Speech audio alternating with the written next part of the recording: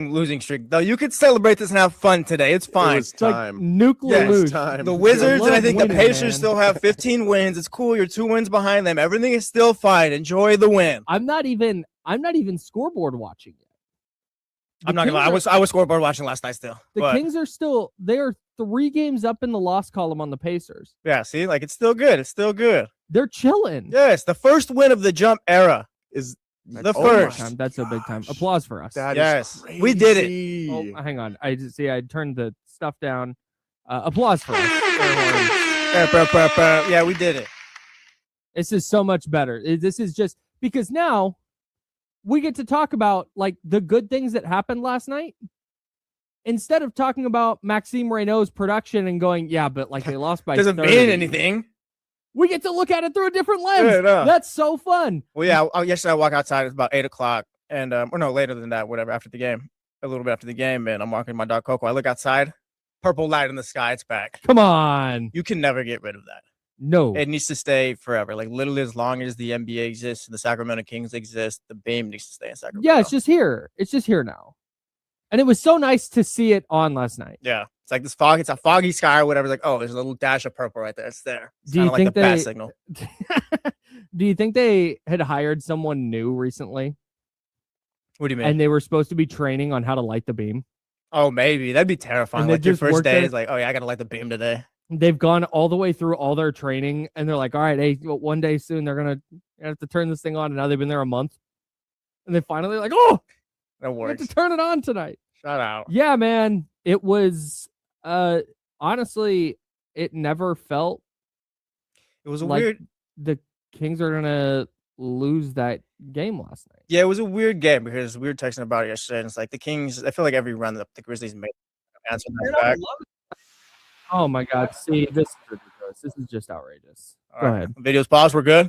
Yes. All right. That site is fully muted. No, so it just felt like the Grizzlies made their runs, but the Kings kept answering back. But there's just kind of that little thing in the back of your mind. It's like 16-game streak. Maybe they're gonna give it up. Maybe they're gonna give it up, and it's just they held their own finally. Yeah, they did. They did what they had to do last night. They had 30 assists. That's great. They out rebounded Memphis 45-37. I did not realize that Memphis did not play a player taller than 6'9". They had one player who was 6'9". And then you had like Taylor Hendricks, who's 6'7". No, excuse me, Ryan Rupert, who's 6'7". And that's your front court. But the Kings took advantage. Precious They did what they said they were supposed to. They did what they should. Was so good last night. Yes. From the opening tip. As he's been since he stepped foot on the court for the He Kings. rules, dude. Yes. I'm such a fan. I'm all the way in on Precious. We've been doing the silver linings the last few weeks. Yeah, silver linings. All season long. He's been probably the best part of it. Not probably. He's been the best part of this Kings season, I think. He's the player that when we talk about, there's been so much focus because of how dreary this season has been on all the things that Scott Perry and the new front office have done wrong. Mm-hmm. Oh, Dennis Schroeder, and you botched the Keon situation, all these things.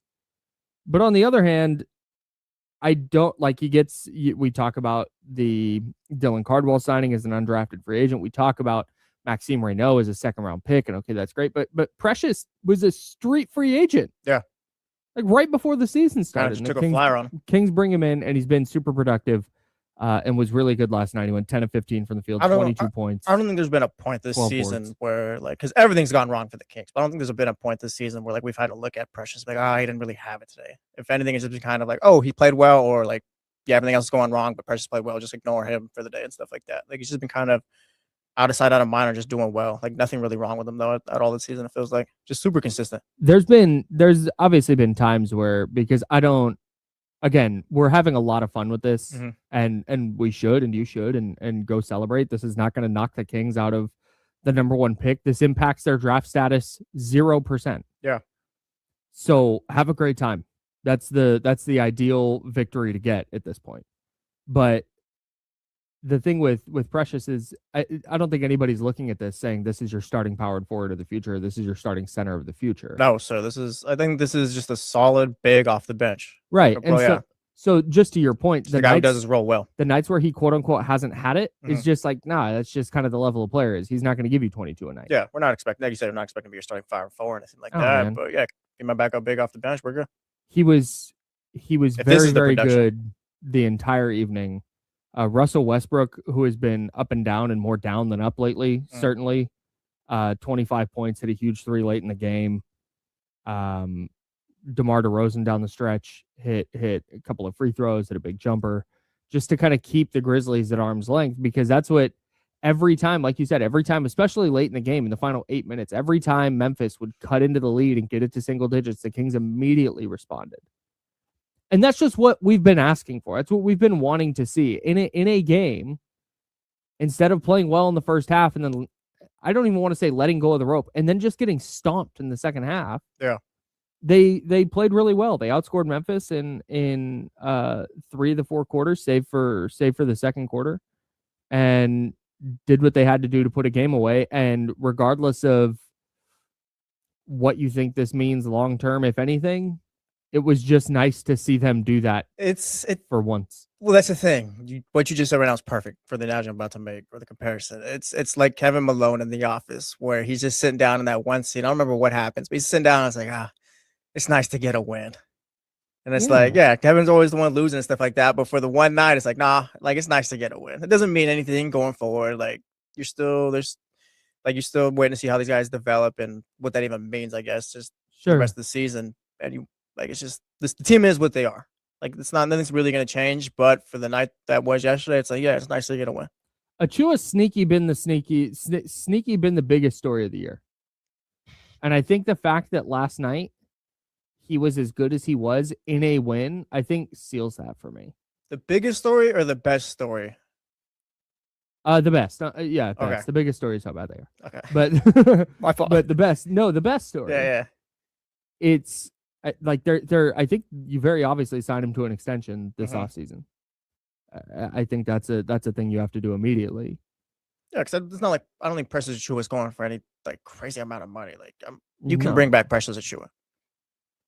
Yeah, but I start to, Dylan Cardwell has been a fun story for sure, and I think Precious has more upside as a player, or is more versatile as a player and gives you more options. Max has been nice.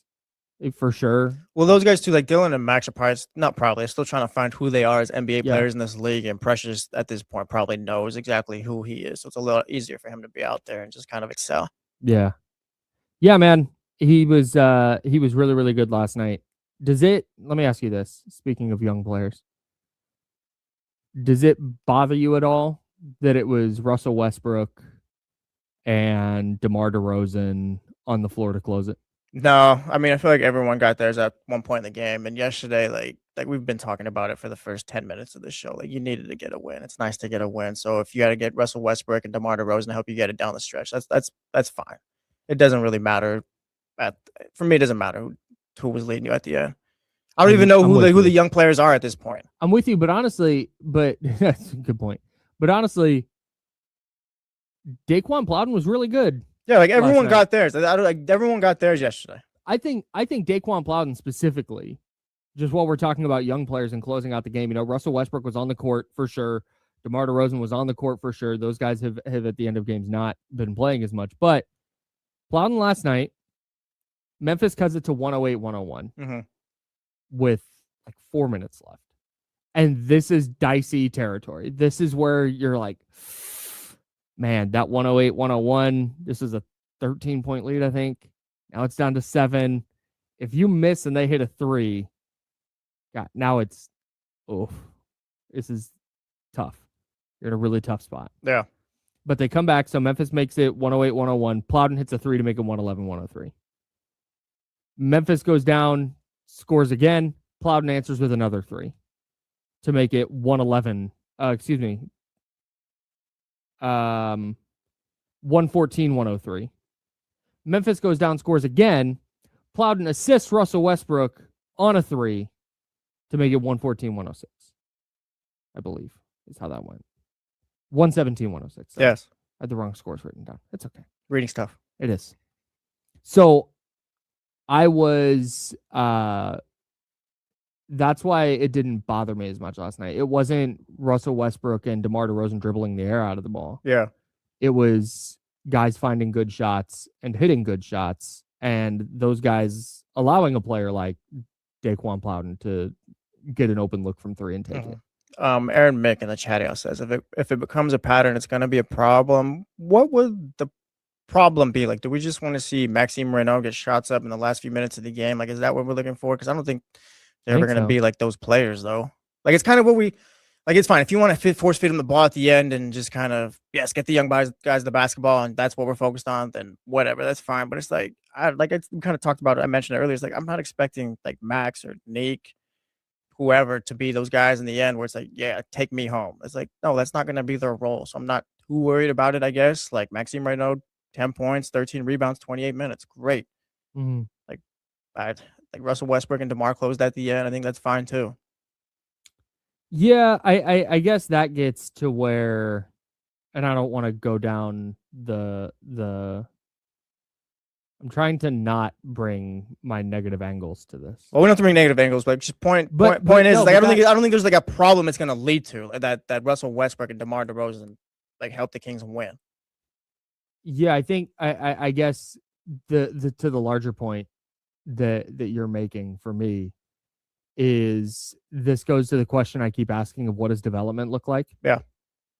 And if you're not on the floor at the end of a game and you're just running around and putting up numbers against a bad team, then what did we accomplish tonight? I guess that would be my question. And I ask that legitimately because I don't have a good answer. For Nick Clifford. You saw the outline of what Nick Clifford could be as a player last night. Yeah. 12, 6, and 5, 12 points, 6 boards, 5 assists. He had 6 steals. You see that, like, dude, you would take that from every player on your roster.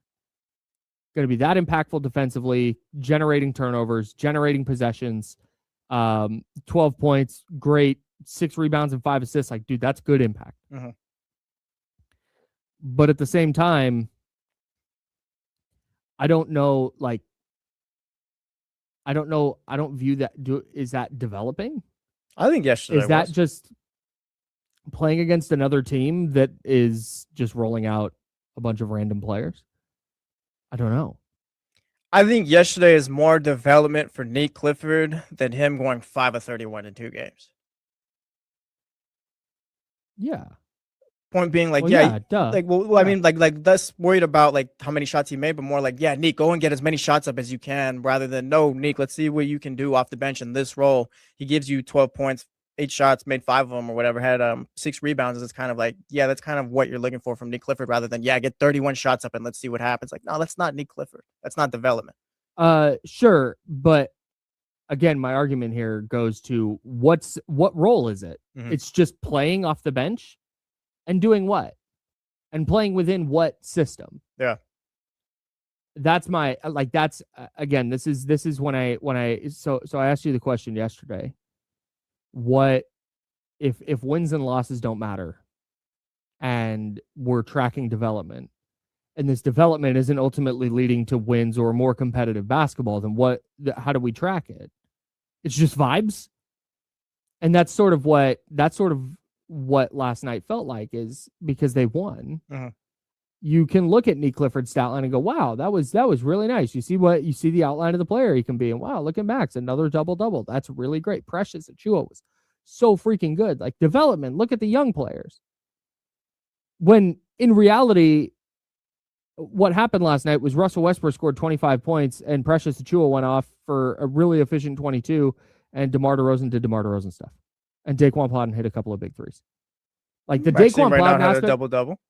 He's been having them, though. Yeah, but that's them. The Daquan Plowden part of this, who's on the floor when they're closing, he's playing defense, he's hitting big threes. Like, that's the kind of stuff that, okay, that's something that as a player, to me, you can bank. Okay. Like, we can, like, what is Daquan Plowden going to do with that 3 years from now, though? Because he's not good. I don't think he's going to be. That's what I'm saying. Well, that's kind of like, okay, that's kind of, all right, let's talk through it, I guess, then. Like, Nick Clifford just kind of playing his role off the bench, I think, is kind of more beneficial to me than, like, saying, like, oh yeah, Daquan Plowden got closing time minutes. It's like Daquan Plowden is not going to be a closing time player for you once you have this roster fixed up. So it's like, yes, that we can say that's development. He's getting experience, but what are you going to do with that going forward? Whereas, like, I'm talking about, like, Nick Clifford was just in a role where he just, like I said, 12 points, nothing flashy or anything like that, but you just need just production off the bench. That's probably going to be Nick Clifford unless he takes, like, a leap or something like that, which he very well could. But right now I see him as a very, like, a decent role player off the bench. Sure. So if he's doing this every game, then it's like, yes, that's development. Daquan Plowden getting minutes at the end of the game, like, sure, that's great. That's awesome for Daquan Plowden, but how is that going to benefit him going forward? Like, he's not going to be that. I do. Why do you think that Daquan Plowden was on the court? Playing better. You go with the guy that's playing better. Okay. You said that. It's just the guy who's giving you better on that given night. Because it's then not, why is he on the floor? It's not that. It's not that nothing he does matters. It's just more so we're talking about the clutch time. Oh, yeah, he needs to be on the court. It doesn't. The clutch time minutes don't matter to me. Like what he does. Why? That's competitive basketball. It is, but it's learning how to win what a I'm game. saying is that, like, Daquan Plowden is not going to be out there for the in the clutch for you going forward. Like, when you develop this team, it's not. I'm not like, that's fine. He's out there, but also I'm talking about seeing these guys in their roles, what they're going to be as NBA players going forward. I'm not saying that's like it's completely meaningless or anything like that, but like that's not who he's going to be. So it's like, yes, that's great minutes for the rest, not for the rest of his career, but just going forward this season. Like, no, maybe like it's fine. He played in crunch time. Like, he played well. I think in a season like this, when you have actual crunch time minutes, I think that, to me, yeah, he had a big second quarter. Like, that's winning time. You're on the court with 2 Hall of Famers, and you came up with a couple of big shots. Like, that's a big deal to me. Okay for you then? What are you going to do with that then? Like, why is it a big deal? It's not about doing anything. Some long-term takeaway from it. But like, why is it a big deal though? Like, why? I'm asking why it's a big deal. You say it's a big deal. Minutes. I know it's not technically crunch time because crunch time is a 5 points or less, but those minutes where they're high pressure minutes and you're trying to close out a game and you're on the floor with a couple of Hall of Famers, like, can you perform? Can you perform in this environment? Because the Kings aren't going to get a lot of this environment going forward. Yeah. It's a winnable game. It's the pressure of trying to snap this 16-game losing skid. The ball gets into your hands after they've just cut your 13-point lead to 7, and you need to knock down a big shot, and you do. That is really meaningful to me. And I understand what you're saying in terms of, like, you're trying, if you're trying to just pick up this performance and drop it into 2029, like, yeah, the likelihood, the higher likelihood is that if one of those 2 players is making an impact in 2029, it's more likely than not Nate Clifford. And I understand that.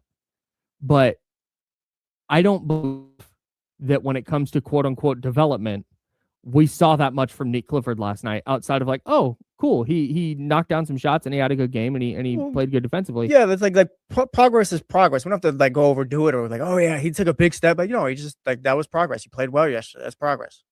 Development it's not going to happen overnight or in one game. Like, none of these guys are going to develop into anything like much more than what they are right now. But it's like, yes, Nick Clifford played well yesterday, and so did Daquan Plowden. Not taking anything away from him or whatever. Like, yes, that's progress as well. But, like, not trying to jump over the fence about it. What do you mean jump over the fence? We're just kind of like, oh yeah, like, there was a big night for Nick Clifford. He showed a lot of development. It's more so like, no, like, Nick Clifford had a good night and things like that, and that counts. But, like, it's not like, oh yeah, like, this is much more than anything else. Like, I'm not trying to overdo it, I guess, is my point either. Sure. Okay. Great. Nothing mattered from last night then. No. Don't do that. No, it's not nothing matters. Just, no, how are you taking that away from what I'm saying? It's just more so I'm talking about the clutch time, the crunch time, the minutes from Daquan Plowden. Like, that's fine. Yeah, he played at the end, that's fine, but it's not like, oh yeah, like, I want to see what he's gonna do in the clutch going forward. It's like, no, it's fine. He was out there at the end, but, like, the grander scheme, like, he played great. That's what you take away. It's like, I'm less worried about him being out there at the end. So what I'm saying is we focus so much on the word development. I have said that word on the radio 45,000 times. Yes. This season. And I'm going to continue to say it. And people are going to continue to say it because that's what matters. My question has been, how do we know what does this look like? Season. We're not going to know after one game against the Grizzlies. Like, we can't assess how much development was had yesterday. Game 1 of next season, if anything. But I think to me, man, that guy played really well in crunch time. He had a couple of huge shots. Like, that's the kind of stuff that I think if you're taking away, because you're absolutely right. Like, you can't take anything away from a 1-game sample and extrapolate it over. But when it comes to answering the question of, hey, if they're going to lose a bunch of games, then how do we know they're developing? Those are the like little moments within a game that matter to me. More so than a 4-minute stretch in the second quarter. I got you. And we kind of got here too from, I guess, the vets getting those minutes at the end and how it affects the younger guys. And I guess just going back to that, like, I don't think the vets closing out the game affects anyone's development or anything like that. Like, I said, like the whole point. I think Nick was able to develop, or whatever you want to call it, despite not being on the court to close the game. Like, that's my grander point here. Like, that's fine. Daquan Plowden was out there, but it's not like, oh, Russ was out there. That's so bad for Nick Clifford. It's like, no, Nick was fine in the role he played yesterday, and that's development in itself. That's progress. Like, I'm not worried about Nick not being out there to close the game. I don't think anything happened in Nick's against the Grizzlies. Yeah, like, no one was really affected in a negative way because Russell Westbrook and DeMar DeRozan helped close the game. Sure. Okay. Great. Yeah. Nick Clifford checked out with 4:54 left at the 5-minute mark. That's fine. He'll get more opportunities going forward. DeMar DeRozan. Nick Clifford will be fine. And then Daquan Plowden immediately cashed a 3. Yes. Shout out Daquan. To stretch the lead to 10. Point being, everyone's going to be fine that the vets were out there yesterday. What I'm saying is, in my ladder of Kings young players, I've got Daquan ahead of Nick right now, and I don't think that's a bad take. That's fine. I'm not. That's fine. I was like, I don't care. Like, whatever. I was like, if Kyle's going to go that route, that's fine. Kyle can do that. My guy, Daquan. Yeah, like, Kyle's completely gave up on Nick. That's fine, but all right. On a different media I do, we were talking about daily fantasy, and I gassed up Daquan Plowden before the game yesterday. That's why I'm so hyped that he had a great game. Oh, yeah. Daquan Plowden's played pretty well the last few weeks. Like, go higher on Daquan Plowden's number. Yeah. And then he did. Oh, yeah. You think you can build a team around him. That's fine. Hey, do you know, I look, pause the search for a 1A. Yeah. Hey, Agent Domantas, can you be Daquan's 1B? Many people are asking. That's what we're wondering. Speaking of that, Darren Peterson played 30 minutes. We'll get into it. Hey, do you know? I'm not trying to be negative. We're having fun with the Kings win. Here he goes, everyone. We're having fun with the Kings win. I was trying to say, yeah, I know everything was great for everybody, and Kyle called me an idiot. Yeah. Yeah, that's what happened. Again, 1 game against Memphis in a totally lost season. Wait, what do you got for us? What do you got for us? No, you're going to agree with me. Here's the funny thing is you're like gearing this up. No, yeah. I'm getting like irrationally angry now. It's 1 game in a lost season. The funny thing about that is, like, I don't even really disagree. Keegan Murray? What? Anyone?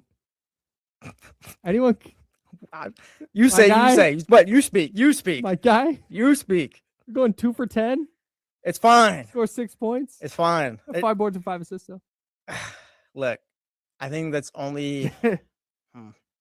We got about 3 minutes. We got to hit this break. So I'm trying to figure out what I want to say. Missed a little jumper at the end of the game that could have put it away. It's fine. Is it? It's fine if your expectations are what they should be, I think. Game on the line. And you hope he gets back to what your expectations are. Number 1 pick on the line. Yes. Actually, this is a fun question. I'm going to ask it in a joking way now. Mm-hmm.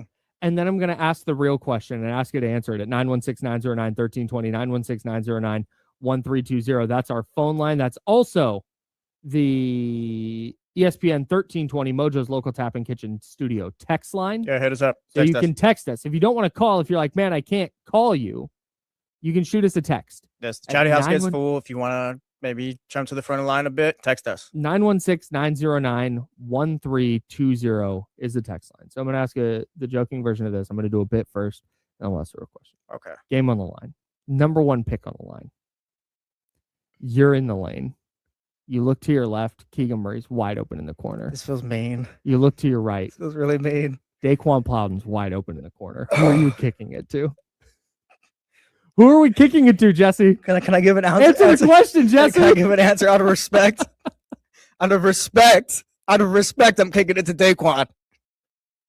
Out of respect. No, but I do want to explore that. Yeah. Oh yeah. Game on the line. Game on the line. Number well, one. No, pick, we don't have to explore that question exactly. Like, we get the point, Kyle. Who do you want taking the 3 for the Kings right now? I don't want to answer the question. I think it might be Daquan Plowden. I don't want to answer. Many are saying. I don't know, man. Oh, okay. You're saying if you make it, you get the number. I was going if you miss, you get the No, number if you one make pick. it. Yeah, if you make it, you I was get the saying out number of one pick. respect, I'm going to pass to Daquan just to assume he's going to miss. But no, the NBA put. I'm going because I'm going lost means number one pick. Tournament. Yes. Threw together a tournament where if you win the tournament, you get the number one pick. All right. Out of respect, I'm going to give it to Keegan. Then if I got to make it, out of respect and the money that I'm paying him. The omnipresent Keegan Murray conversation will continue. We'll continue talking about this Kings victory. They finished the game with more points than the opponent. Yes. 9 more points. They did it. To be exact, 123-114, the final score. We'll continue diving into that. Darren Peterson, potential future Sacramento King, played 30 minutes last night. Yes, he did. We'll talk about what that performance means for him. We've got some NFL news to dive into. It looks like the 49ers might have a change at quarterback coming. We'll dive into that. Plenty to go over in the next couple hours here on The Jump. That's Jesse Tapia. I'm Kyle Madson. Joe Brazil with us on ESPN 1320 Sacramento Sports Center.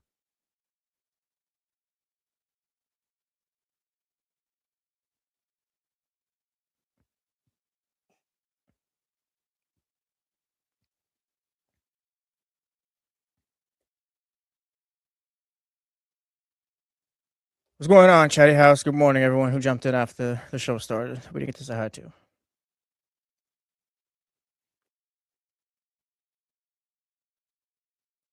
I saw somebody, I'm not going to name names. I saw somebody get in here late yesterday, and they were like, man, 7 a.m. is rough. Try 4, man. Try 4 o'clock. Yeah. Oh, shout out to everyone. Yeah, man. Appreciate you guys. Yeah, I don't have to wake up, but you're here.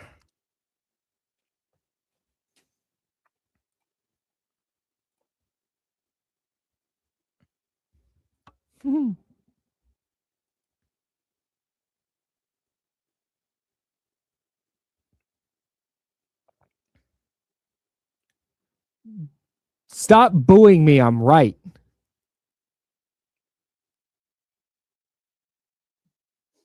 I still haven't gotten into that Ricky Williams 30-minute highlight video that NFL throwback. What? Jumped. Yeah, I was just too tired on Sunday. I legit. Too tired? Well, I was legit. No, don't, please, don't.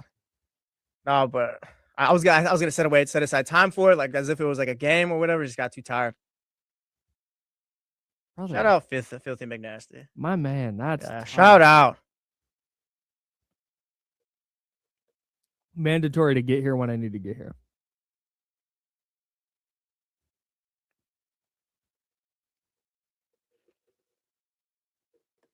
As soon as my alarm hits 4:45, I just plop up like it's all right, it's go time. And then like 20 minutes after that, the tiredness hits again. No, we don't wake up for you. We wake up because of you. You wake up for us. Shout out to the chat house. We get the opportunity to wake up early because of you guys. Shout out. that got me.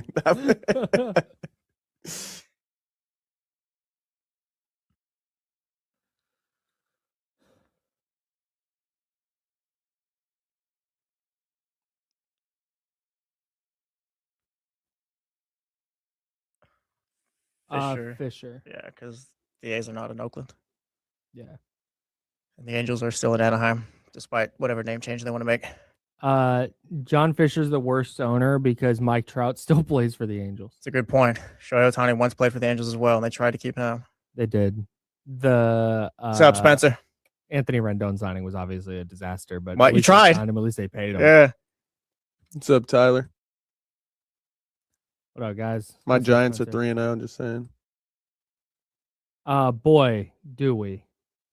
I don't want to spoil this. I need you guys to lock in so we can do a trader segment. I'm pretty sure Chris already is caught up to trader next season. Oh, next season, I got What's you. up, Dizzy? I'll watch next season. I'll watch next season. I got you. Because next season it won't be celebrities. It's just going to be people. All right, perfect. Because celebrities aren't people. Yeah. No, it's going to be just like randos. I was going to apply to be on it. Oh, you should. That would be great for the At show. least, yeah. It'd be great for the brand. I have the timeline that you need to be available. It goes right up against my friend's wedding that I'm in. and I can't do that. And I can't take the time off work. Tell him he'll cut him off like I've got a 5% of couple the other- winnings. I've got a couple vacations happening. So I can't. But next season after next, I'm in there. I'm applying for sure.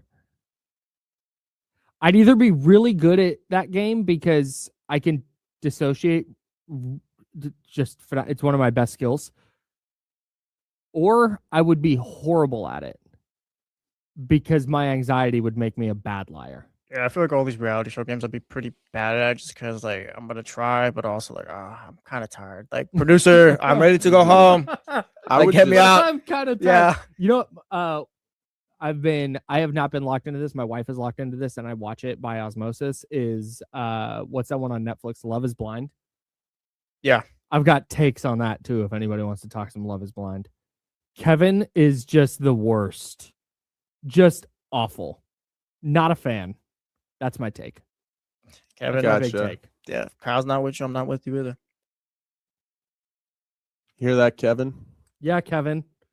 And Joe, nobody cares about the Giants going 3-0 on spring training. I was waiting for. Yeah, I know we heard that. I was waiting.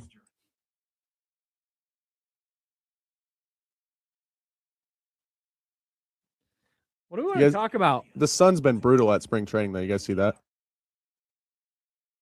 No. No, dude, look it up. Take a lap. No.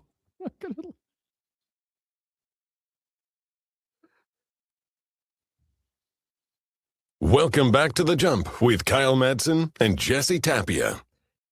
Joe, you want to update us on the weather at spring training right Yeah, now? please give us an update. Yeah. Absolutely. What's going on in What's- Peoria, Arizona? What's the sun index looking like? Yeah, so I'm tapped in. I've seen all the outfielders out there have been having a lot of trouble with the sun in Arizona. Giants have bad defense. Per Joe Brazil. That's what they're saying. More at noon. That's not really what I was getting at. Looks like Drew Gilbert's been catching them just fine, but Okay. sun's you been have bad. it. If Joe Drew, Brazil, the if sun Joe does not Brazil- affect Drew Gilbert. If Joe Brazil was the only Giants fan you knew, if the only baseball you consumed was via our homie Joe Brazil, you would think the Giants were winning 140 games this year. Yes, but you need people like Joe. 1,000%. do. Yes. You do. What? We won, what, like 107? 1,000%. Like 5 years ago. Dude, I know Come it's on, man. crazy. I 'Cause know. I feel like you sway maybe like on the pessimistic side. We won't call it negative. Joe is like the optimist, I and don't I feel like I'm sway right in that the way. middle. yeah. I lean negative. Yes.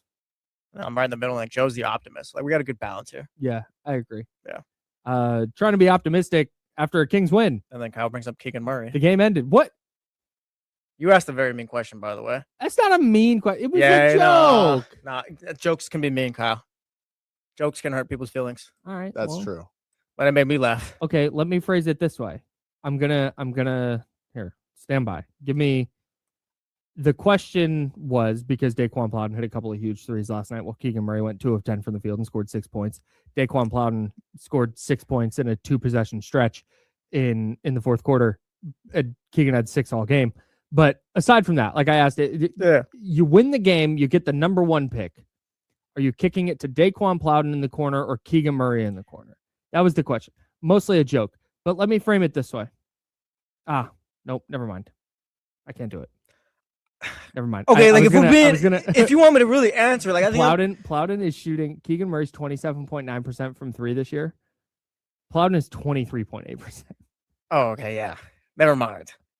But like this is gonna kind of fit in here. Like my answer would be Keegan Murray, but Obviously. only because you think he can hit the shot because of that rookie season. So that's go ahead. Everything about Keegan Murray right now is like he plays well on defense. Okay, we won't knock that. We Very can good talk defender. all around Keegan. We'll talk about Keegan Murray. He plays well on defense. Plays very well. The best defender on this team. We acknowledge that. But offensively, it is all just hope, theory, and idea with who he is as a shooter. And maybe he can get back to some set of what he was his rookie year, but he hasn't been that since. And we keep saying like, yes, he's the third best player on a good team. He could be your third best player. This, and that. The production just isn't consistently there right now. From the percentages and things like that. Like, yeah, he might get you 12 in a season, 13 in a season, 15 in a season, but the percentages and just the way we talk about him offensively, it just doesn't match. Keegan Murray over the last 3 years is 14 points, 6 rebounds, 2 assists, 34.4% from 3. But at the same time, and this goes to, I think this is the reason that, because I think you and me, and I don't want to speak for Joe, but at least you and I, and maybe Joe is here with us, it's not a matter of Keegan Murray's bad. No. He is not. He is 1,000% a good NBA player. Mm-hmm. If you have a player who averages 14, 6, and 2 for you, and shoots 34% from 3 and plays awesome defense, you feel pretty good about having that player on your team. Like that's a really, really good player. The Kings were right to keep him around. No questions asked for me. Yeah. But I think the reason that there's a perception that, oh, he could be better, despite the fact that he's production-wise gotten worse every year of his career, but there's this idea that, oh, he can be better. He can elevate his game. I think that perception lies there, because when I asked the question, hey, you win the game, you get the number 1 pick. The NBA put together a tournament and said, if you win this tournament, you get the number 1 pick. And the Kings have the game on the line and they need a 3-pointer.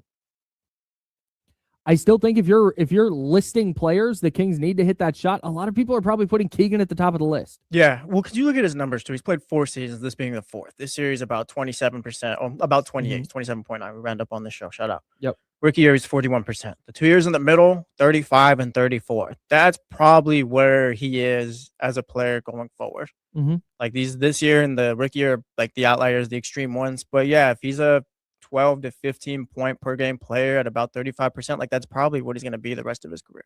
That's it, right? Which is fine. Yes, but it's not a bad thing. It's also like he's not the sharpshooter that we say out loud and things like that. And I'm going to be real. We talk about him like, oh yeah, he's like the 3rd best player on a good team, things like that. I need him to make his, and again, maybe we just throw out this year and see what it looks like next year, but I need his production to get there. I feel like we always lead the cart before the horse with Keegan Murray a bit. Like his defense is great, but it's just it needs to be more consistent. I think I disagree. I think we need to adjust our expectations, because I know exactly what I think about Keegan Murray. I just laid out what I think about Keegan Murray. I need to get myself out of the space where when a game like last night happens, where he scores 6 points, and goes 2 of 10 from the field. When a game like last night happens, it needs to not register to me. Kind of like not to this extent, but like what we said with Precious earlier, we're like, oh, he did his job and we noticed That's exactly it. Or like, even if he did, it's like, okay, that doesn't affect. When Precious Achiuwa scores 6 points on 2 of 10, I don't clock it. Mm-hmm. Just like, oh, okay, that's going to happen sometimes. Okay, go ahead and say your point, because I got to say something after that.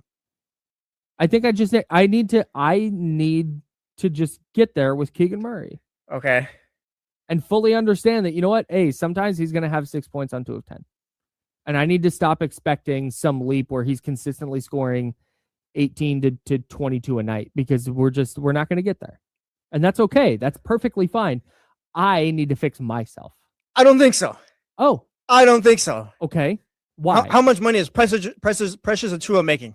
Like $22 an hour. Okay. Keegan Murray, starting next year, 24, 26, 28, 20, about 30, and about 32 million per season. Oh. That is why you can't lower your expectations right there. He's got to pick it up. He's got to pick it up. He has to pick himself up to where he is that 3rd best player, which I think he can get to there. Like, again, like this year is bad. This year's extreme. So maybe next year, if you get to the 15 points a game, 35% from 3, if he has his second season. Yes. Again. Yeah, that's I'm talking the second season. Like, you do that, like, cool your back, that's fine. And we all acknowledge that. We're done with the whole, oh, let's see what he can do on a depleted team, see how many shots he can get up, blah, blah. We're done with that. We're done with the 20-shot a game Keegan Murray. We're way past that. Okay, but we can't get to the point where you're saying right now where we need to lower our expectations, because that contract is saying, no, Keegan, you need to pick it up. And if he gets back to that second season, fine. I mean, the 3rd season was about the same shooting percentage. You want to pick up the points and things like that. But like, if he can get around there, then great. But like, he has to pick it up. It can't be like, all right, maybe we lower our expectations for Keegan Murray. Do you believe he's he needs to get to 35%? Yes. Yes. That's like the bare minimum. That's Because kind of the if- bar right there. Because if we're rounding up from a Oh no. from a points, rebounds, assists perspective, if we're rounding up on this show, which we do, he's identical to his second season. I think that's about what he is. Mm-hmm. Taking a career high 13.5 field goal attempts a game, shooting a career low 5 threes a game. Well, you want to get the Don't love threes that. up, or just Don't love that. you want the points up, just the percentage. I'm It's about just- the percentage and things like that too. Keegan is not a player that down the stretch is going to take over. We're not going to see a different version of him. Yeah, no. His highs and lows. And again, this is not bad. What I'm about to describe is 97% of NBA players, Mhm. 99% maybe. His highs and lows are going to ebb and flow with the team around him. And I think if there's a version of the Kings where it's 2029 and Darren Peterson is the 1A and a player they've traded for is the 2 and Keegan Murray's the 3, third option. Well, end at position for Keegan, but third option. Then I think he's probably shooting 35-ish% from 3, and he's giving you 15 plus a night, and he's giving you 6 plus boards a night, and playing great defense, and you feel really good about Keegan. And not that much has changed except for his supporting cast. Yeah. And I think that's fine, but this notion that we were going to see something different from him, and he was going to embrace having more responsibility, like no, he's not, because that's not him as a player. He's not that player. If he was, we would be talking about the Kings won and Keegan Murray scored 25 points last night instead of Russell Westbrook scored 25 points last night. The talk about him coming out of the draft when the Kings selected him was that he was a high floor, like a low ceiling type player, and that's essentially what he's been. Yeah. And that's fine. But like again, he does need to work himself up, because let's look at the contract numbers real quick. He's about 28, around there, averaging about 28 million. The players around there, Derek White makes 29.5, Isaiah Hartenstein makes 29, Deontay Murray 28, Trey Murphy there 28, Andrew Wiggins 27, Miles Turner 27, Devin Vassell 27, and RJ Barrett 26.7. We'll stop here. Jaden McDaniels 26.2 million per year. Mhm. Do we feel like he's in that group of player right now? No. No. I don't think so. And that's kind of my point too. It's not like you can't lower your expectations. He needs to play himself into that group. Like he's just got to get there. Rather than like we get to a point where it's like, oh yeah, like kind of like, oh, he went for 6 points today. Kind of, all right, out of sight, out of mind. Like it can't get to that point with Keegan. I think I'm there though. That's a bad thing then. That's a bad thing. For me? For him? For Keegan, I guess. For your evaluation of what type of player you think Keegan Murray is. Because then it's like, if you think Keegan's that, then you might just have to work on, for you, like if you think he's that, then maybe you work on trading him. I don't know. I haven't fully given all on Keegan or anything like that. I think we give him another year. Like this is a bad year. So you see, like I said, if he can get back to that 35%, take more threes, around 15 points per game, it's like, all right, we can handle that. But That's Jesse Tapia. I'm Kyle Madson. Joe Brazil behind the glass. The Kings got their first win of the jump era last night. That's so big time. We're talking Keegan Murray right now, though. He was not great last night, but still, Precious Achiuwa was good enough that it didn't matter. Russell Westbrook and DeMar DeRozan were really good. Daquan Plowden, my guy, helped to get the Kings over the hump. That was a big time win for the Kings in a spot that got a little dicey here and there, but they figured out a way to close it out, and that ultimately matters because winning is better than losing. Our guy TC is on the line at 916-909-1320, 916-909-1320. You can call that number or you can text that number because that is the ESPN 1320 Mojo's Tap and Kitchen studio text line. You can hit the text line 916-909-1320, 916-909-1320 if you'd like to reach out there. Steven Castaneda did that and said, I didn't watch the game, but saw the beam lit up while driving. Still a magical thing to witness. it's the best. It is the very best because that beam is going to be the same whether they're winning their 13th game on February 24th or their 40th game on February 24th. I love it because it's like you don't have to necessarily be the biggest diehard Kings fan for like the beam to be like, oh, like it feels like it's for the city type of thing too. Yes. I guess the Kings won, but it's like just kind of like I said, a bad signal for Sacramento type of thing. Yes. Yeah. 1,000%. Although the bad signal did signify that there was bad things on the horizon and It's okay. You It's needed okay. Batman, but you get my No, point. but yeah, Yes. no. But This what is a that good has, thing. has become like a Yes. from a language perspective. I know Yes. what you mean. Okay. Let's get to TC. He's got thoughts on Keegan Murray. What's up, TC? Yeah, so what's up with my two guys this morning, bro? Morning, Chillin', TC. man. What's up, man? Top of the morning. So listen, we've seen it. Well, not really. I'm just speaking for myself. Seen enough of Keegan, right? Keegan is who he is, right? So, and when I say that is just he is who he is. Nothing against the OGs who he learned from. So when I mean the OGs, I'm talking about the Harrison Barnes, the Zach LaVine, the DeMar DeRozan. These guys are like kind of low key passive guys, and that's who he is. He doesn't have that killer instinct, bro, and he just kind of is who he is. So if it's me, I'm letting it play out the rest of this season, and I'm seeing where Milwaukee falls. If they're falling in that slot range at number 10, I'm hitting them back up and say, hey, I know we talked about Zach, but we got the younger guy, like Ham's always talking about. Everybody's calling around with the guy. Well, okay, I'm calling the top 15 teams who got the top 15 pick, maybe in top 20. Hey, what are we talking about? And if the Bucks are talking about that, bro, I'm shipping Keegan to Milwaukee for number 10 to go along with our lottery pick and move on that way. That's just me. It might not be a popular idea or a trade idea, bro, but if that trade idea presented itself, I'm doing that in a heartbeat. That's all I got. Thanks, Appreciate you, TC. TC. I don't think anyone here would not trade Keegan Murray for the 10th pick of the draft. Like, I think, yes, you get some Milwaukee's offering you the 10th pick. Fine. Yes, you take that. But again, you would not take a lottery pick for Keegan Murray right now? Ooh. What do you mean? Ooh. I mean exactly that. Ooh. No, yeah, you absolutely. You get if someone offers you the 10th pick of the draft, I was about to go off on this thing where it's like, yeah, you're probably not going to get that value for Keegan. But if someone offers you the 10th pick, Make the case. for Yes. doing that trade, Yes. what is Keegan Murray the next 4 years? How is that gonna? How is having him on the roster, like knowing what the rebuild is looking like, how is that gonna benefit you the next 4 years rather than the 10th pick of the draft this year? Because by the time you're ready to start winning or be competitive, Keegan Murray's probably gonna be near the end of that contract, and you're probably gonna have to be like looking to pay him again rather than Sure. like. Yeah, you can use the 10th pick of the draft, help that build with AJ DeBonce, Darren Peterson, Cam Boozer, Kingston Flemings, whoever you want. I think that benefits you more rather than having Keegan Murray be 15 points a game on 35% if he does get back there for the next 4 seasons while you kind of just struggle to win. Like you're looking to rebuild and attain assets here. And I think the 10th pick of the draft would highly, highly benefit you more than having Keegan Murray here the next 4 seasons.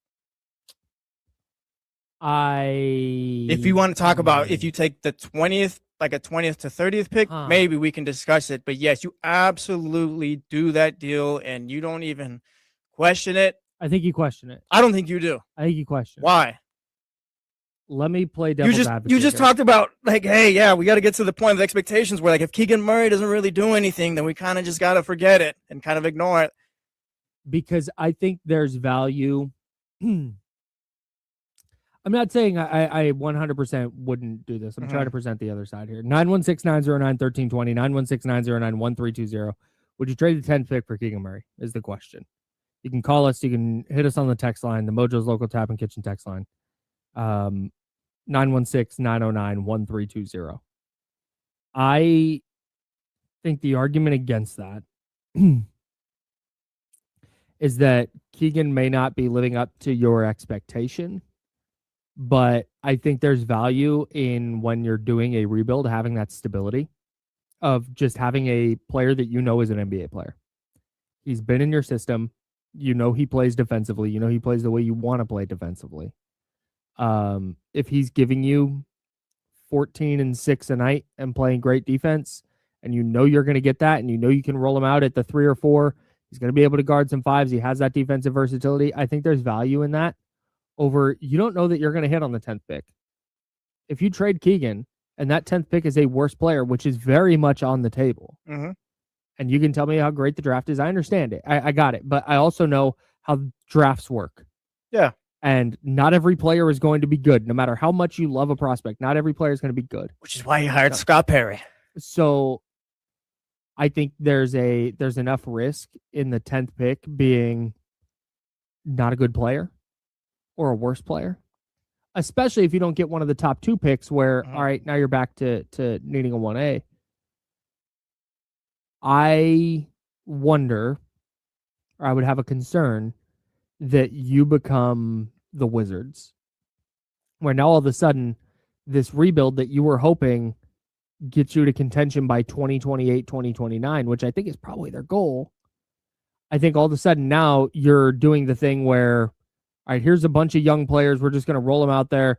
Okay, which ones are good, which ones aren't? And then you're stuck in this purgatory where you're just awful year after year because you keep putting yourself in a position where you're going into the draft trying to hit on a crapshoot.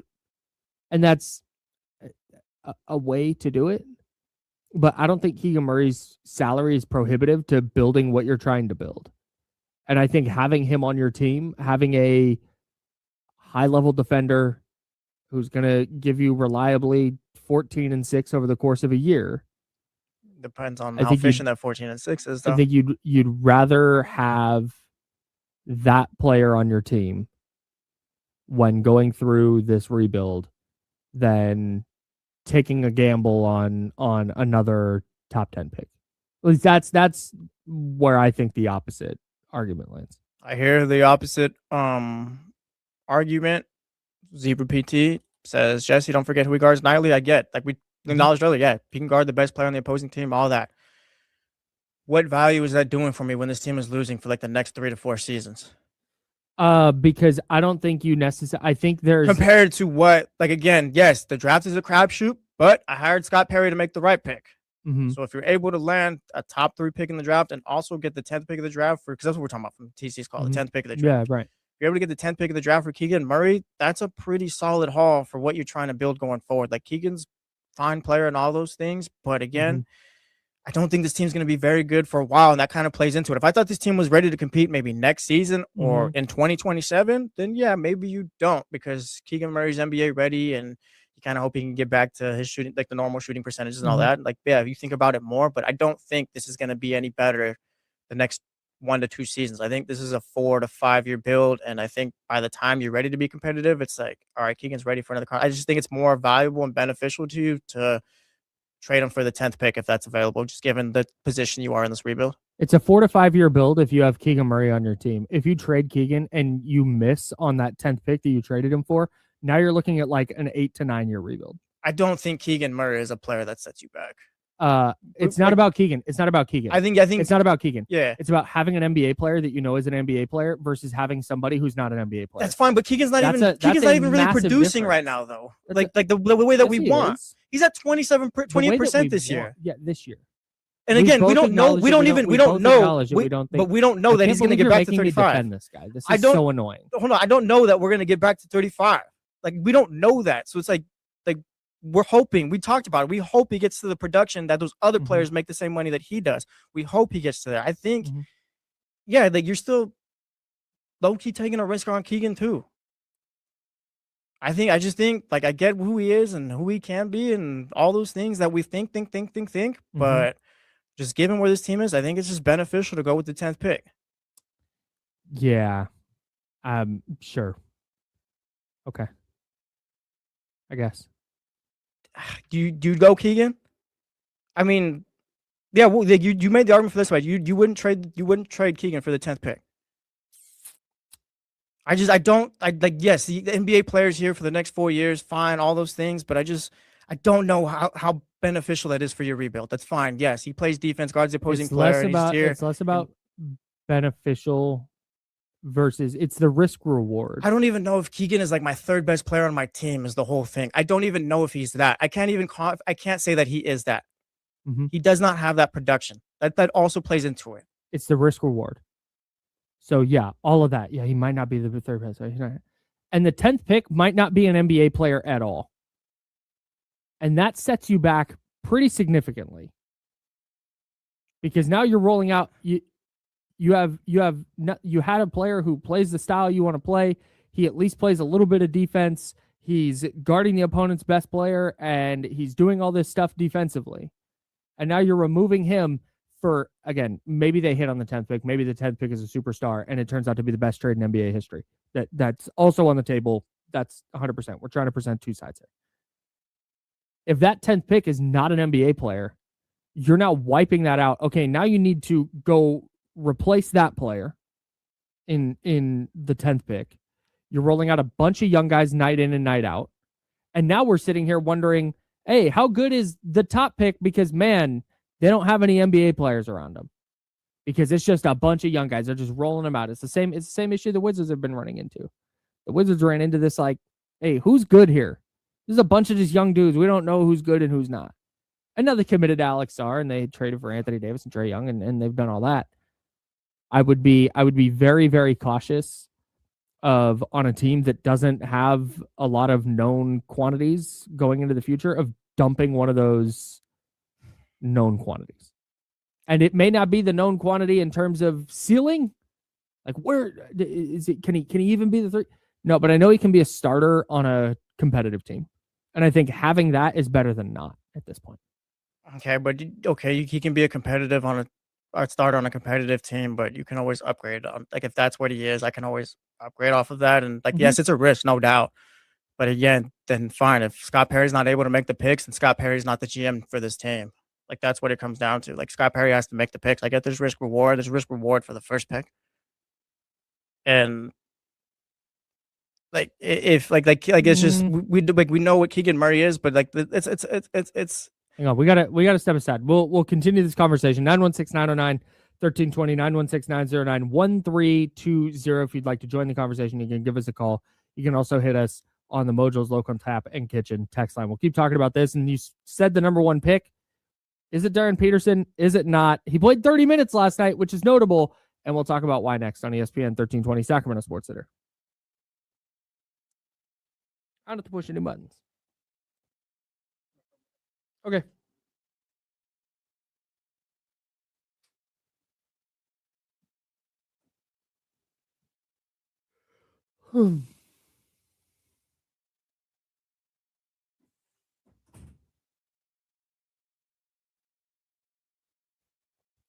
Get your boy. Bam, bam, bam, bam, bam, bam, bam.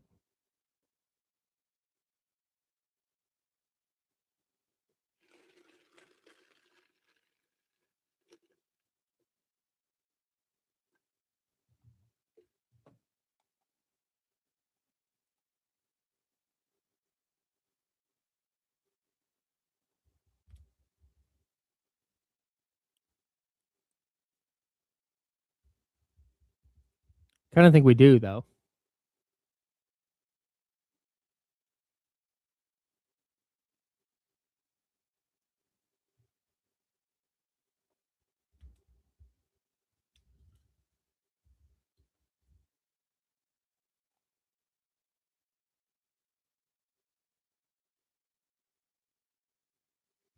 Bing, bing, bing, bing, bing, bing, bing. Hey, boy, I'm gonna get ya.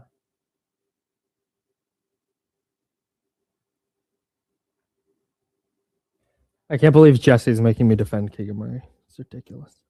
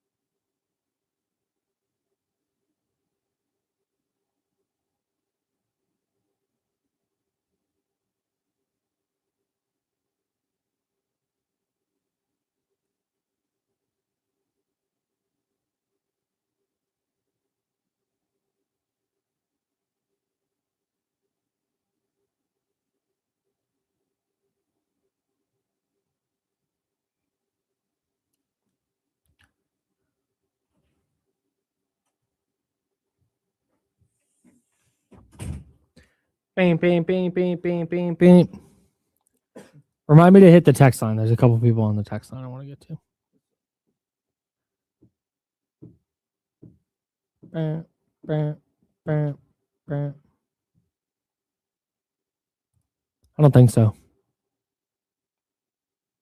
I don't think so because I think the A's are playing in Las Vegas in 2027.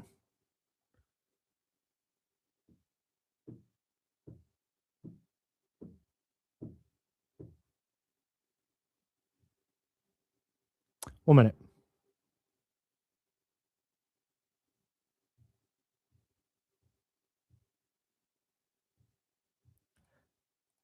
Actually, it can't because somebody pays money for it. So No, yeah. Like I said, front of the line. If you I'm want to sorry, text that, guys. you want to text it front of the line.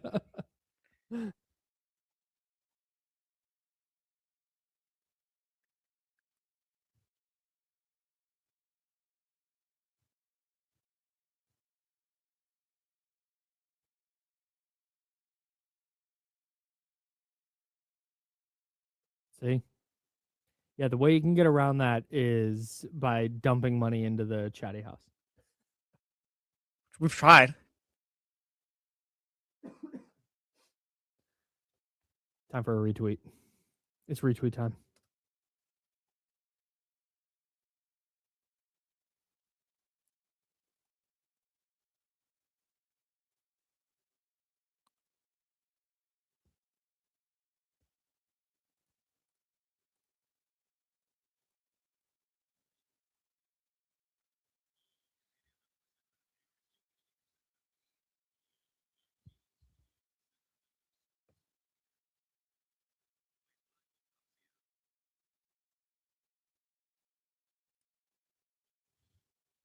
Welcome back to The Jump with Kyle Madson and Jesse Tapia. I love sports talk radio so much. Yes.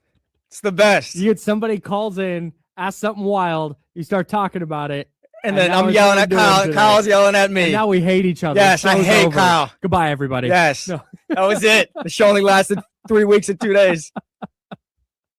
That's Jesse. I'm Kyle. Joe Brazil on the ones and twos. 916-909-1320, 916-909-1320. The phone lines are wide open for you if you'd like to jump in on this. You can also hit the ESPN 1320 Mojo's local Tapping Kitchen studio text line at 916-909-1320. It's the same number to call or text. Couple of texts. This one from the 916. Keegan will be on the same timeline as our potential pick because we're discussing whether if whatever team is picking 10th called the Kings and said, hey, we'll give you the 10th pick for Keegan Murray. If the Kings would do that. Jesse thinks, yeah, they should do that. I'm a little more skeptical. But the 916 said Keegan will be on the same timeline as our potential pick. Keegan was great when the offense was efficient. He isn't great this year because our offense is bad. That offense is going to be efficient next year? Probably not. How about the year? But is maybe it the better? after But is that? it better if they have Darren Peterson? Does that put Keegan in a better Maybe. position to be successful?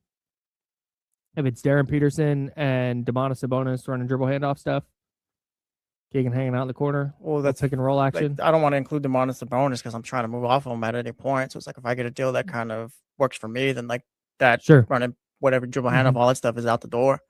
It like I don't know if Darren Peterson's gonna make Keegan any better, but it's just kind of like we're just doing a lot for a guy that depends on everything. The other thing that the 916 here brings up is that And I'm not so sure you got that to Keegan take does. salary back yeah. in that deal as well. That's fine. Yeah, you look for the right deal. I don't know if So now you're Milwaukee has an taking- expiring or whoever it lands the 10th pick. Sure. You're doing the deal that you can or whatever, like Mhm. for the 10th pick and all that. That's fine. And I'm not so sure that Keegan Murray does. I mean, I guess quote unquote does line up with his draft pick. Just given like again, you're gonna be bad. I think for the next 4 seasons at least. Like by the Mhm. time this team is ready to start going and all that, like, do you want to pay Keegan Murray at that time? Just So there's that's other the- questions. So that's you said that they're bad for the next 4 seasons at least.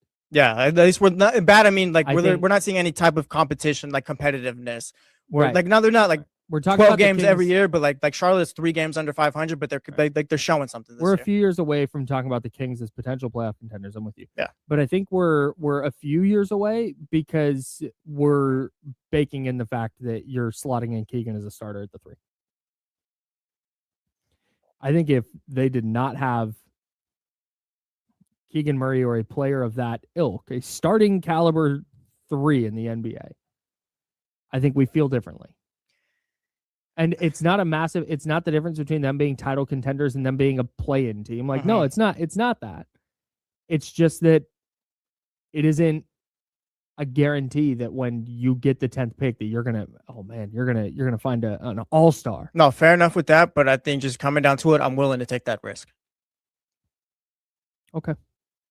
Like, we know what Keegan Murray is, and we kind of hope he can get back to that middle ground, and that's fine. But yeah, if you offer me the 10th pick, I'm going to take that risk and kind of put that hope in Scott Perry that he's able to get the right guy right there. And it doesn't have to be necessarily be an all-star, but just a player. Because like I said, in this rebuild, I think it's valuable to have a top 3 pick and the 10th pick. Like, and you just like the Scott Perry has to do his job at that point. At the 10th pick, they would just need to get a player.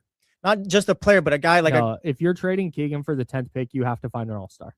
You can't just find you're looking to find someone better than Keegan, if anything. But point being, like, it's a deep draft. So yes, you're looking to get a guy who can play for you. Yes, you could be your starter, a player. I'm not saying he's got to be a perennial all-star, but a guy who can be your starter there. We can put it there. But point being, it's just like, yes, I'm willing to take that risk rather than just kind of sticking with Keegan these next 4 or 5 years.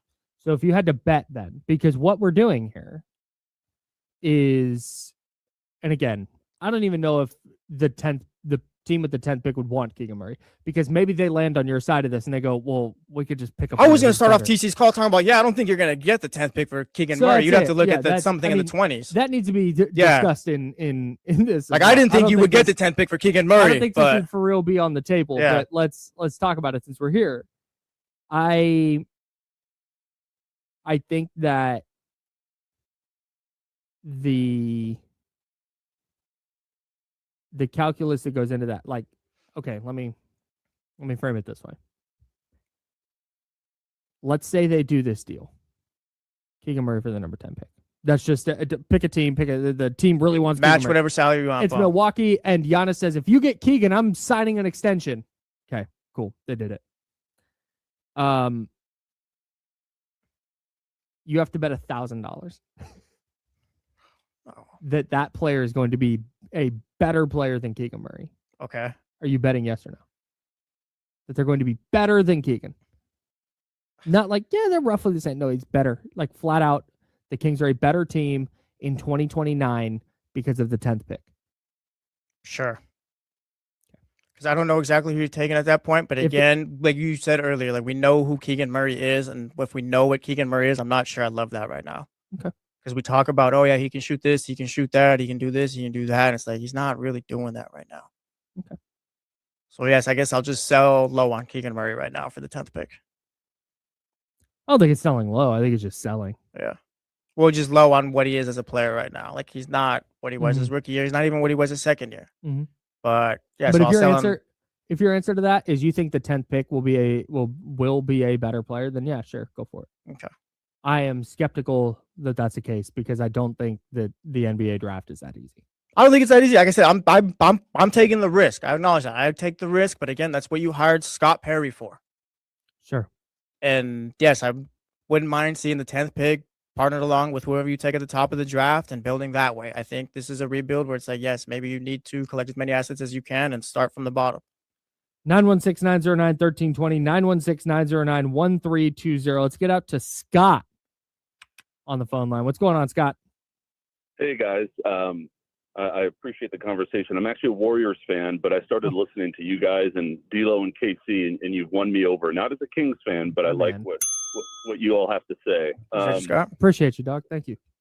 Yeah, of course. I think the Kings definitely should trade Murray if they got an offer like the 10th pick in the draft, because as a Warriors fan, reportedly the Warriors didn't want to trade Kuminga, Podziemski, and Moody in a potential deal for Markkanen because they thought they were better than they actually are. And Keegan Murray's a fine player, but if he's not a franchise, cornerstone, I think you got to take the risk and make that trade. Thanks, Scott. Appreciate the call. That might be the word. That might be the thing that for me pulls me to that side of this fake discussion. Do you think Keegan Murray's a pillar? It's a real discussion about a fake trade. Yeah. That would be the thing, is if you're looking for, if that's your goal, is a franchise cornerstone player. Mm-hmm.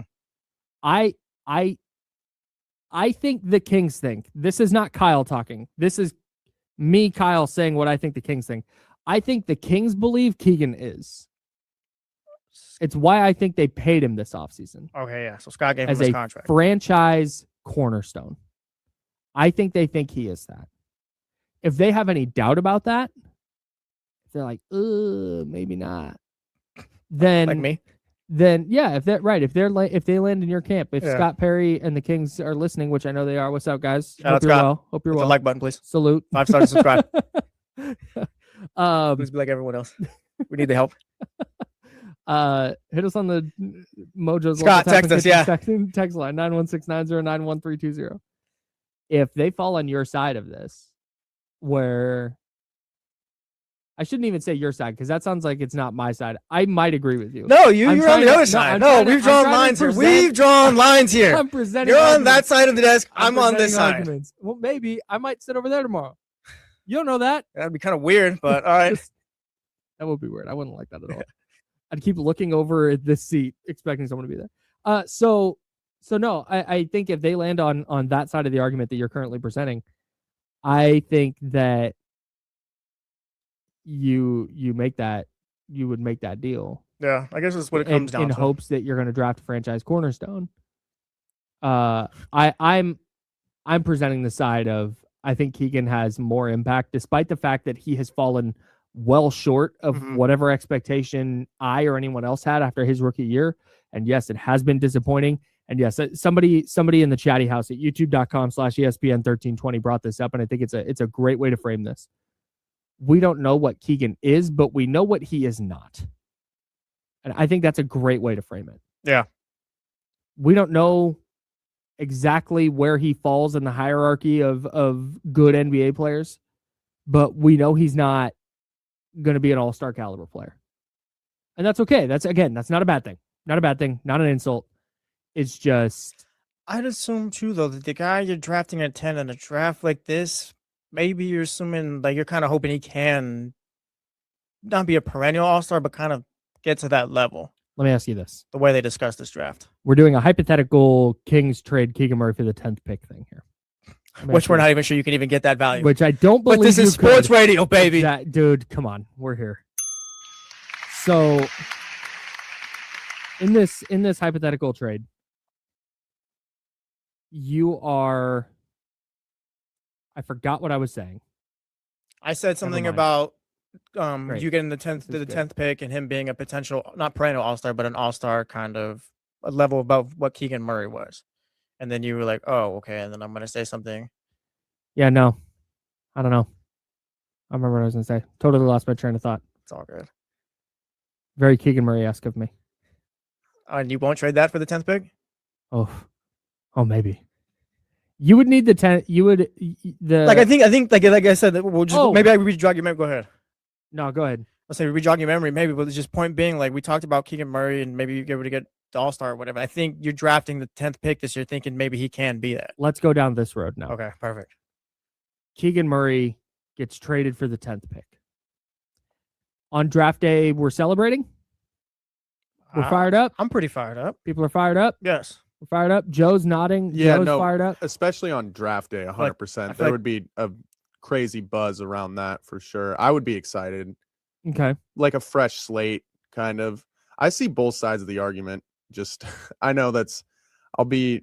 Good sports radio, Joe. Yeah, You're doing yeah, good. Joe, thanks. definitely. Joe says I agree with both of you. I mean, I think people would definitely be excited for that. Okay. For sure. All right. So people will be fired up. Yes. Something's The bad 10th about to pick- happen. The 10th pick is a disaster. Oh, great. There it Not an is. NBA player. Mhm. Bad player. Yeah. I'm not even going to name a player that's currently on the Kings who went in that area of the draft. Okay, cool. I could, but I'm not gonna. Bad player. Not a Alright, good player. sure. Not in the rotation. Disaster. Yes. Meanwhile, Keegan goes to, we'll say Milwaukee, because that's what our caller TC mentioned. Yes. Goes to Milwaukee. And he is the piece that unlocks the Bucks. It's Ryan Rollins. It's Giannis. They make a couple of kind of fringe free agent additions. Bobby Portis is that, and they are just cooking. Yes. And Keegan Murray is the number 3 on that team, and he's shooting 38%. He's getting wide open looks from the Look at corner. 38. And he's getting open looks, and Keegan's cooking. This is the open looks here. Go ahead. Again, I'm Yes, no, we're going doing down- hypotheticals, being yes. dramatic in this hypothetical. Yes. He's hitting 36% of his threes, and he's awesome. He's scoring 18 points a night for the Bucks. Meanwhile, the Kings' 10th pick that they traded him for is a mess. Mhm. Are we like Scott Perry's got to go?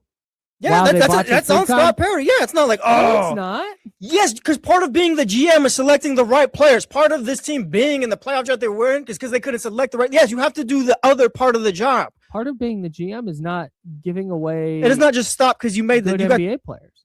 no. That's not. It's not. No, it's not about that because perfect. Milwaukee is ready for a Keegan Murray Mhm. to compete. That's great. Sacramento is not. They are not 2 years away from competing. They are 4. Okay, so I don't think Keegan Murray is going to unlock anything here. So given the just where your rebuild is at, yes, you go for the 10th pick. But if you go for the 10th pick and you miss, that is on the GM as well. That is part of the job, is drafting the right guys and all that. And we're talking like Keegan Murray is not that 15 point per game, 38% player that you're talking about in that hypothetical right now, which is why I'm talking about what he is now, which is why I'm good giving up the 10th pick if that was there for them. It's Acquiring not the 10th pick. acquiring the 10th pick. Excuse me, acquiring the 10th pick. And it's not like, oh yeah, Scott, he did what he could. Now it's on the player. Like, no, you have to get the right player the same way you have to get the right player, whether you're picking 3, 2, or 1. That's just it's on Scott. And if he doesn't, then yes, that is on Scott Perry the way it's on every other GM in the league. You have to do the second part of the job, which is get the right guy. And it's a risk, sure, but you're the guy who's hired and paid the money to make that risk and get it right. Guerrero Grows in the chatty house wants to talk about Wemby's vertical. To hell with Wemby's vertical, bro. He jumps tall. He jumps high. He's tall. Yes. He doesn't need to jump that high. They might be the best team in the league. All right, man. Yeah. Yes. After that win We did yesterday, it. they might. We did it. Back to Keegan. So I do want to talk about Wemby because the Spurs win last night. over the Impressive. Pistons was big time. That was big time. We'll get to it. But we're in the midst of this hypothetical right now. Deep in hypothetical land right now. Okay, hang on. All right, let's climb out of hypothetical land. Okay. Here we come. All right, we're back. That was bad. That was good. Thanks. What if I said the Kings got a call to trade Keegan for a first-round pick? Mm-hmm. What's the over? If I said over or under pick number 21.5 is who calls. Not whether the Kings would do the deal or not do the deal. Yeah. Over or under, because 10, I think we've all decided is that no team is calling and offering the 10th pick for Keegan. 21.5. Over or under that pick number for who would call. Like the earliest they would call. Over. From 21.5, from 21 to 22, you 23. think the team with the 21 pick is not calling? I think, okay, fine. Under then, I guess, but it's like that's if you would have said it at 20.5, I would have went over. Okay, so From you think 21 to the so end. nobody's offering a top 20 pick for Keegan. I don't think so. Okay. If it's that, do the Kings take it? I think you think about it. We were talking about D'Lo and KUC yesterday. I think back into the first round for Keegan Murray. That was basically it. Back into the first round means basically picks 30, just because of given how this draft looks. And we both said like, yeah, we who Keegan Murray is part of this. He's a fine player, but also I think that we have to mark down the Keegan Murray contract as a failure of the front. if you don't like it, it's not Then all why did just you pay him if he's this bad? If he's so bad, because that it's he's what not gonna we be- think. It's what we think. It's that what he's not we gonna would be trade. part of what you're It's doing in 3 because years. it's just what we. It's just what we think. Scott can think differently. Keegan looks a lot better, Mhm. but right now, like just what I think the rebuild's looking like. Yes, I'm gonna get back into the. Giving anything up. This, Now you're that gonna give last up- year, now I you're- don't think. It's a 23 player deep class. No, but you're gonna get a good It's player. a What are you gonna do? With, are? no, what are you gonna Oh do my with? God. What are you gonna do with Keegan Murray the next 4 years? Besides, oh man, he didn't shoot 35% again. How is that gonna get you any wins? It's not. You're just gonna have him on here for the next 4 years, and damn your smile, because I see what you did. You're gonna have him here for the next 4 years, and it's gonna be, oh wow, we lost again. That's fine. Keegan Murray shot 35% or whatever, had 15 points, or maybe got to 33, whatever you want to call it. What is that benefiting you rather than having multiple first round picks and starting from there? Because I think. What are you doing with that the next 4 years? Okay, here. I believe that you can. I hate you. I think I'm just picking the Yes. 23rd pick now. I think you can get that without giving up Keegan Murray. And then you at least have an NBA player on your team Yeah. who, in the event that you can be competitive in the next 2 or 3 years, having that player is better than not. I think we can all agree with that. And I think you can get into the first round without giving What is up that deal Keegan then? Murray. What is that deal? We haven't even talked about that. You haven't even told me that deal, and you got me yelling. No, but that's it. But What that's would that but deal that's be, what I'm- though? That's what I'm getting to. Like, that's what I'm trying to get at. I'm not just willy-nilly giving away Keegan Murray. He doesn't suck. If some team wants to give you 24th to the 24th pick for Devin Carter, sure. He's not even in my rotation. He doesn't suck, but let's acknowledge he's shooting 28% from three this year. he is. He's got having a worse bad year. every He's single having a year. bad year. He's Each gotten year, worse no, every- each year he has gotten worse. I'm with you. Like, I don't even want to defend Keegan. I'm just trying to be smart with asset management. That's all. I think getting a first round pick, getting back I think in the if you first is smart. I think I agree, but you can do that without giving up Keegan Murray. Then how You are don't have to. That's fine. Then present that one, I guess. What did they give up last year to get in the first? Some cash? I don't remember A off the top of my second head. round pick? Running too hot right now. Whatever they gave up, it was not a starting NBA player. Yeah. Whether you think Keegan's a good player or not, he's a starter in the league. and Okay. we know Well, that. let's So I go think from it's there. Asset management. I think it's asset management. Yes. If you And I haven't, think it's bad asset management if you just give away Keegan Murray for a late first. I don't think you're just giving away Keegan Murray. I don't think that. Every NBA draft ever, like late first round picks, are even more of a crapshoot than the top 10. Would you do it for the 22nd pick then? What if we're cutting this off at 20 to 25? How about that? And also, if you have a chance to get into the first round without trading Keegan Murray, yes, I am on that train. I am part of that. Same. But we have not been talking about that. We have been talking about trading Keegan Murray. Well, but we've been talking about trading Keegan Murray for the 10th pick. Yes, and Which, just again, and then which later I don't on, I think brought up how we it- talked again, about those- Dylan Casey yesterday. We're talking about if you would just get into the first round with for Keegan Murray. Mhm. I don't think I right. think you like, could get into the first round without giving up Keegan Murray. that's fine, and I'm on that plan. Same. But 1,000%. I don't think you're just giving away an NBA player. I don't think getting a first round pick for Keegan Murray is just giving away Keegan Murray either. I think you would have to get into like the top 18 to feel good about that. Because I think anything else like late first, you can probably get in there with a second round pick and some cash. And then you have Keegan Murray and apparently the best player in NBA history at the 23rd pick. Or whatever it is, late first. I don't know why I'm picking numbers. With a late first round pick. But yeah, if you can, Then yeah, let's do it your way. That's fine. I'm with that. great, That's thanks. better. But for the I'm conversation we glad we brought on solved the this. radio show, shout out to the Jump Monday through Friday, 7 to 9. Like, no, like that's not what we've been talking about. I think top 18 is my cutoff for Yeah. dealing Keegan. Because that's where I feel like I can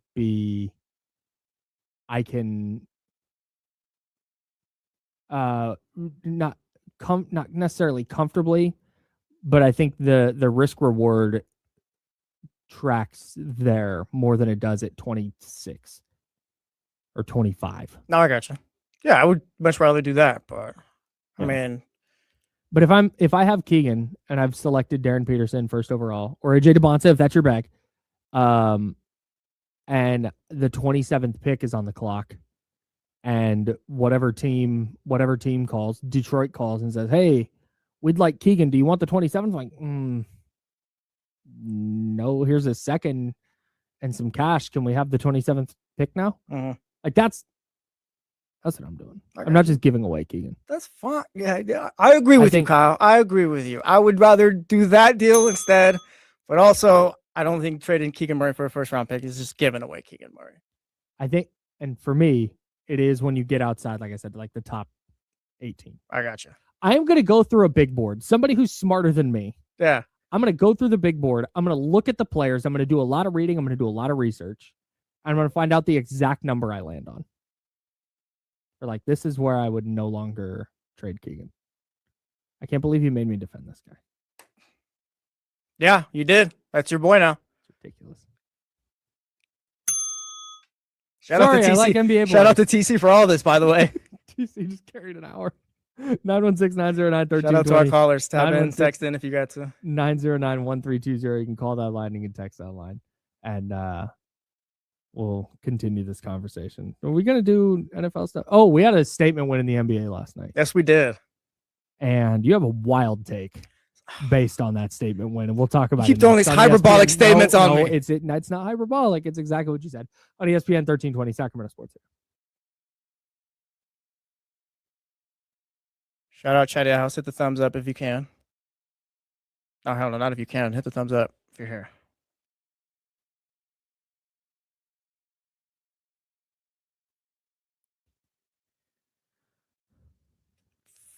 Frode, what am I using hindsight on?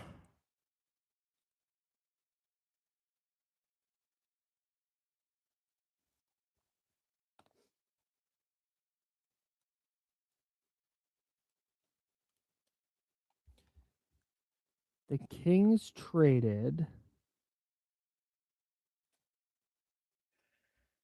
So wild thumbs up, but if that's what you got to do, hit the thumbs up in the YouTube.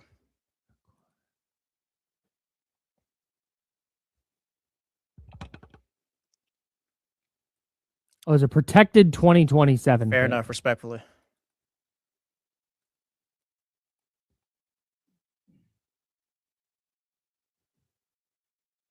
Okay, so traded the Spurs 2027 pick, top 16 protected. And if not, it becomes the Kings and Hornets second round picks in 2027. So, yeah, I'm trading a top 16 protected first round pick that conveys us 2 seconds to get up into the first round. 100%, every single time.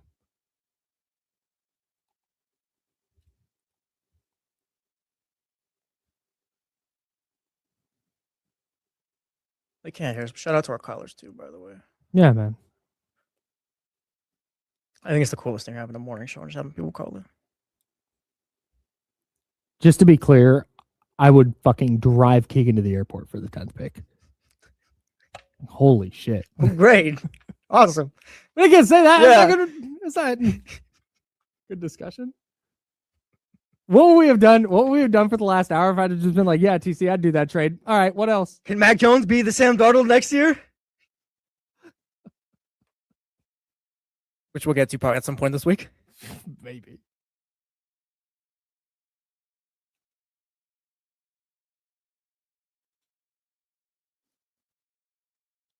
Trying to present all sides of an argument.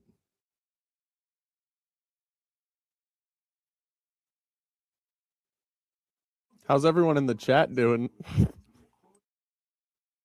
Doing great. I'm letting them cook today, guys. Absolutely. I'm not. Joe being a great producer.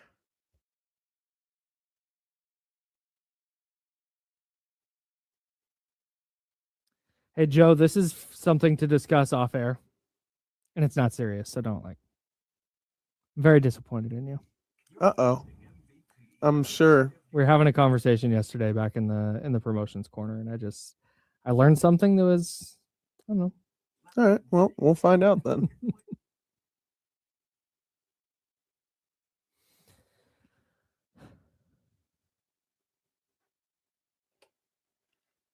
Everyone's on edge right now, Kyle. We're waiting for Sharks hockey.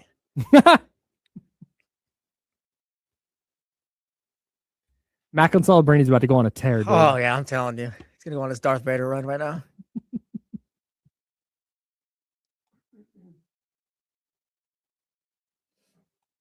I'd jump in finally. Kyle hits. I'm very disappointed in you too, by the way. Good morning, everybody.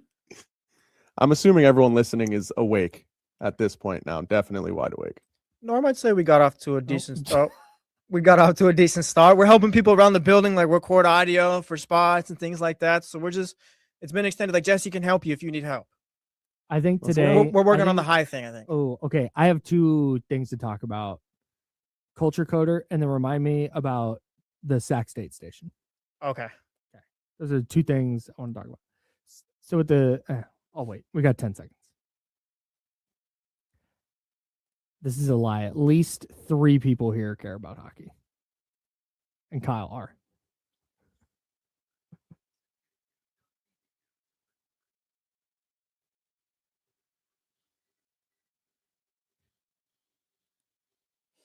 Welcome back to The Jump with Kyle Madson and Jesse Tapia. Kings won last night, and we're still yelling at each other. Yeah, you couldn't tell if you listened to this show.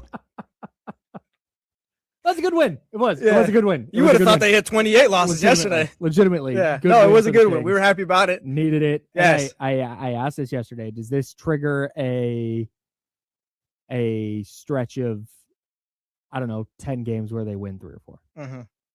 Like, I wonder if getting that off their back has been helpful. And you get Russell Westbrook. Oh, Russell Westbrook has a really good couple of weeks, and DeMar DeRozan does DeMar DeRozan stuff. That the Kings start stringing together some wins. We're not at the point, though, yet where I say stringing together some wins. Like I said, winning 3 out of the next 10, 4 out of the next 10. Yeah. That'd be significant after losing 16 in a row. Well, I'm just thinking of looking through the standings, and you go to the ESPN app, and you just kind of scroll to the side. Last 10, Kings 3 out of 7. Not bad. Seriously, that's exactly what it would be like. If they do that, we would then have to get into standings watch, where we would have to like lock into what the Pacers are doing. Well, we said like yesterday, what the Nets are doing. Yesterday you won. I checked the standings. Oh, you still got a couple of wins to make up on a couple other teams, so it's fine. But like, just ease yourself. What's the Indy's got Philly tonight at home. Shouldn't be a Philly win. Brooklyn's got Dallas at home. A winnable game for Brooklyn. Yeah. Shout out Cooper Flag though. Yeah. Good player, it turns out. Who'd have thunk? Brian Scalabrine.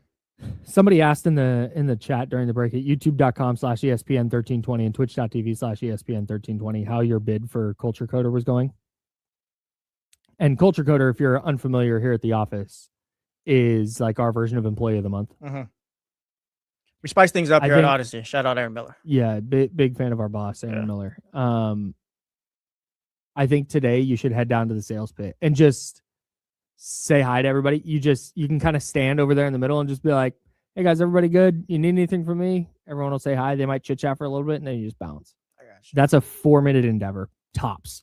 I think I'm gonna be real with you. That's like the top of the checklist. I think we had to work our way up there. Like yesterday, I was helping Mark out and stuff like that.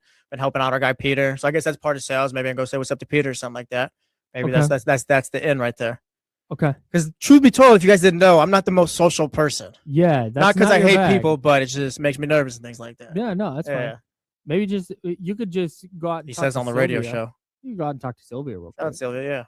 Maybe I'll do that. Like, hey, you good? I did. You The other day I was good? walking out, said what's later to build in Aaron. Nice job. Yeah. Well done. See you guys later, I said. Nice. Yeah. All right. No, We're working this on it. is We're working positive on it though. steps. This is positive Yeah. steps. We're gonna take steps up. Okay, before we get back into the Kings and the statement went in the NBA last night, Yes. I have a problem Oh, that I don't know how to solve, and I need your help. we didn't really solve anything today, but let's go. No, we kind of did. Yeah, maybe.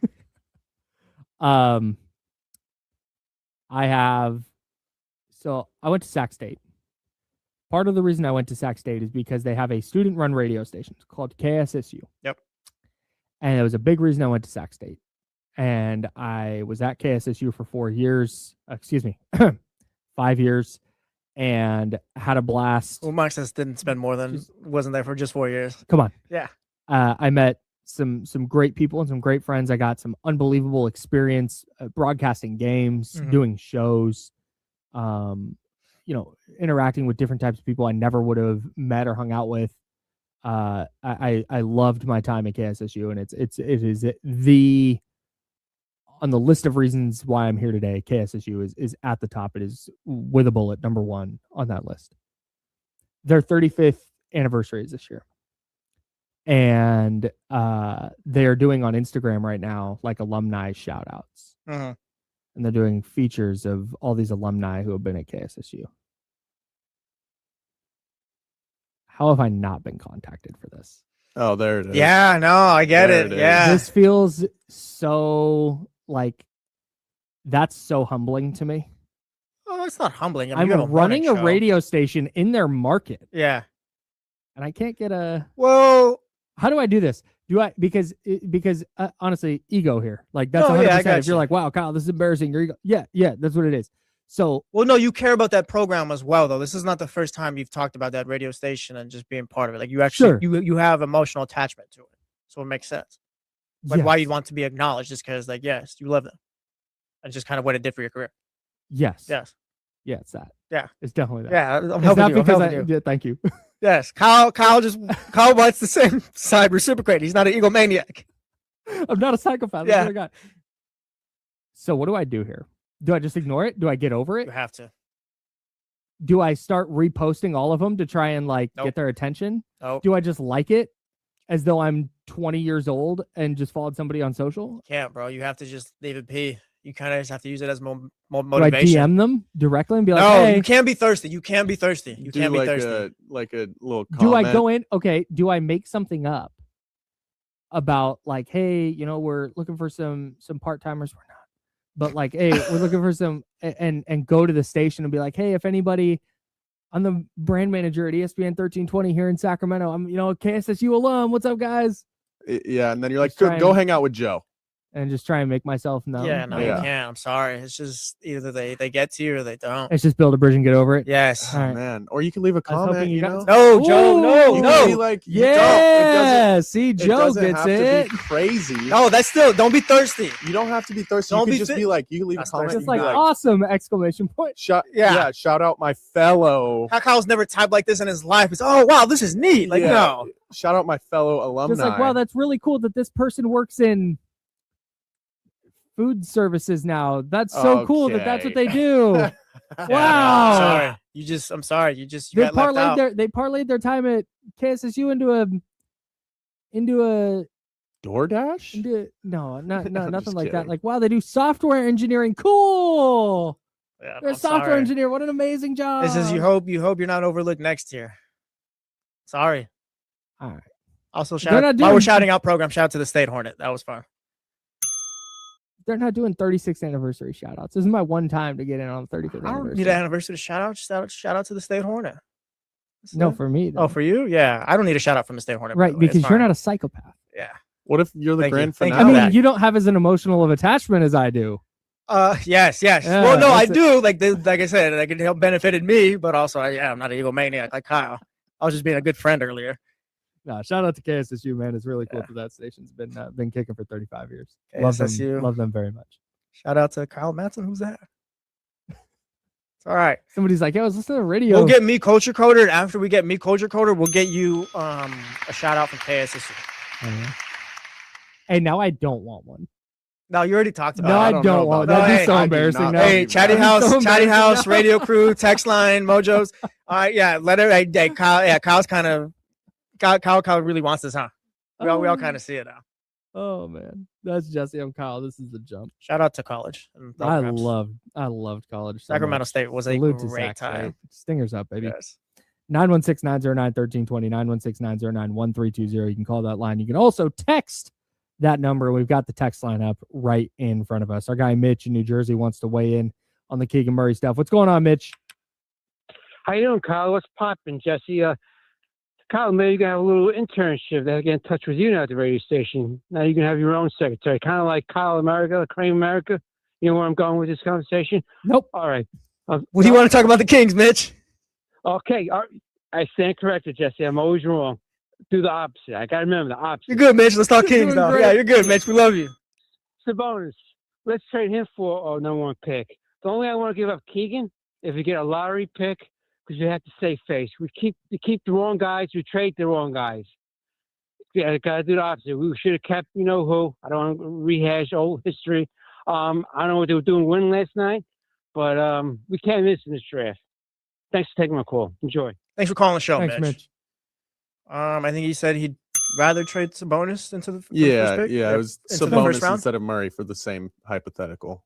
Sure. Who would be more if the Kings Yeah, I were don't to hate that. get the 10th pick in this year's draft? If somebody called and said, and if you missed it, TC, our guy, called the show earlier, 916-909-1320, and he said, if the Kings get offered the number 10 pick, would you trade him for Keegan? And we've been discussing the various angles of this argument today. If the Kings got the 10th overall pick, do you think they'd be more likely to get it for Keegan or Sabonis in a trade? Sabonis, I think. You think? Yeah, maybe you can find like an Atlanta who picks 10th or something like that, who doesn't necessarily need a rookie. Sure. And yeah, we Okay. can use a Sabonis type, You're or probably just right. just a team that's less needy of a rookie and more so just a guy to get him over the top. But like I said, a team that might have someone else's pick, like the way that Atlanta has the Pelicans. But all of that, like I said, But I know we, point being, like I'm even without the teams just thought of, like I think Sabonis still, because Sabonis is just a better player. And the Yeah. way we talk, like I don't love the contract that he's on, but you can still make like Sabonis is still a good player in the league and can help you win ball games. I also think again we're having these discussions because that's what we do Mhm. from 7 to 9 a.m. Monday through Friday here on the Jump on ESPN 1320. But I also think that the reality is if they're trading either of those guys and a first round pick is involved, it's probably not in the top 20. Yeah. Sabonis maybe, but I'd be wary of anything higher than that. But I do think this is a draft that Scott Perry's got to really look at trying to get into the first round the way they do talk about it. And just like I said, the whole rebuild thing, like you do need you need as much as you can to build right now. Sure. This year feels like you really need a reset after this season. Not in the sense where like you're getting rid of all the players, but just more so like, yeah, these probably aren't starters here. Maybe one of them can be, but like we need to find our guys finally and start kind of getting on the path of that. For sure. The Kings won last night. Yeah, they did. Big time. Snapped their 16-game winning streak. The Spurs also won last night. Yes, they did. San Antonio, as we look around the Western Conference here, Houston beat the heck out of Utah. Houston had like 30 turnovers last night and still won by 20. San Antonio, meanwhile, beat Detroit 114-103 in a game that was not even really that close. Statement win. We were all kind of tapped into it, I think, just a general NBA fan. Both of these teams looking really well. Kind of, I thought, yeah, you say breaking out this season and just kind of like, all right, let's see what we got here. And yeah, statement win by the Spurs. Wemby, 21-17, 4 and 6 blocks. De'Aaron Fox, not a good night for him. He went 4-17 from the floor, scored 10 points. But Devin Vassell, 10-14 from the floor. He had 28. Stephon Castle continues to be a lockdown defender. He had 16 points, 4 rebounds, 11 assists. Jesse Tapia. Yes. Of the Jump on ESPN 1320. Julian Yes. Champagny, also a really good night, by the way. 5 of 8 from 3. He scored 17 points. It's the best team in the league. Yes. That is my hot take coming out of that game. The Thunder, I get it. The Thunder, 44-14, they're the top team in the league, just won the title and all that stuff. But I'm going to use my sports brain here rather than my rational one. Okay. I've seen the Spurs against the Thunder multiple times this year and seen what that looks like. And it's just, I can't stop buying into what the Spurs are doing this season.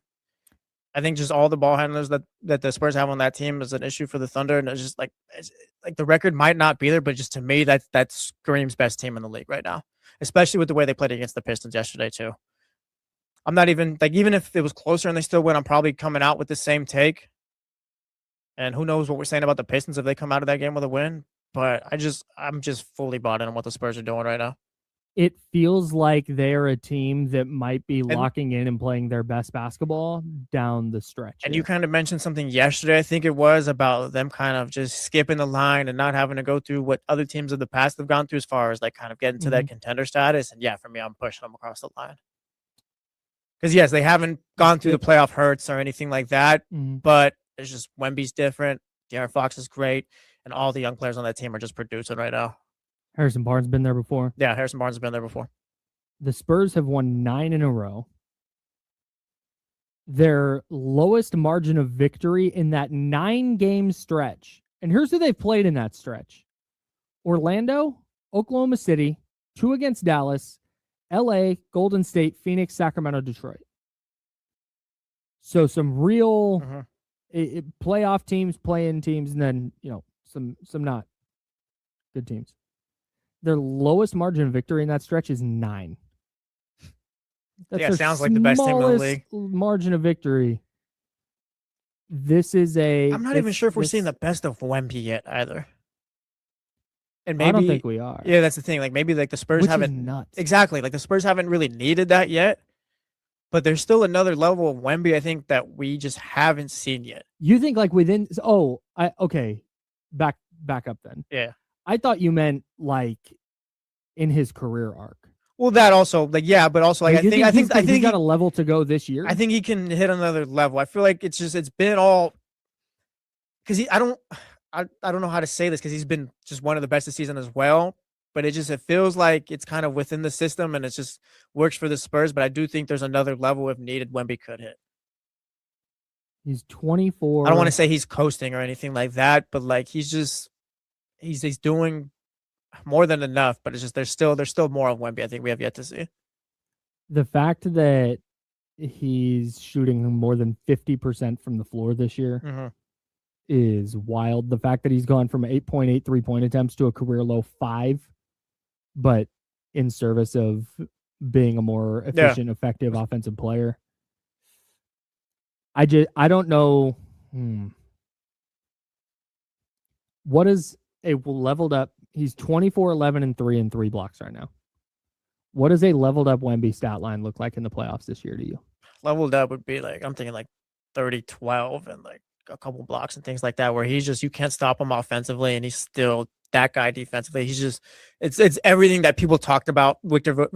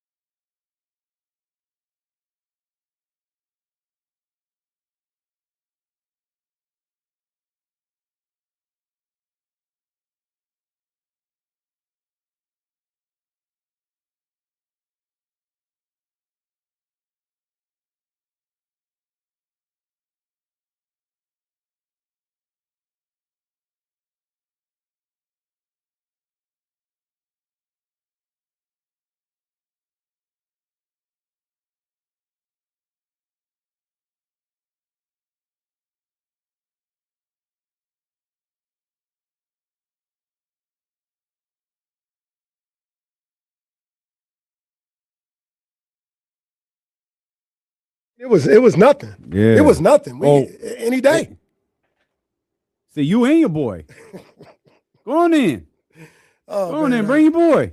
Look, I think I really am addicted to these cigarettes. I smoked another pack today. I don't know. Man, you ain't. I don't know when it's gonna change. You down bad. I don't know when it's gonna change. And I got a game. Whatever. Oh, you got a game tonight. That's right.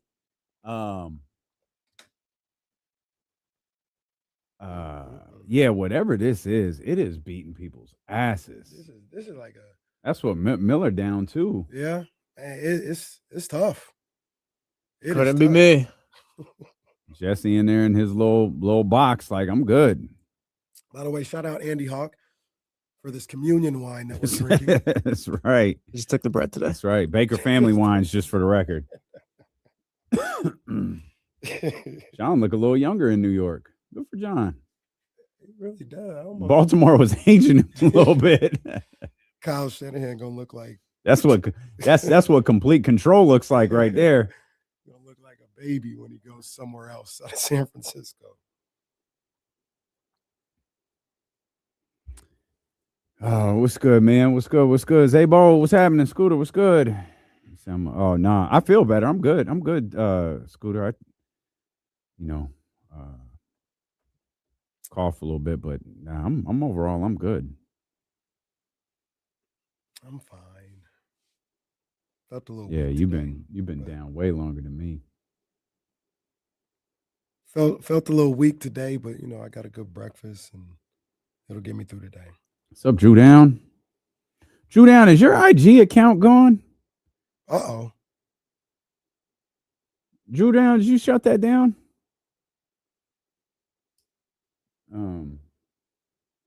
It's funny you say that. I was fine this morning. I woke up, I didn't really feel like working out. So I kind of just worked on the show a little bit. And then about like 10 o'clock, I was like, man, I'm really tired. And I ain't worked out in like 2 weeks, man. I worked out Sunday. I did too much. It was a bad idea. Bad. That is not okay. Okay, Drew. I see you. Just making sure. Zero dark 30 for your TV appearance, your Dubs OT appearance. You said I had to lock in. Mm-hmm. We drew down a multimedia star.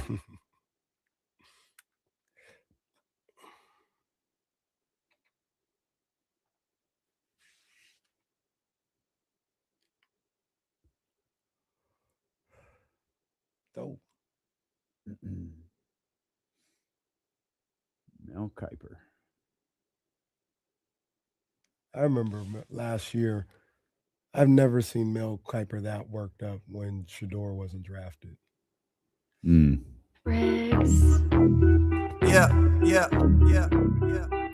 We got them screaming D-Lo, KC, D-Lo, KC, D-Lo, KC, D-Lo. We got them screaming D-Lo, KC, D-Lo, KC, D-Lo, D-Lo. We your number one spot. We your number one spot for some sports, huh? Got the city going crazy when we work, huh? We top 2, but we ain't 2, we in first, huh? And when you need the real, we is who you search, huh? D-Lo, KC, D-Lo, KC, D-Lo, KC, D-Lo. We your number one spot. Let's go, baby. Let's let them air horns ride. What's good? What's good? What's good? We welcome you in here. Don't ask. No. Don't ask. Play don't the music. Ask. Don't Play the music. Hit the music. God damn it, I said hit the music. Hit the music. Hey, let the first verse ride. Let the first verse ride. Let's go. We up and dancing today, baby. They back. Wait a minute. They do not know what Sacktown brings. When on the low, that's a Sacktown thing. Talking about us, it's a bounce out thing. Plus they forgot we some Sacramento. They forgot. They forgot. Crazy. Yeah, we back with it. Northern Cali going crazy, one sack winning. If you doubted us, then ain't no back spinning. This is real right here, ain't no catfishing. So tell me what you see now. See now. Coming down the lane off the rebound. Rebound. It's 9-16 now. Look towards the sky like the beam now. Tell them like the beam. They let the beam last night, boy. Hey, let that thing. Let's go. Tell them like the beam now. no. Nah. I'm gonna let the second verse play because we might not ever hear this goddamn song again. Go ahead, Zell. Get it in. That crowd, make sure everyone knows. Let me tell you how this thing really goes. Yeah, we travel deep. Whether we home or on the road, we lit. You don't want that smoke. We the team over here. We shaking things over here. Don't doubt. We believe over here. We don't bleed over here. And let me just speak real clear. I only deal with real kings over here. So tell me what you see now. Coming down the lane Off the rebound. It's 9-16 now. Hey. Like the beam now. Tell them like the beam, like the beam now. You can tell them We the like beam of the year. Tell them like the beam now. You can tell them like the beam now. Tell them like the beam. I might let the whole song play till it fades at this point. Jesus. Let's go, man. Christ. Let's go. Shout out D-Lo. Let that thing ride. Let's go, man. There it is. Hey. Now we on the instrumental. We ain't never let the song play with. Look, young Zell in here say, I damn near forgot what my song sounds like. I ain't even never heard this part of the song. I ain't never heard that part. It's a brand new part of the song to me. Man. Didn't think it'd ever happen. Didn't think it would ever happen. And if it didn't happen last night, it might not have ever happened. Well, there was a point where you had just left. Jesse's packing up. He walks in. I'm trying to get some things done. Jesse looks up and he looks at me and he goes, they're going to lose, aren't they? It's too close, man. I was like, well, I don't know. And they felt, I mean, they stayed for the most part in control of that game. I mean, it wasn't pretty. Like it at times was comical. Like that game was comically bad at times. Yeah, when we first started watching it. Like, yeah, it was like I never at any point in the 5 o'clock hour wanted to say, no, seriously, turn this radio show off and go watch this. This is nonsense. Hold on, they got me sweating. I need a paper towel. See, this They got me turned up. Jeez, wow. That's hey, your boy is in bad shape. yeah. He over there. You tell me how winded is this dude? Where Maybe we send him home. This man got gassed because Light the Beam played. He got Joe Brazil out there unraveling a whole thing of paper towels for him. I've never seen that. Like that Father Time just caught the radio guy right here. Hey, no, see, Father Time is just beating Yeah. your ass. Maybe in the, Like in the Wizards 13 minutes, Jordan I right could've here. held off, but 28 minutes, I oh, would have been like Patrick Ewing out here, man. oh man. I've never seen that before in my life. No, that's Woo. brand new. Kings That's won. Kings won, baby. Let's go. KC sweating more than some of them Memphis Grizzlies were last night. More than G.G. Jackson out here. This show, in one way or another, is going to kill you. It's crazy. It's absolutely crazy. Woo. The baby, I'm back, the, though, baby. the I'm baby back. daddy says KC going to have a heart attack on air, man. I mean, it was crazy. It was crazy hearing that song oh, play. no, they're calling you Paul Pierce on the Clippers. Hey, Hey. hey. Easy.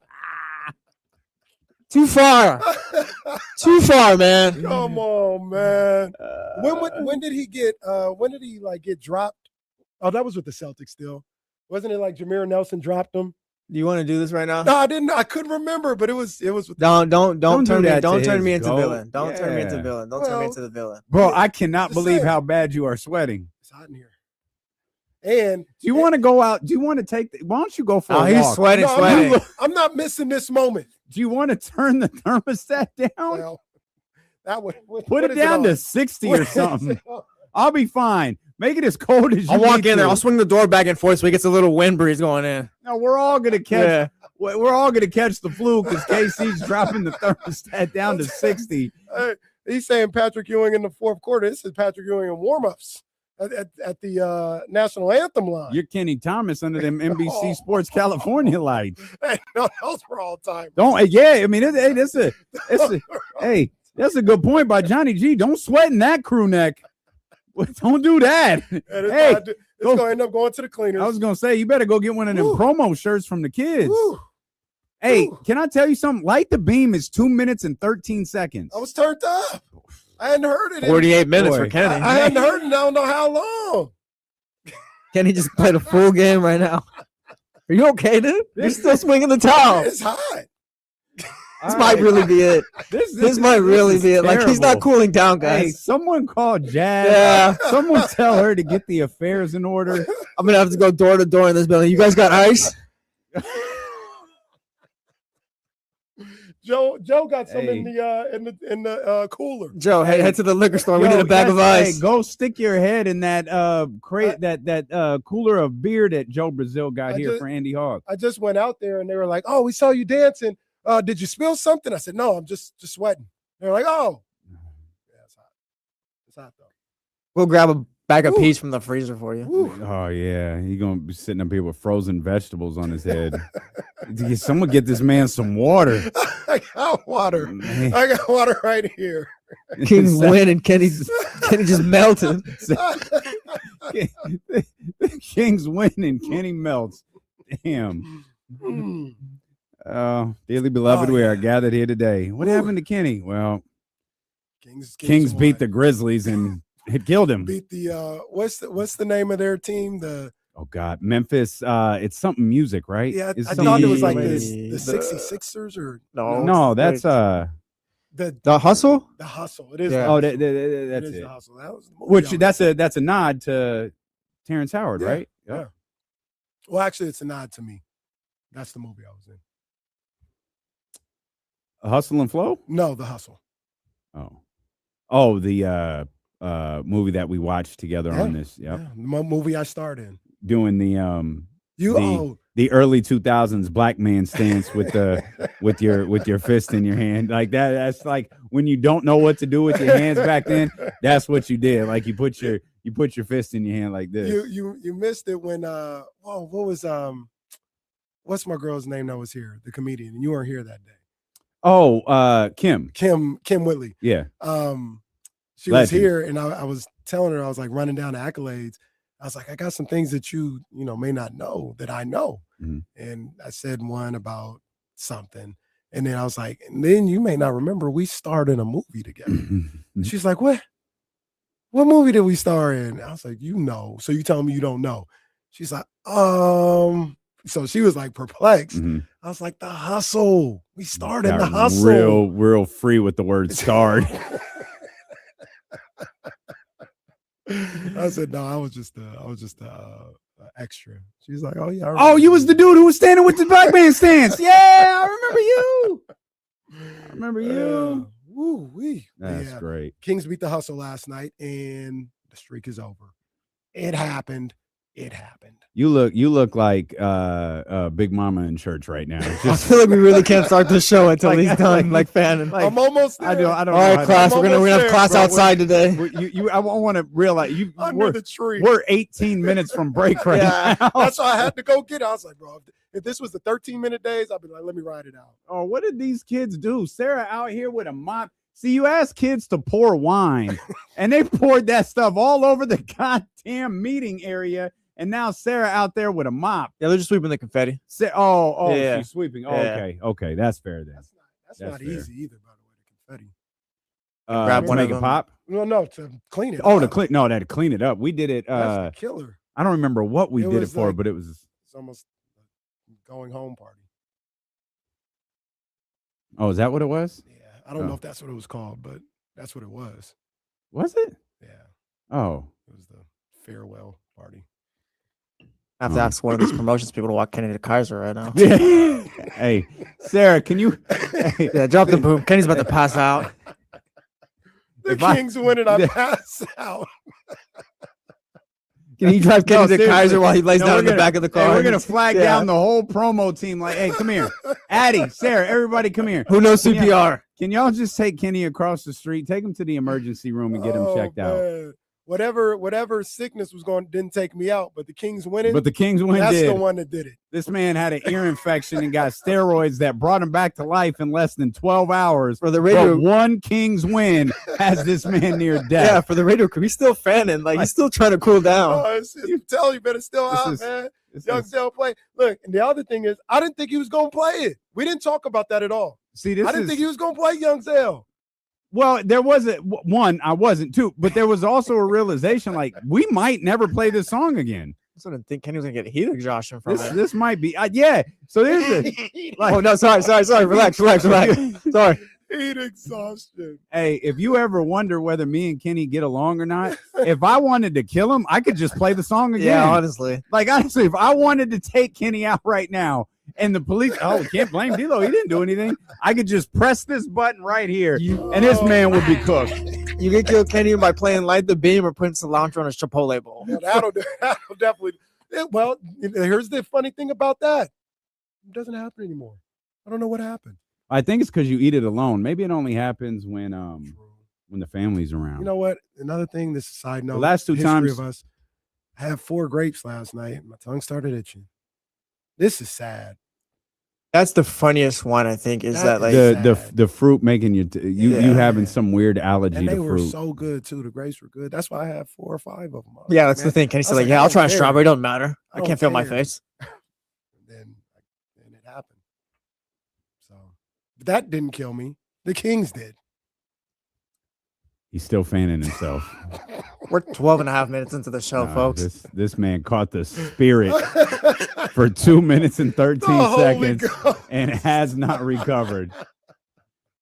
Has not That's why recovered. they take them off to the side. We ain't even talked about the Kings win yet. We just It's a thing we were running that song back all season long in 23-24, and today it almost got Kenny. Can you imagine Kenny trying to rap right now? Did you hear those guys who had Drake bars the other day? Did you see that clip? Yeah. That was I saw good. that. It might come back next year. Kings ain't gonna win that many games. Drake bars might come back. Great. That'd be easy. Just associate Think him about with if I had to do it this year.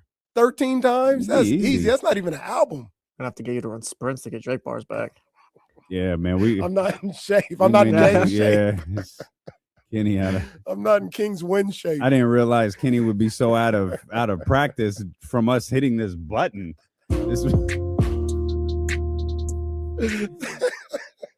normally it's bad ratings, bad revenue that causes the show to end. What happened to D'Lo and KC? Well, Kenny died. Oh, Kings were on a man. 16-game losing streak. They beat some version of the Memphis Hustle. D'Lo played Young Zell, and Kenny just dropped dead. Kenny couldn't handle it. Kenny couldn't handle it. Goodness This is one of those things gracious. where, like, sometimes I'll be like, I don't know. I'm just going to spontaneously combust. Like, yeah, that's kind of what happened after the Kings won. Well, they did that yesterday. And maybe, we talked about them.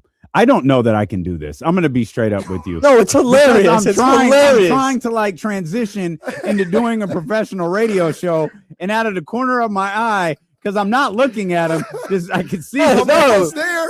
I'm It's- almost there. Give me 5 minutes. We're at 14 and a half, and he needs 5 more. This song was 2 minutes and 13 seconds, and it's going to take him, if his timeline is correct, 18 minutes to recover. AJ Domantas just played an entire college game, and Kenny's winded I'm from Light the Beam. Peterson. I'm Darren Peterson. Played what is it, 30 minutes yesterday? Yeah. And spoke. Right. Yeah, we'll talk about that. We'll talk about that. God, Trysta Krick's going to join us for the marathon coming up in a couple of minutes. I don't know if KC's going to make it through that. Jason Jones has a fantastic series going on over at The Athletic. We'll talk to him coming up at 4:00. And Mark Stein with a very interesting report about Domantas Sabonis and the Sacramento Kings. So we'll get to all of that. KC's heart rate is starting to come down. The sweat's starting to believe it. Beat off his head a little bit. He's getting his energy back. And we talked about just needing, and you pointed this out, the Kings just need a win. Like, just if you lose the next 16, like whatever, you can't lose 28 in a row. You can't lose 29 in a row. Just get a win. And I believe that, because as much as we talk about draft positioning and tanking and all of those different things, like Doug's trying to win basketball games. DeMar doesn't want to lose. Those guys on the floor, Maxime Reynaud, he doesn't want to lose. Right. Young player or not, like, he doesn't want to lose. And if you were unsure about that line of thinking that we had earlier this week, go watch Doug Christie's post-game press conference. Go watch him after San Antonio or after Orlando when he got to 15 and 16, and then go watch him last night. Was he joyful? No, of course not. But you could see and hear the weight being lifted off his shoulders. I mentioned this the other day. I remember it vividly when Detroit went through that. I was like, I feel bad for the Pistons. Like, this is brutal. Like, this is awful. Like, I feel bad for any professional athlete that has to go through this. This was our guys that were going through this. Doug, that's our guy. That was going through this, and you could just see it, you could hear it, you could see it, you could hear it, and Doug was really the only one I don't know if anybody else spoke last night on the road, but Doug did, and you could hear in Doug's voice, like, if nothing else, what a relief to just end that awful streak that was happening. And it felt like, in my opinion, he coached to, like, I got to get this win. Yeah. Like, I got to get these guys a win. I got to get this win, or this losing streak, off my back. Yeah, Russ 32, DeMar 28. Like, he was, Keegan 34. He was locked. Like, he wanted to win that game. And we talked about that yesterday. We were it was a good call. Is he going to say, hey, this is the one right here? Because after this, it gets real rocky again. This is the one we got to get. And then when the game starts, he might have already known this stuff. I hadn't really paid that much attention to the Grizzlies, but when you see who's out, who was going to be playing, it's like, come on, man, we got to win. And who was out was everybody, right? Like, they weren't playing. All their NBA players outside of Jalen Williams, was out. Gigi Jackson, good ball player too. But Rupert, I don't know. Rupert, Ryan. I think his first name is Ryan too. What did he do last? It's a brother named Ryan Rupert. Let me see. That's a good question. Sounds like a third baseman in the MLB. It does. I'm like, well, isn't that a he was 5 of 9. That's not bad. That's not bad. 10 points. 10 points, 9 rebounds. Kick and play. He's as good as anybody else has been on the Kings. Or maybe it's Rayon. Maybe it's not Ryan. Maybe it's Rayon. As good as anybody else has been on the Kings this year. But yeah, man, you see who they're putting out there. No disrespect to them, but if I was Doug, I was like, yeah, DeMar, Russ, Malik, be ready to play heavy minutes. Yeah. And it got a little too close in that fourth quarter. Yeah, this was never comfortable. Yeah, this was never comfortable. Yeah. So Malik only played 19 minutes though, but Malik had a rough first half. He did, and I think that's part of the reason why. Yeah, he was getting technical foul. I think that technical foul was in the first half. It was in the first half because it was before I left the studio. Yeah, he was frustrated last night. Yeah, that was pretty obvious. Yeah, Scottie Pippen Jr. was doing a good job. He was being a pest out there, and you got to Malik a couple times. We laughed watching the Russell Westbrook clip live when I did not realize how much that beverage blew up. I thought it was one of those things where he because we're watching it while we're doing the show. I thought it was one of those things where he ran into a fan, and then I saw the replay where he stepped on the can of whatever it was, and it caught DeMar and whoever else was on the floor. Damn near went to center court with how much. But the thing I couldn't get over was when he sat down, and I missed this live, and I wish we had caught it. Mhm. He sits down, and they're cleaning it up, and it's taking a long time because it's a mess, and it all makes sense now. You know, having seen it, you know, kind of make the blooper reel, so to speak. There were 2 adults next to him with lollipops in their mouth, and I just couldn't get over that. Right. Is that a general adult behavior? Because my 5-year-old went to the doctor this morning and she got a lollipop for, you know, having the big girl doctor visit. Yeah. It's not crazy. No, yeah, It's not crazy. It's not. Maybe it's not crazy because we haven't talked about it. Like, when's the last time you bought a lollipop? Like, they had a lollipop courtside at the Memphis Grizzlies game. I don't even know like where I can I guess the candy section of the. Do you still buy lollipops? Aren't those things that I look. I'm a open myself up. You guys just relax. We just talking, okay? We just talking. Yep. Don't worry, guys. I grabbed my flag before the show, so Thank we're you. good. Yeah. We're good. Go ahead, Kenny. At the Golden One Center, in one of those lounges in the first 3 rows, even in another one too, there is like a store of candy. A store, huh? I wouldn't. Store of candy. I've never seen this. You can get damn near any candy you want. I wouldn't know. In there, and I'm almost 100% certain there's lollipops in there. Oh, like I would be surprised if there wasn't lollipops in there. You go in there and it's not even. It's a free lollipop. Yeah, it's not even. You don't even pay for it. You just go in there. They give you a bag. Where is this candy room in the Golden One Center? They're in at least 3 lounges. How many lounges have you been to, Jesse? I'm not talking to you. Like, honest question. Conserve your energy right now, pal. I've been to. I told you to take 5 minutes. I'm good now too. I've been to 2, thanks to the Odyssey and the Celtics game that one time. Yeah, there was no candy room there. No candy. Well, there was hot dogs and like popcorn. Yeah, that was it. That one doesn't have any candy. See, look, I don't know why I'm so fascinated by this. They're just sitting next to Russell Westbrook with lollipops.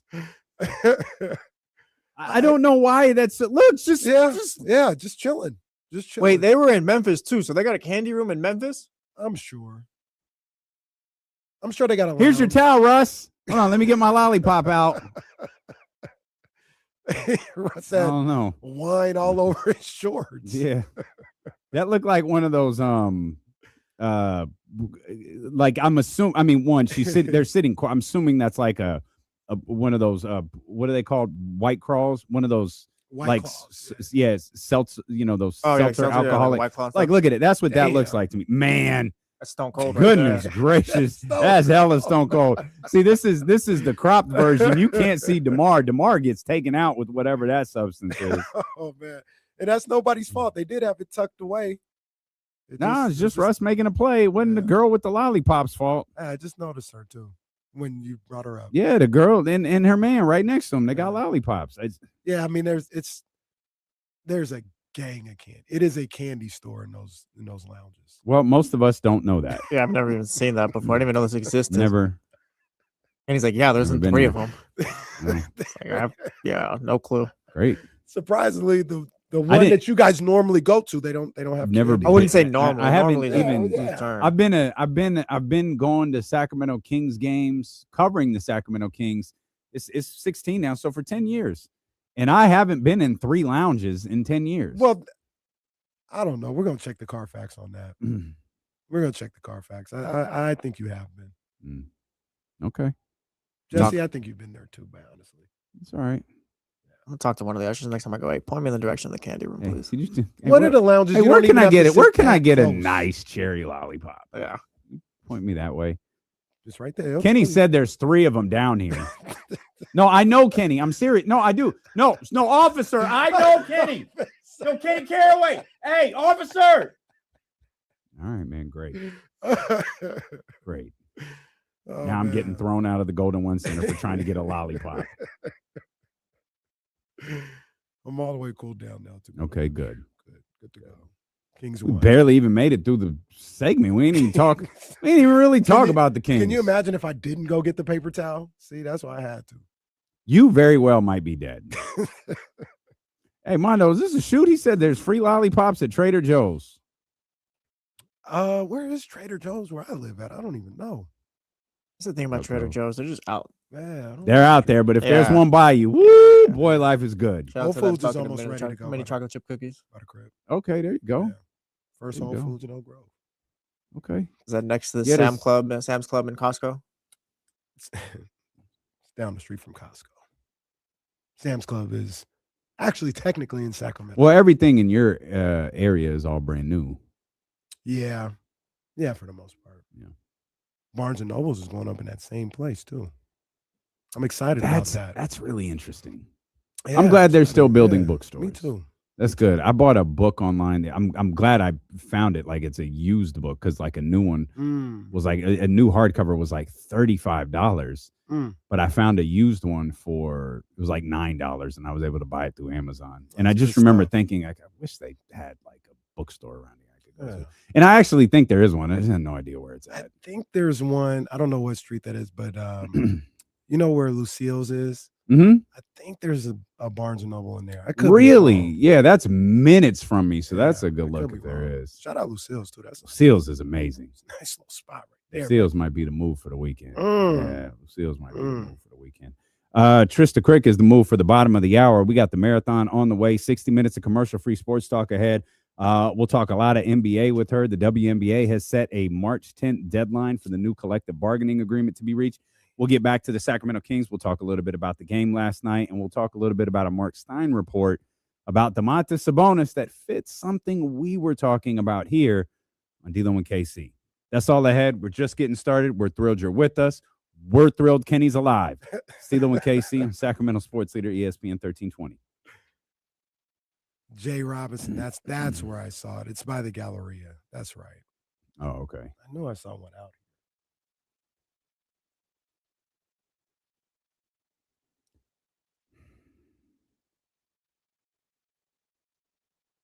It's facts, Sacktown Tony. There's 100 people in Trader Joe's, but only 10 spots to park. Oh, yeah. That's right. That's Trader facts. Joe's Yeah. is in the complex where Kohl's is. That's right. Kohl's In El Grove? Yeah. Mm. Yeah, that's right. Kohl's, Carl's Jr., and Angry Chicken. Oh. They got a lot of stuff on Elk Grove Boulevard and not a lot of room. Mm. I don't know how this is going to work. It's already a mess to get down Elk Grove Boulevard.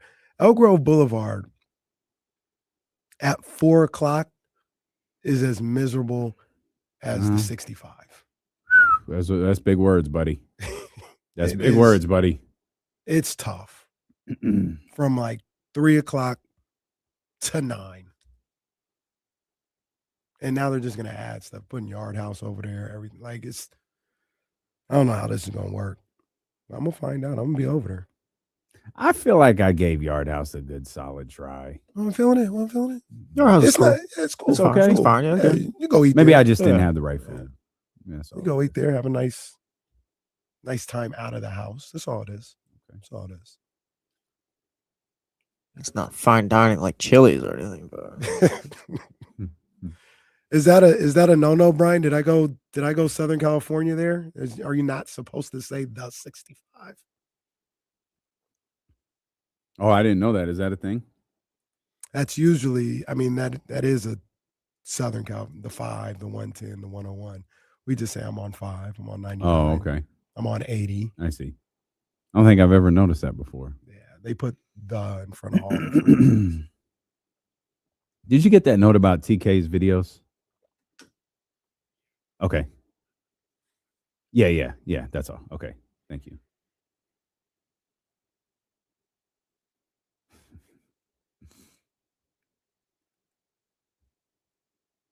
Someone, I don't remember who it was, mentioned I think it was, I don't remember, Steven or Johnny, the orange chicken at Trader Joe's. it's fire. I'm Mm.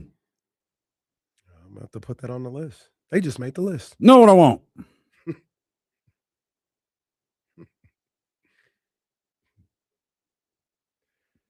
You just made the list.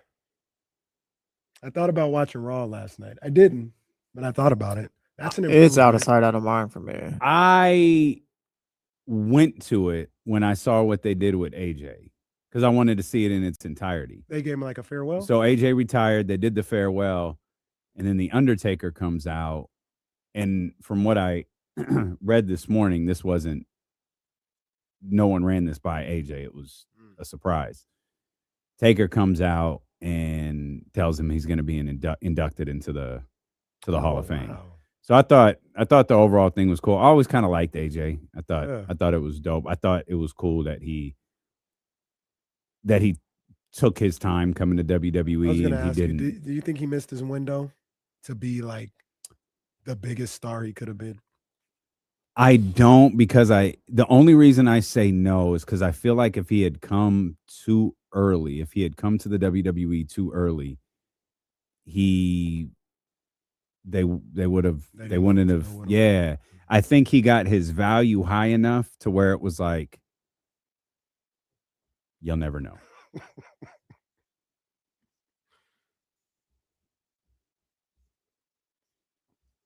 All right, we expect Trysta Krick to join us, host of the Heat Check podcast, Let Her Shoot, and creator of the Daily W, coming up here in just a few minutes. Admittedly, I don't know where Trysta's at.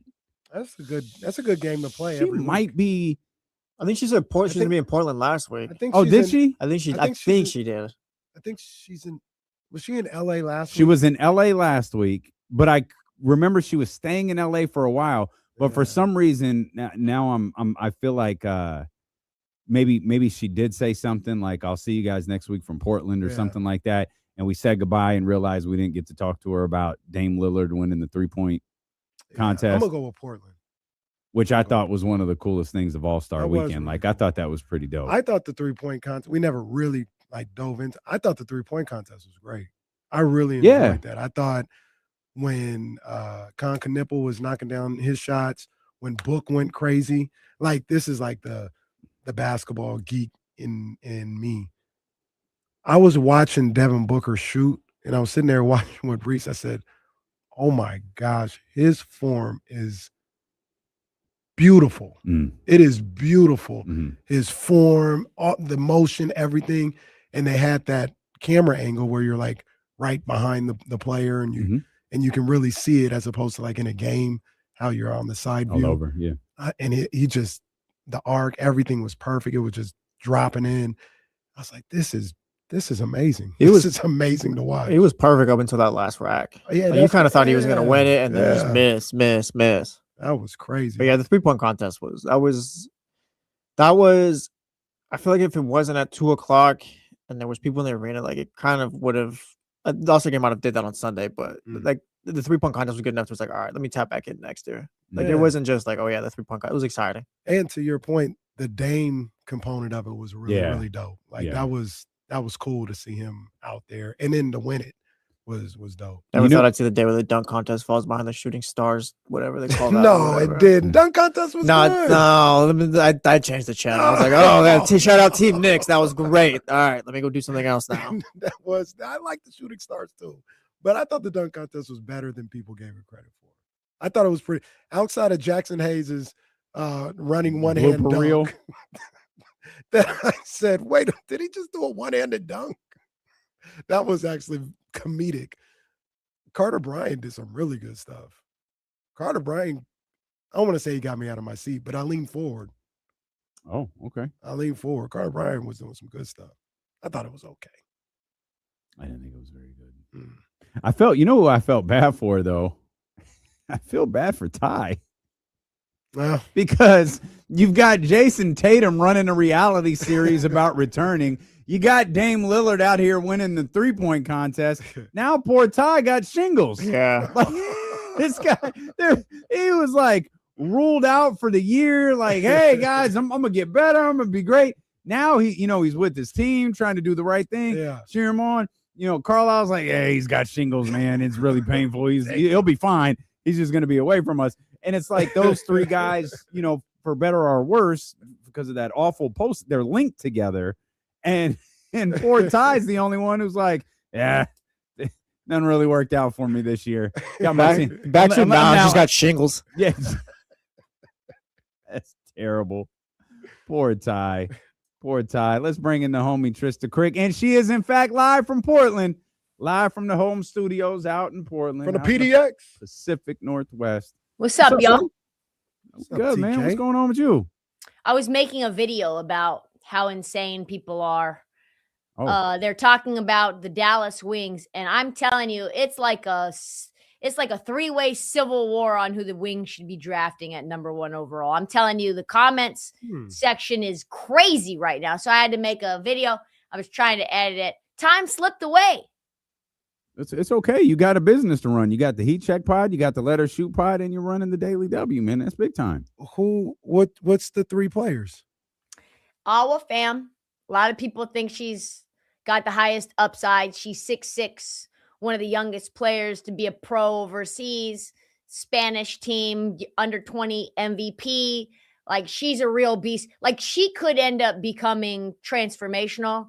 Like, not the same as Dominique Malonga, but like kind of a prodigy in that way and tall in that way. Super athletic, baddie as well. Super bad. Not to say that matters at all. A lot of people think that she's like the highest upside.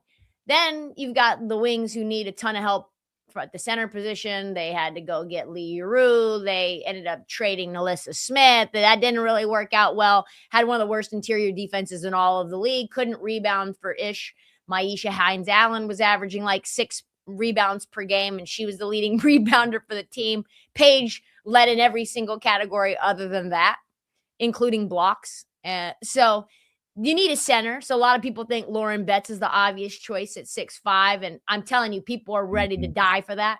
And the fact that AZ and Paige played together actually is what's harming AZ's case, because they think the only reason people would, the Wings would draft her is just based on her chemistry with Paige. But truly, like, this is the second to worst 3-point shooting team in all of the W last year. They couldn't score for anything. Teams were packing the paint against Paige, so she couldn't get to the mid-range. She was struggling. So, and perimeter defense was awful. So, to me, AZ solves 2 problems. Maybe she doesn't solve the interior defense problem. Well, she definitely doesn't. But she solves the 3-point shooting problem, the spacing problem, and she also solves the perimeter defense problem. And what you go out and do in free agency is go out and get a Brianna Stewart. Or go out, and she's probably not leaving New York, but you could probably get somebody else. Everybody else is a free agent. So why not try and get somebody right away? Because the center position is really hard to acclimate to in the W. Like, why don't you get somebody already seasoned? You can't be waiting for Awa Fam to develop into whatever she's developing into. She's averaging 6 points per game for Valencia right now. I don't know. I know this isn't true. Yeah. I know it's not. It feels like AZ Fudd is 30.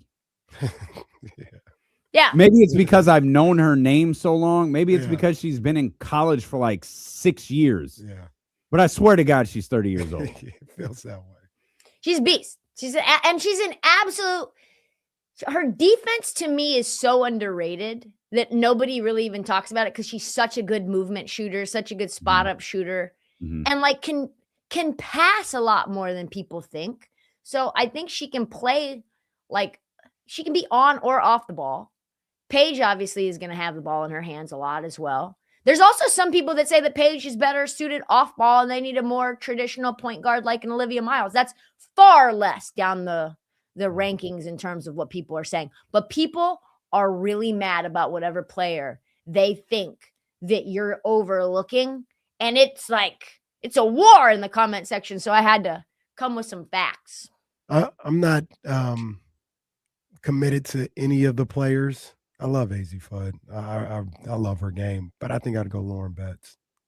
Why not just get a player? Why not just get a center in free agency? That's an option as well. That's an option as well. But I think you get Lauren and Paige in that inside-outside combo, get them to grow together, and I feel like you can find a point guard or another scoring guard in that league relatively easily. Like what's my girl's name? Natasha Sells. Like, you can go find somebody like that to pair with Paige. I don't know if. Well, they had Arike Agumbawale, and that didn't work at all. like at all. But she was a big time she was scorer. a scorer. I want more of that point guard, somebody that can fall back a little bit, knows their role, but can score given the opportunity.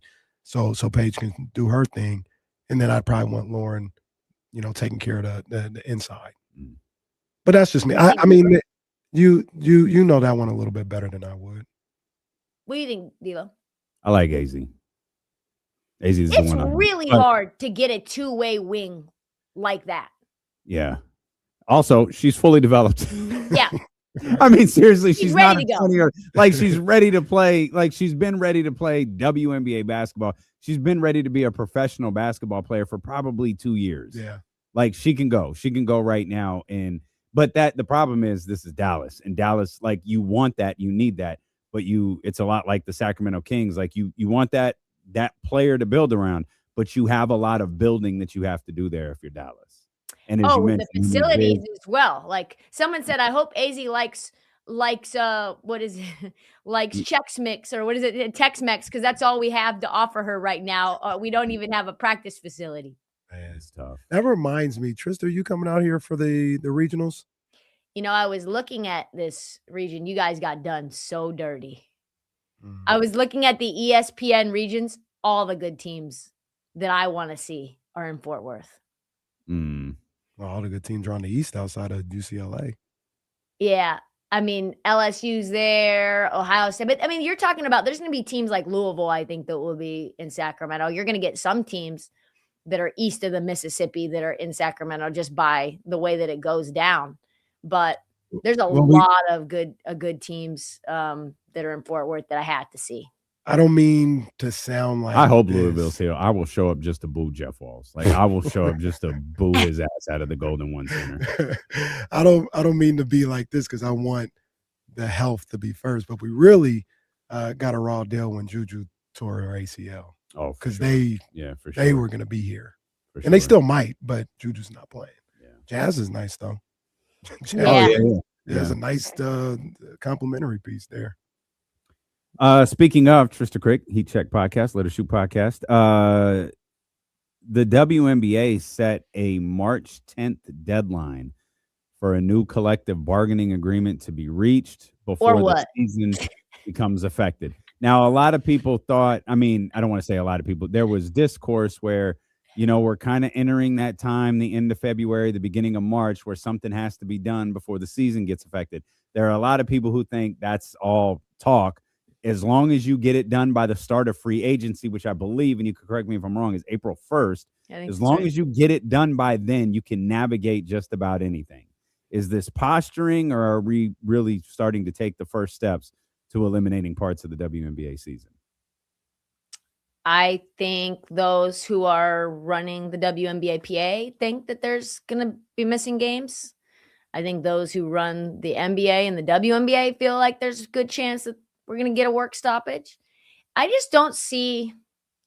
Yeah, the deadline is fine, but you're also seeing the PA leak the fact that the WNBA now has to distribute out money to do a revenue share off of a bad deal from last collective bargaining agreement, and they still have to pay them out $17 million to be split among teams, and then half of that split to the players. So I think $8 million is going to be split amongst 13 teams and the active players from last year.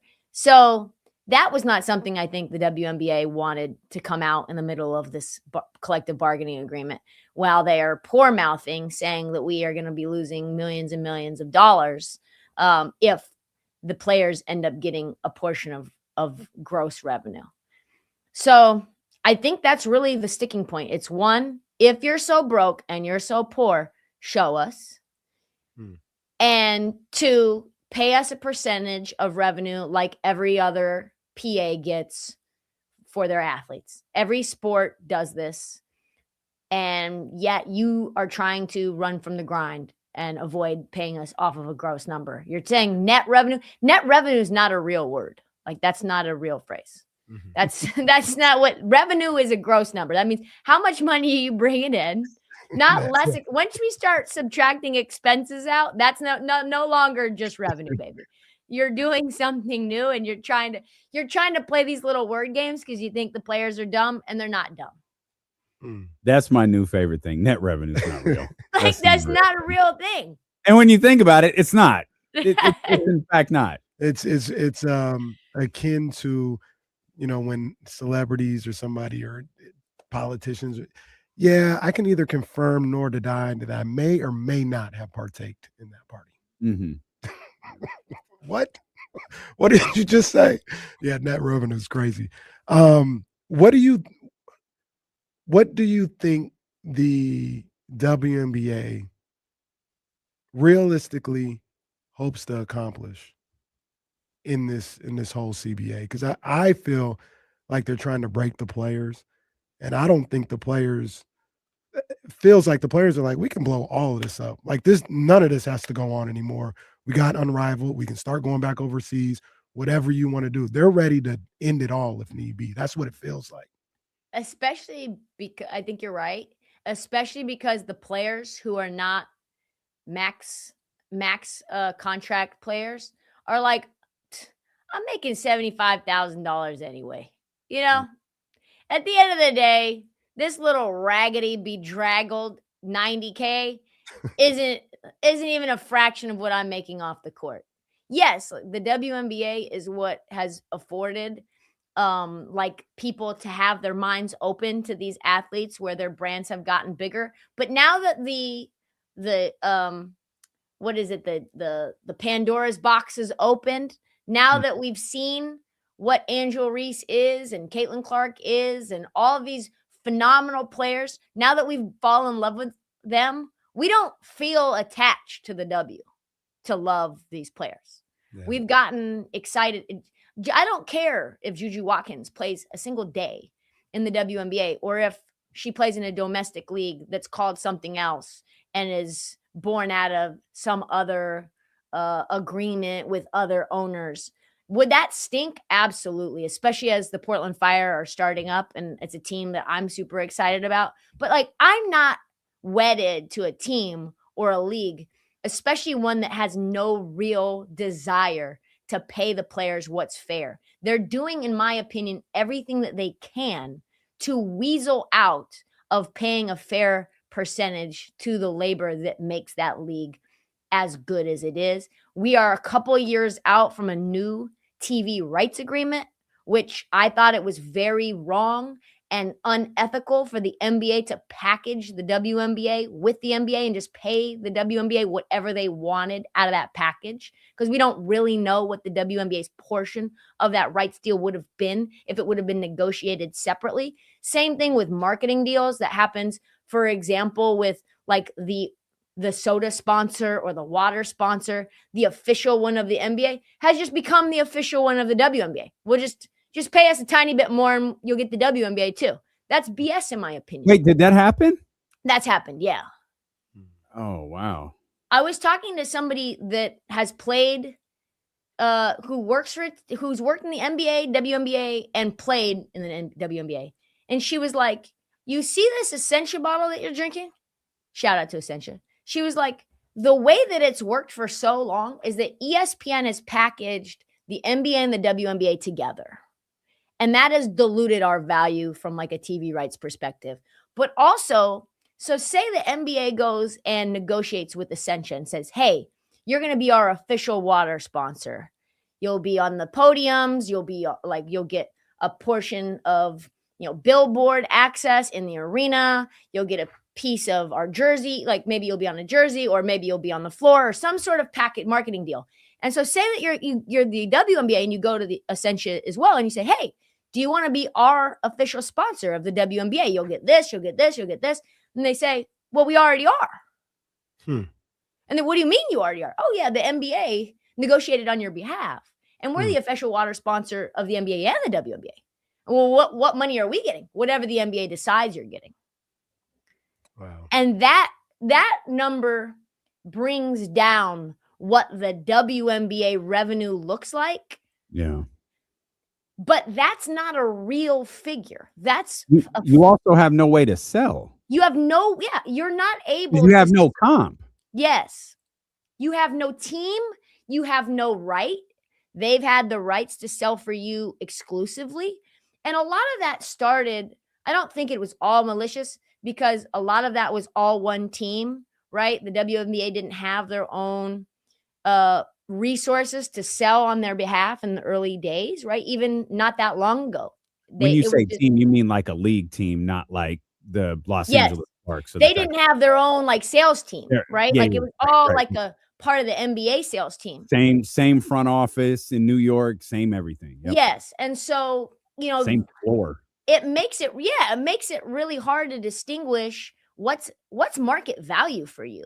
Mhm. What really can the WNBA bring in if they're selling everything on their own? And that's yet to be determined yet, because that hasn't really happened in a major uniform way.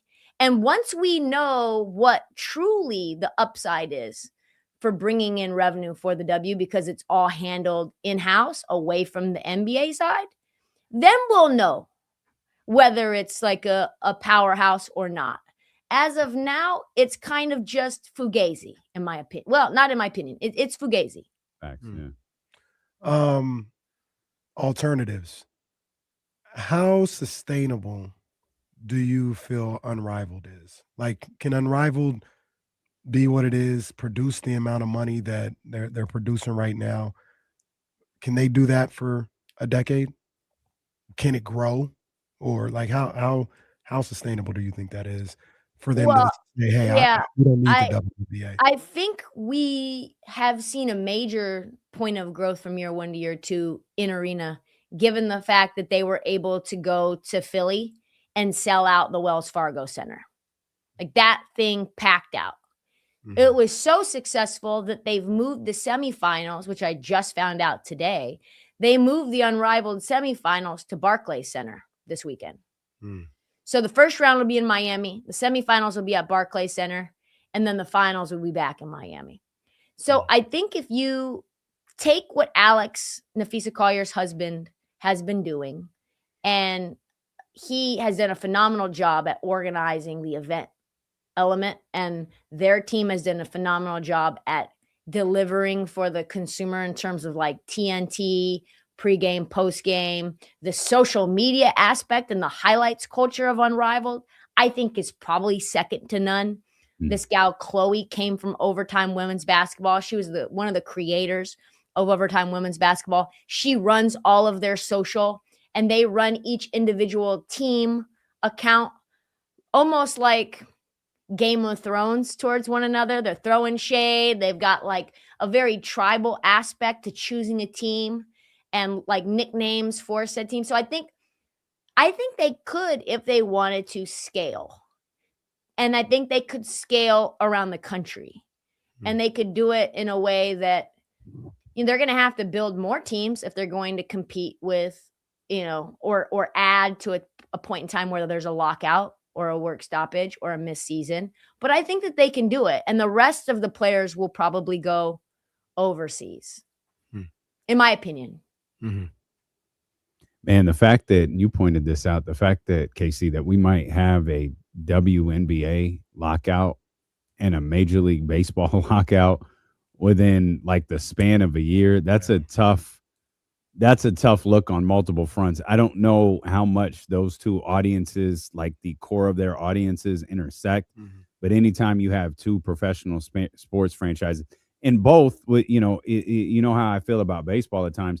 Baseball has gotten a lot better with some of the criticisms that I've had towards it. They've gotten stronger in that regard, and they've started to take steps in the positive direction.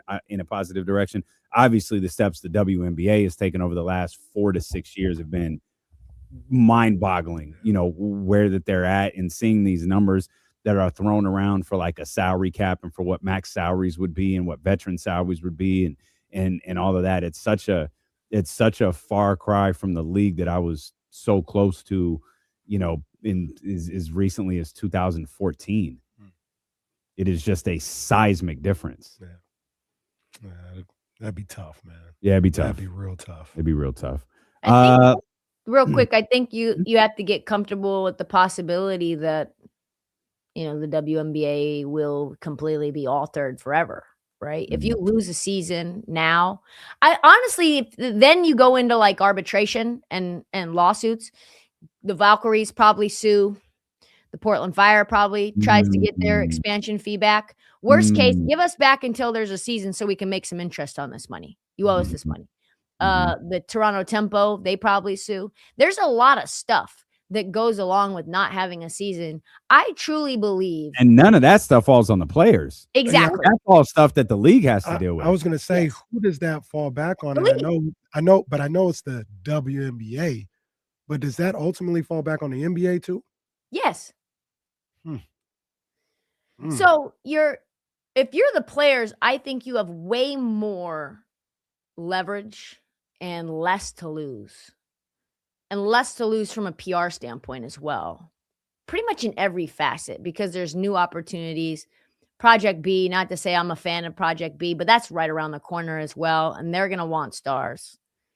So if you're the players, you say, there's a lot of places I could play. Social media is worldwide. I could continue to get these fits off and these takes off and dance and hang out with my friends and parlay. I could do that in Korea and Singapore. I can do that overseas in Germany to play for Fenerbahce like Brianna Stewart is doing. Like she says, oh, they just made me an offer. I couldn't say no. And now she's playing in the final 6. I think her last game is the first day of training camp of the WNBA season. There's a lot of people who said that's a big signal that she doesn't think that the league is going to start on time. They can mess around and move on Rivals' schedule.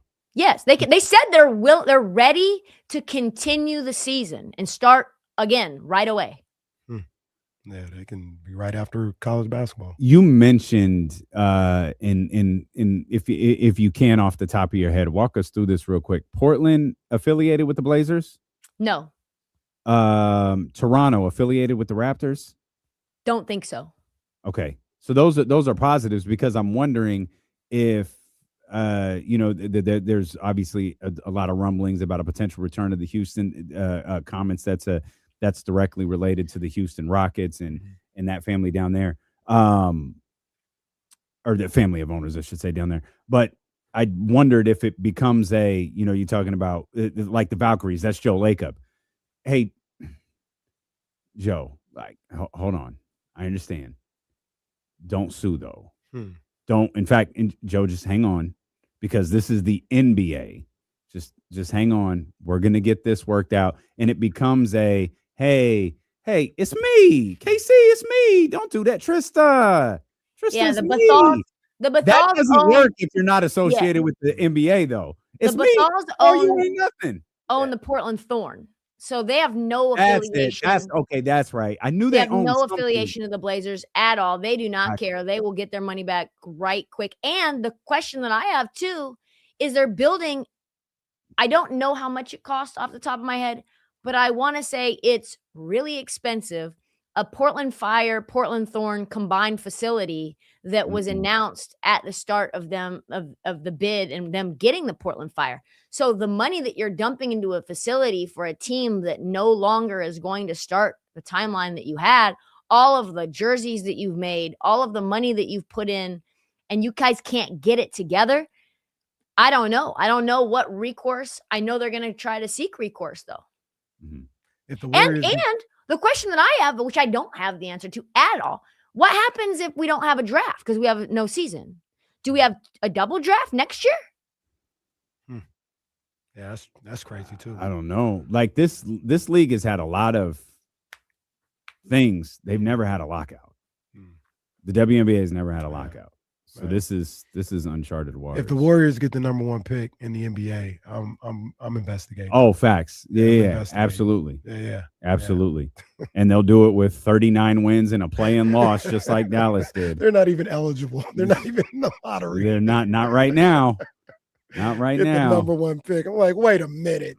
It's Trysta Krick of the Heat Check podcast. Let her shoot. She created the Daily W, and she's with us here on the Marathon. 60 minutes of commercial-free sports talk with D'Lo and KC on KIFM, West Sacramento, KRX, QHD2 Sacramento, ESPN 1320, always live on the free Odyssey app. Let's head over to the NBA. We saw the Spurs beat the Pistons up last night. Does that say anything to you? Where are you at with the San Antonio Spurs? I think I'm I think it means more to me about I continue to bang the drum that I do not believe in the Pistons. Mm. And people are getting very mad. Detroit is thirsty for wins. The fan base is passionate and feeling slept on and disrespected. But I said this to you guys before. They just at times, if Cade's your only creator, it's just a problem. And so you can only get by so much on trying to get something out of Duncan Robinson and Tobias Harris shooting corner threes. Like Jaden Ivey was supposed to be that secondary creator. And now he's not even on the team anymore. He's not even a version of himself. He said that he was before. Yeah, he's like, that version of me is dead. So that was such a weird. It was sad. That was so weird. That was so weird. Yeah, that guy been through. Yeah, he sounded like this is too much. I'm sorry. It sounded like he does not want to do this anymore. He's broken. He seems broken. And I don't know that I can blame him. Like that's tough. That's tough. He was right there. Like he was right there. And then he gets hurt. And that was a traumatic injury. Yeah, it was a bad one. That one, bad. That's an injury where you're never the same again in a lot of respects. Especially mentally, it could be really tough. Yeah, somebody that was as athletic as he was, and his game was based around that, and that's gone. And it's like, well, what am I now? You know what I mean? I can imagine him thinking that. So, And that Purdue Jaden Ivey was so electric at times, like unstoppable at times. And so that's what they were hoping would be a backcourt of Jaden Ivey and Cade. And now, yeah, you've got Cade and Jalen Duren, and that's an exciting duo. But I don't know if those two are enough to get through the East. Whereas I think the upside of the Spurs do have enough. We know what their upside looks like. Their upside is stifling defense, perimeter, like a level of perimeter pressure all across the board from multiple guards, not just Stephon Castle, not just Dylan Harper, but Keldon Johnson and Devin Vassell. And they're getting all up in your grill because they know that you've got Victor Wembanyama right behind you. If for some reason they get past you, he's right there and he's eating up a portion. I mean, the paint is now basically anything a couple of steps after the 3-point line. Like that's where the paint is when you have a guy with that level of wingspan, and he can get to those places on the court faster and just based on his size alone and his athleticism alone, that essentially changes the whole nature of your defense. And then offensively, Stephon Castle has turned into this downhill attacking guard who can get to the line. You've got Dylan Harper there sort of doing a facsimile of that. And Victor has that, I don't know, like a top 5 ability, right? And so when you add that and then the shooting from Devin Vassell and the Keldon Johnson, and then you got like Luke Cornett there when Victor Wembanyama's not on the floor. They have a lot of pieces. Now, will they go 3 rounds and be able to sustain that? Who knows? But we've been saying that OKC was too young and it was too early for them all the way until they won the whole thing. Detroit can't shoot. That might be Detroit's biggest issue. They're not a great 3-point shooting team. Yeah. Well, we talked about this around the trade deadlines. I remember specifically with Trysta, and I think I can't remember if we were in agreement or not, but it was like, if you're Detroit, like, do you go get DeMar DeRozan? Yes. Yeah. And if you don't, that's saying I trust in Tobias Harris, who has had a good year, but I trust in him in the playoffs, and that's a risk. And that's kind of where they see themselves at right now. They probably should have took a serious look at somebody like DeMar DeRozan. Well, and not even DeMar. I think it's like a guy that can create and shoot the 3, right? Like DeMar is not the greatest 3-point shooter. And so that only solves the creation problem. That doesn't solve the perimeter shooting problem that they have. Now, Tobias is a pretty decent 3-point shooter, especially he has been in Detroit. So you wonder, okay, like he's not quite a creator, but he is a decent shooter, and you've got Duncan there. You really need someone that can combine both of those things together. San Antonio, biggest threat in the West. Is Houston moving you at all? Is any other team in the Western Conference moving you? Ugh. I say biggest threat is in biggest threat to Oklahoma City. Yeah, I like. It depends on health. I think I still am hanging on to hope on Denver. I'm hanging on. We're gonna see. They've let a lot of games go in the clutch. Aaron Gordon's hamstring is obviously weighing on the situation. What you're getting out of Christian Brown isn't maybe what you thought you should be getting for the amount that he's making. There's a lot of questions, but you still have the Joker. And this guy can single-handedly, him and Jamal together, that ham and egg is so potent. And in the playoffs, they're so battle-tested. And like they were right there last year with Oklahoma City. You could say they pretty much gave that series away in either game 5 or game 6. And so I think they're up there. I think there's some motion with Minnesota, but again, it's similar to Denver in the sense of like, what have you done for me lately in this regular season? I know what you're capable of. I know what is your upside, but I can't just imagine that you're going to put it together in the postseason when I haven't really seen it so far. I know that it's happened in prior years, but do you have enough steam for a postseason run now? So, yeah, I think it's probably Denver. Okay. I want to dismiss Denver. Yeah. But I did that last year. And they made a hell of a run last year. I had to go back and apologize. With 6 guys. To them. Yeah. I had to apologize to them because they absolutely could have beat OKC. Aaron Gordon's hamstring was, blown up, and that if it's healthy, maybe they win that. And they kind of feel the same way this year, right? Yep. Like I want to be like, nah, they don't have enough. But it's Rudy Tomjanovich. Never underestimate the heart of a champion. And they showed that last year. So I'm going to give them that respect. Minnesota, they're 6th right now in the standings. It feels like they should be like 3rd. Feels like every time I turn around, they didn't beat OKC or they didn't beat up on this good team. But yet when you look at the numbers and the win-loss record, they're somehow behind the Lakers. I don't even know how that's possible. I got my eye on Minnesota. I do have my eye on Minnesota. Always have your eye on Minnesota. Always. Houston, I don't buy in at all. I'm not in. How come? That offense, it's a perfect example, that Knicks game the other night on Saturday. Oh, it's tough. Just the offense disappears like David Copperfield, and they just can't get a bucket. That's an old person's reference. Jesse, you know who David Copperfield That's a great question. is? Houdini. Do we know who Houdini is? Yeah, Friends. Magicians have kind of gone out of style. David Blaine. Were they ever in style? Yeah, is that David the Blaine? But he doesn't disappear, David Blaine. True. Yeah. He's like more of a daredevil, damn near. Yeah. He is. I mean, I remember I used to watch them, David Copper. He's going to walk through the Great Wall of China. Oh, my God, he did it. This is crazy. Why'd they put the curtain right there? Oh, in case something happens. Now they just walk up buildings. Yeah. That was terrifying. So you see the way that they operate. Like, I don't mean to reference Kevin Durant's alleged burner, but Jabari does do some dumb stuff. At the end of that Knicks game, it was almost begrudgingly, it was almost some sort of grudge on KD. He's like, I'm going to take the last shot. Clank. It's like, this is exactly what KD allegedly was talking about. Şengün, I think, is super soft. I just don't trust. No Fred VanVleet. No me. I'm not into it.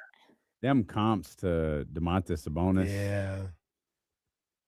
They might have been spot on. Şengün looking a little funny. Yeah, they might have been spot Very on. talented player. Yeah. It's just like Domantas Sabonis. Yeah. Very, very good. But those two guys might only get you so far. Agreed. I'm happy to report, by the way, David Copperfield's alive. I was a little concerned. I was like, Do we have an age? he's 69 years old. Is he still doing magic? I mean, what else would he be doing? I assume so. Working for the state? He's won 30. He was nominated for 38 Emmy Awards. He's won 21 Emmy Awards. spectacular. Wasn't he handcuffed and wrapped in and still something like underwater and had to escape? Wasn't that one of his things? That sounds right. I don't That know. was crazy. Vaguely remember that. He had a Vegas residency. He did 15 shows each week At Treasure Island? at MGM. Oh, okay. My bad, David. Yeah. My Shout out bad. David Doing his Copperfield. thing. I don't know. I'm gonna go down this rabbit hole of watching like David Copperfield TikToks or Listen, or Chatty YouTube House, videos. help me out. You guys watch David Copperfield? Do you know him? Do you know Houdini? We know who he is, but I don't know Yes. if Jesse would. Hey, Jesse's back. Jesse, do you know who David Copperfield is? He's like a magician, right? Ooh, Have you see ever the seen him? young I know that's like the farthest it goes. Like he's a magician. yeah, Like okay. Vegas, All but right. that's it. That's right. Yeah. All right. All right. Jesse knows. Good He call. made Good the call, Statue Trysta. of Liberty disappear, guys. Oh, I gotta see He that. levitated over the Grand Canyon. I gotta see that too. Well, I know what I'll be watching tonight. That in The Office. That yes, David Copperfield highlights in The Office. Watch The Speaking Office. speaking I of meant to watch it last night. speaking of highlights, if you had, and I want to do this rapidly. Trysta Krick with us. If you had the number 1 overall pick in the NBA draft, who are you taking? AJ DeBansa. Okay, let's visit that. Number 2. Darren Peterson. Okay, you thought way longer about that than I expected. Number 3. Cam Bruiser. Okay, and for the love of God, it doesn't get any lower than that. So we'll stay there. Why AJ at number 1? I've just been a fan of AJ since before he even got to BYU. I watched him in person. I think he's an absolute dog. I like his body type more than I like Darren Peterson. I think Darren Peterson has a ton of upside. And I'm not saying that Darren Peterson is doing any of the things that people are accusing him of at all. Like, I don't actually buy into that whatsoever. But I am a little worried about his durability. And like, you see smaller guards, even guards that are kind of thick boys like Scoot Henderson, have issues with their calf, have issues with their hamstring. I think AJ DeBansa is going to be super, super durable. I like that he can score at all 3 levels. I like his mentality. I like him a lot. And in terms of like, why not Cam Boozer? I don't buy that 3-point shot really. I really want the Kings to have one of the top 2 picks because I really feel You can't Would lose. it be easier if the Kings had 2? Sure. So you don't have to make the sure. decision. Yeah, absolutely. You just take the other one. And you can still be, for me, I'd still be Worked out excited really well with for the whoever it Seattle is. Sonics. Very well. It Worked did. out very, very well Very for them. well. But I love those 2. I think those 2 are a tier above. Trysta, I've been on this train for about 2 or 3 weeks now, and I don't think the 3rd best player is Cam Boozer. What are you on Darius Acuff? He's the truth. He's He's not the even truth. gonna go 3rd though. That's crazy. He's like literally 9th overall. They're I think he mocking goes him. top 5 now, or at very least he goes like 6. Like maybe they take somebody takes the upside of Michael Brown Jr. ahead of him. But I've watched about 8 or 9 Arkansas games, and I've tried, I try to look at these guys with a critical eye if I'm trying to evaluate them. And man, I can't see the weakness. I guess the one weakness I see in Acuff is I wish he was like 2 inches taller, like 6'4", 6'5", as opposed to 6'2", but he can shoot it. He's a dog. He plays through injury. He competes on both ends of the floor. I think he's the 3rd best player in this draft. That 6'3" is tough. 6'3" is I know tough. yeah. That's what's killing him, really. It's also, I'm not saying that they're the same at all, but Davion Mitchell had an incredible career at Baylor. Mm-hmm. And he's ended up having a nice career in the NBA. And a lot of people were super high on Davion. And you guys know I love Davion. But I don't. Yeah, that's your boy. Like That's my guy. Like, That's your my boy, guy. yeah. I don't know. I'm not saying Darius Acuff is Davion, but I do caution smaller guards going to the league being able to translate right away. or at all. Sometimes at all. Right. You know But I who? like him. 49 points in a game is a bucket getter. And it was like 16 to 23. Like he was killing. What's you want to hear the comp that I've heard and the comp that I think is more comparable? Some people have said Stephon Marbury. And I don't think he's as good as an athlete as Stephon. No, Marbury. I don't think so Stephon either. could jump through the gym. I look at Darren Williams when I see Acuff. I think Darren was probably 6'5" or so. So that's a little difference, but I see that type of player when I see Darius Acuff. That'd be pretty damn good. Okay.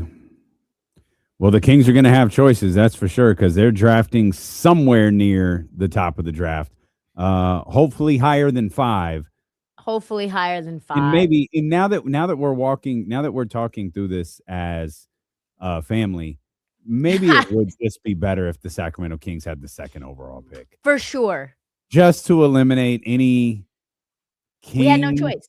things from happening. We had no choice. Just have pick number 2. Yeah. I'm okay with that. Same.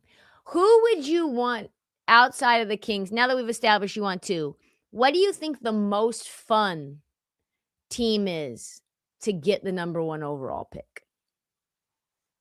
The most fun team, and you're saying outside of Sacramento? Yeah. My first thought is Brooklyn. Why would that be? I was going to say Washington. That's horrible, Brooklyn. That's not fun at all. Why is that fun? Have them in New York. Oh, God. But that team's so far away. You don't even like Brooklyn. Well, I like Brooklyn, the city. I don't like the Brooklyn Nets. Yeah, why is that fun? That's terrible for basketball. Why is that good for the NBA? I'm with that. Washington already got Trae Young, man. They what? They already got Trae Young. Oh, they already got Trae Young. So you're saying I don't need Indiana to get him either. Like, well, yeah. I love Indiana number 1. That's my we asked that. That's kind of crazy. Fingers crossed pick. They'd probably take AJ DeBanza. That's what I was gonna say. That'd probably be AJ, right? It wouldn't be unless they cleared the way for Darren by moving Mathurin. Although that was a contract thing too.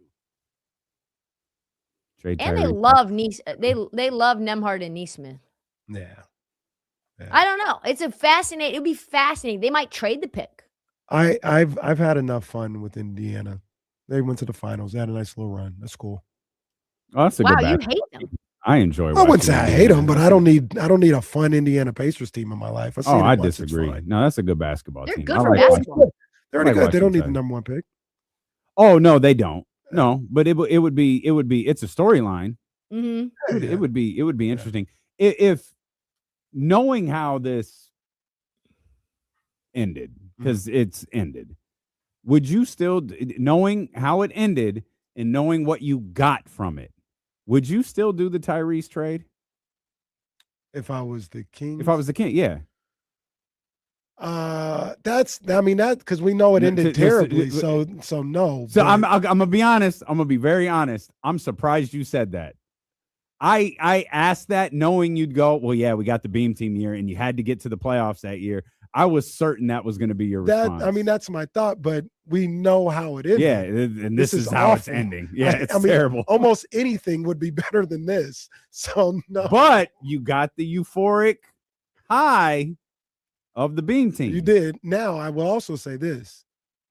If you get, and now we're going way down the line, but if you get the number 1 pick and this guy is an all-star, multi-time all-star, then yeah, I probably would, because I don't think you get the number 1 pick any other way. Didn't you see what Tyrese Halliburton just did? He did fantastic. That's great. You'd rather have Darren Peterson than Tyrese Halliburton? Yeah, I think Darren Peterson is. I believe until he shows me otherwise, health-wise, he's going to be a better player than Tyrese Halliburton. So yes, you're not a big Ty fan. No, I think he's great. He's a great point guard. He's a fantastic point guard. But I think Darren Peterson. I think he's one of the game's great players. I think Tyrese is a great player. I think he's a great player. And what probably gonna go down in history as that was one of the most maybe the most clutch run we've seen from a player in history. Absolutely. Just Absolutely. Mr. Clutch. Absolutely. That was fantastic. Absolutely. And just like Mr. Clutch, he lost in the finals. So there you go. It works. I'm sorry. Jerry, I apologize. I'm That's sorry. messed up. That's messed up, okay? That's messed up, okay? I know. Not good. Not good. Do you want to go ahead? Sorry. Oh no. Do you want to ask her your Luka question? No, you can actually have your Luka statement to her. Oh, That I agree with. I'm ready to back you up with that too. This woman. So my old ass dog peed in the hallway. oh. And for whatever Oh, reason, there's Mrs. and for whatever reason, my mom thinks it's a good idea right now while I'm on. She knows I'm on. Mhm. Of course, she Yeah. knows I'm on. To click, clack, clank around. And I told her I've muted the mic, and I said, "Could you do this after the hit?" The answer obviously is no, because she just keeps making noise. You see me. I'm turning Yeah, we can around hear her, multiple yeah. times. Is she Yeah, and you can talking hear to her. you? You can hear her. Is she talking to you or is she talking to Ollie? She's talking to me. Oh, okay. Well, that's okay. That's Mama Crick. Mama She can do Crick, what she man, needs to do. She's part of the show too. She's part of the hit. Mama Crick can do what she She needs said, to "I do. can't leave it. I can't. I have to do it right now." It's like, no, you don't. I'm gonna be done very soon. It's not gonna make a big difference. We have a little In carpet her shampooer. defense, I don't think I could leave it there once I 10 noticed. minutes? I don't think Is so. it carpet? Yeah. Oh, Trista. Yeah, you gotta. We have a carpet shampooer. It's Yeah. a pet carpet shampooer. It will come out. Mhm. Mhm. I probably got it. I get the OCD. Yeah, like I get the dog pee up. I understand. All right. Well, clearly this is not a good You're not gonna win room this for me. battle. You're not gonna win this battle over here. Oh, I think Luka. This was the statement Kenny was referring to. I think Luka Doncic is overrated. I've just come to that conclusion. What is this he year. rated? What is he rated? He is like, discussed. Where as- is he rated, and where do you think he should be rated? This started. I started to form this opinion and didn't really share it with anybody like sometime afraid. last week when, I mean, it's kind of one of those things where it's like, oh, you're podding. Yeah, Like, but you guys tell the whole story. yeah, like Casey was listening to Bill Simmons Of course. and Zach Lowe. Why do you love Bill Simmons so much? I just like basketball talk. He talks basketball. I don't always agree with him, but he talks basketball. What about Zach Lowe? Why don't you mess with Zach Lowe? I do. I listen to him. Well, I think it was Bill Every Simmons time- talking to Zach Lowe, if I'm not Every mistaken. time you're referencing a segment, though, for the show, it's always Bill Simmons that you're using as a jumping off Not point. true. Sometimes I talk about 520. I listen to 520 a lot. That's a totally different thing. I reference them though. You know what podcast is great is Mello's.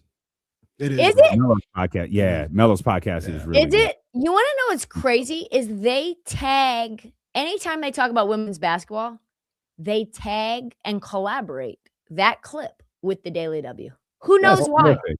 That's fine. That's terrific because you're the go-to We're the for voice. women's sports. Women's That's sports. a good Yeah. look.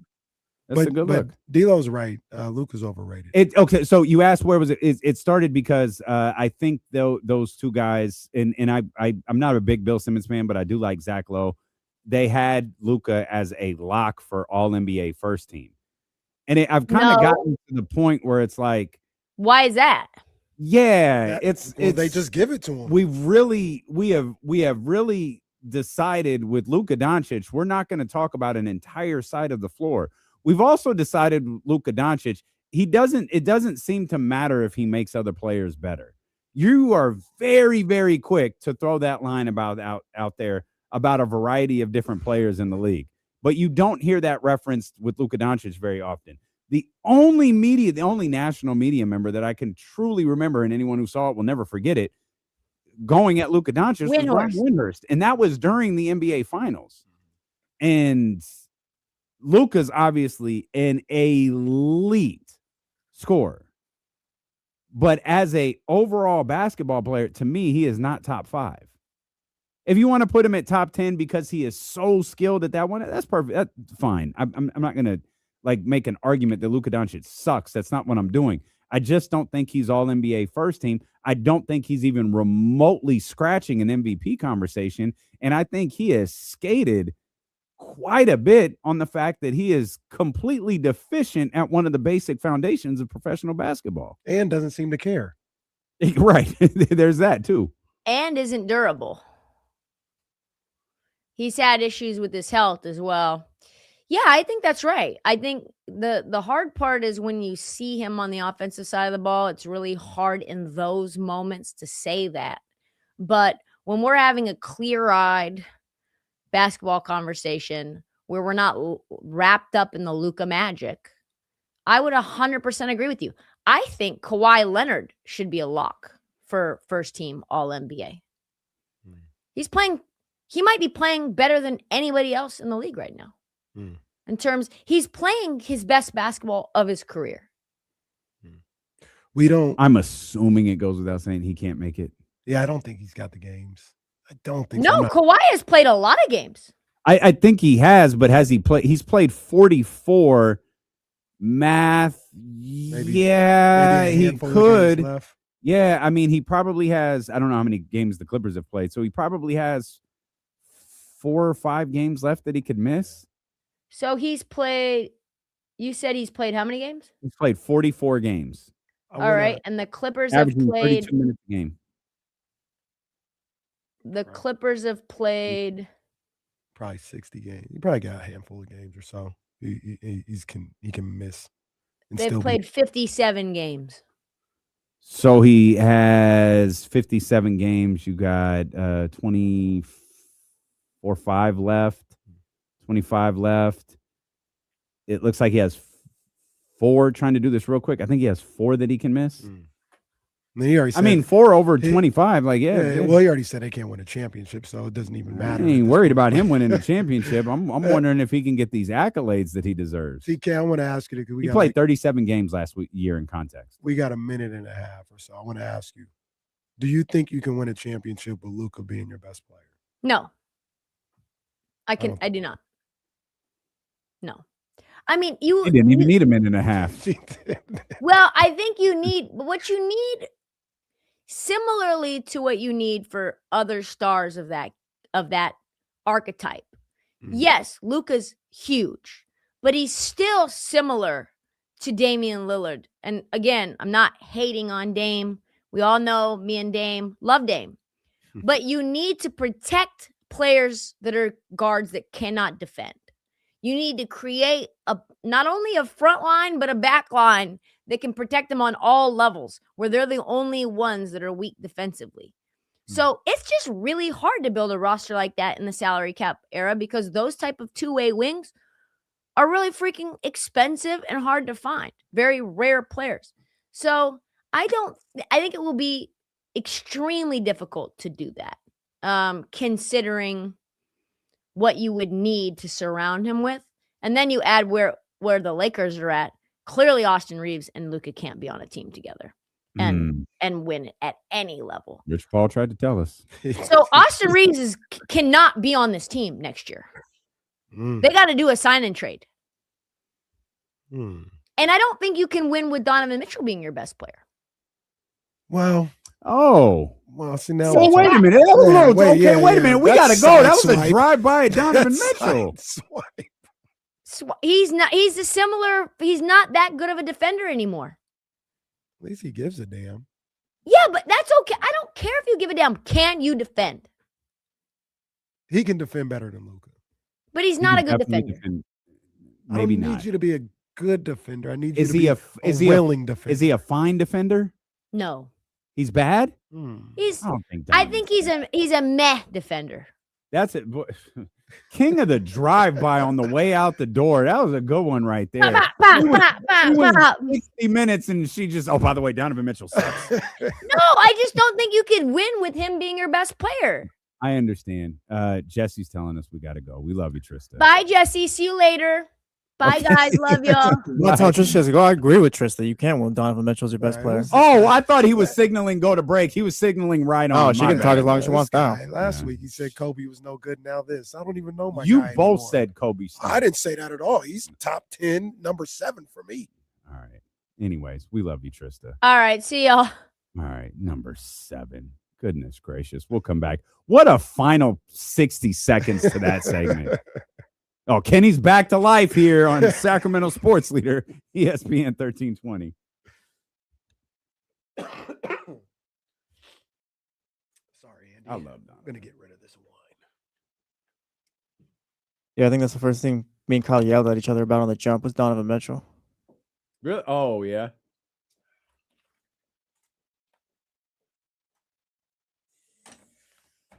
Or might have been one I'll of the get last Westbrook Insiders when we get episodes. back.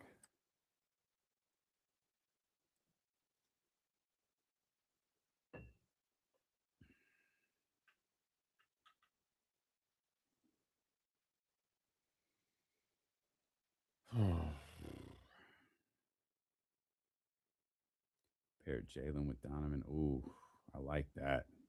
That's a good call. What did I see? I like that.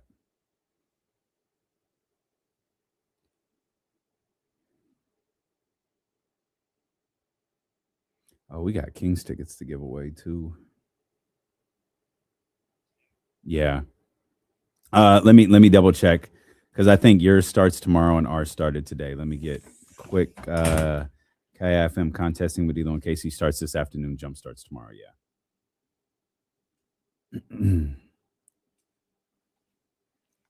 We could do that in the 4 o'clock hour.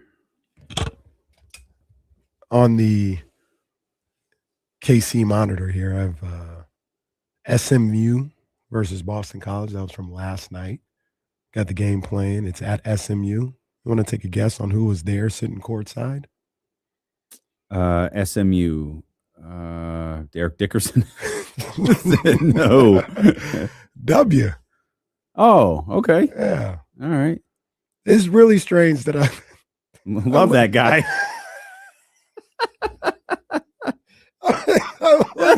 He came on the screen. I said, "Oh, look at W." Oh, that is bizarre. The guy who started the senseless war. There he is. Hey, buddy. Ronald Reagan, his favorite president. God, we miss you, man. I think that was Stephen Colbert.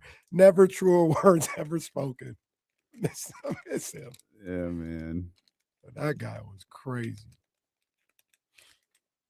He just walking around enjoying life.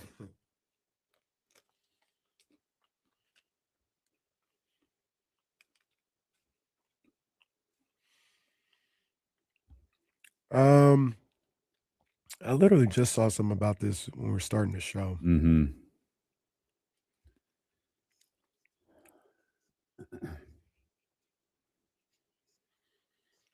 So a couple of things to set the table for the next hour, 90 minutes or so. We got to talk about some things John Lynch said today in Indianapolis, some of it involving Trent Williams, of course, all of it involving the San Francisco 49ers. We also got Kings tickets to give away for when they take on the Pelicans. That's all ahead. Or I'm sorry, for when they take on New Orleans. I was doing that on KSP. That's the end of this show. Yeah, that's a bad look for you, boy. Bad look. Also, a reminder, the Westfield Galleria at Roseville is giving fans a chance to win instantly. You can scan the QR code on their ad at the Golden One Center to play the instant win game from win prizes, from top retailers. I'll be there Tuesday night, March 3rd at 8 o'clock. Oh, yeah. Let's go. That's prime time for D-Lo. Let's go. And the Sacramento Kings take on Phoenix. The babies want to go. It's like it's 8 o'clock start. You literally need to be in bed. No. Are they in spring break? No. Oh, well. It's March 3rd. No. I can never keep up with spring break now. I can't either. But yeah, go ahead and bring them, man. 8 o'clock. Then the last one was at 8 o'clock start and they got there, wasn't it? No, maybe that was 7. I That don't was think a so. Lakers. That was a Lakers game. I don't think that wasn't a 8 o'clock start. Introduce them to the 8 o'clock start. They'd love that. Jamal Crawford. Well, they'd love that. Hey, go hang out with Uncle KC. This is his time of night. Every player is entered to win a $250 gift card. Westfield Galleria at Roseville is awarding 25 winners to celebrate their 25th anniversary. Scan, play, win with the Westfield Galleria and me inside the Golden One Center at the Kings game on March 3rd. Man, what a conversation with Trysta Krick there on the marathon, and what a way for it to end talking about Cleveland, who's winning streak got snapped, by the way. They had won 7 straight. That got shut down. I'm going to be anxious to see how they regroup and settle in now. I think there is a little bit of pressure, especially after you do a deal or a series of deals, and it's looked at like, oh, okay, very obviously Cleveland is attempting to make a move here, and you win and you win and you win, and you're getting these real favorable reviews right out the gate. Dub. I think there is a little added pressure to that, and so to lose, it's almost. I don't think it's that different than what we were talking about with Doug Christie last night, but in the reverse form. Doug to get the win, obviously, take a breath. Yeah. All right. You could hear the sense of relief when Doug was talking last night. For Cleveland, it's probably like, okay, reset. Now let's go finish these next 20-some-odd games of the season and see what we could do here, see how much we can climb up these Eastern Conference standings. So how they respond after suffering their first loss, I think it was in 7 games. I'll be very, very anxious to see. I'm a big Donovan Mitchell fan, though, admittedly. I really, really like Donovan Mitchell. I like Evan Mobley a little bit more than you do. I like Evan Mobley. I do. Can I tell you something? Yeah. Whenever you do that, it's normally like, okay. No, I like Evan Mobley. I like him a lot. I think he's a really good basketball player. Okay. I think people jumped out the window early Sure, on. and that's fair. And because they very much did. Yeah, I disagree with that. But he's a really good basketball he's a really good basketball and I like that player. duo. Yes. I like that duo of him and Donovan. And this Sam Merrill thing is crazy. Like, he's just hoping. Hey, in the game the other day. Kings legend. Jill Adge prospect right there, Sam Merrill. In the game the other day, they leaned on him for the comeback. Yeah, I was gonna say, I don't know that people who don't really watch the Cleveland Cavaliers realize Sam Merrill is an integral part to what they're doing. Like, he will regularly just drop 24. That's our Sam Merrill, right? Yeah. One and the same. They looked at him like, all right, we got to get going. Come on, Sam. We're down 7. I told Sam out there up until then, I was playing like the dog.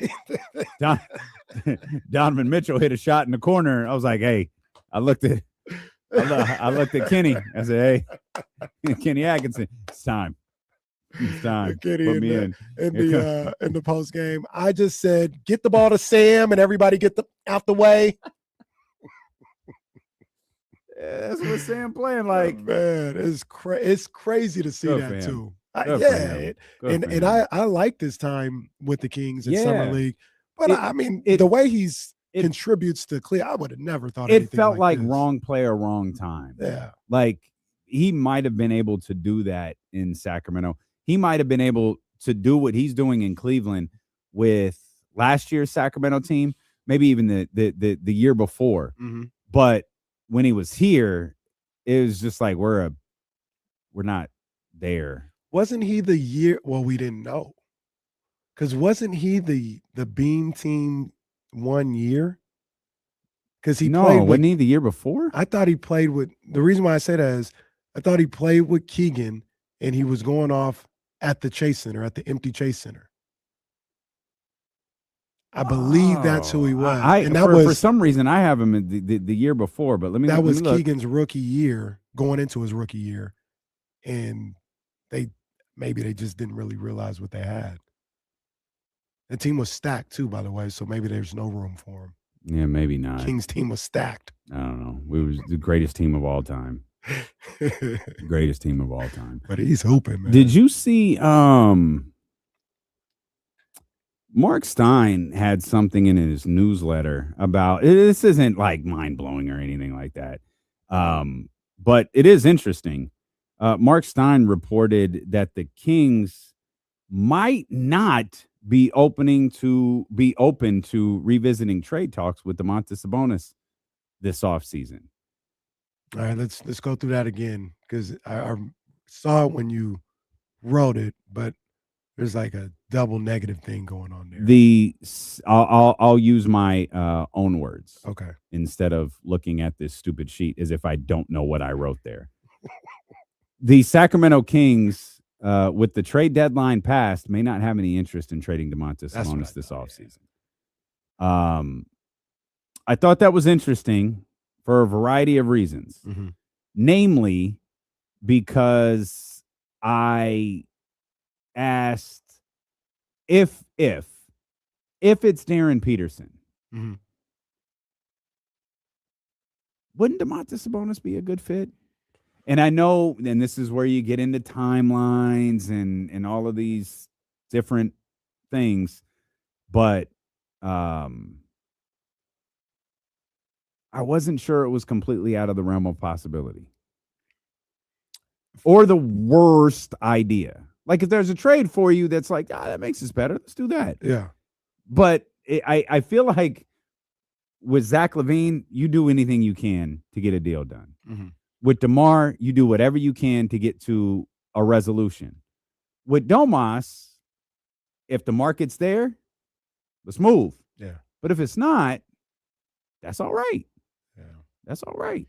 See, the only killer with that is you may be left with damn near the same squad again. Because Zach feels, well, he's going into an expiring, but it just still feels difficult Impossible. to move I got you. Zach LaVine. So if you're not moving Zach, you're not moving Domas. All right, here we go. We're doing the same thing again. And that's a little deflating coming off a team that is going to win about 15 games this year. To just be like, we're coming right back with them again. I got you.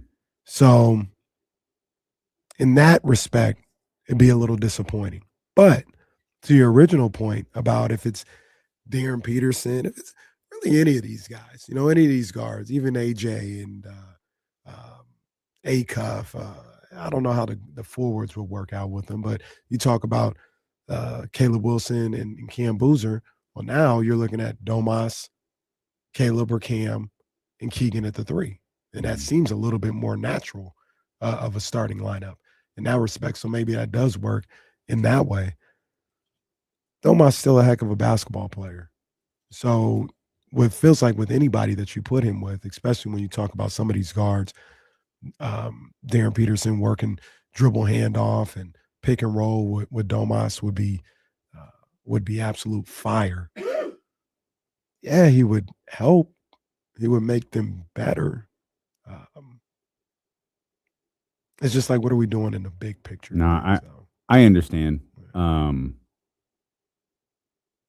was really leaning on the idea of Zach being gone, but I get the right. I get the issue and we'll talk about something ESPN wrote coming up in as the show rolls along. But I do think the idea of trading those guys in those contracts is discussed way too casually. Mm-hmm. And I would hope that this last trade deadline taught us something. And I don't think it has, because everyone's like, well, now we could just do it in the off season. All right. Great, man. Like in theory, sure, you could trade anyone. In theory, you could trade Giannis Antetokounmpo to 29 other teams. Right. In reality, though, you can't. And in reality, moving Zach LaVine is really difficult. Is it more attractive now than it was 4 weeks ago?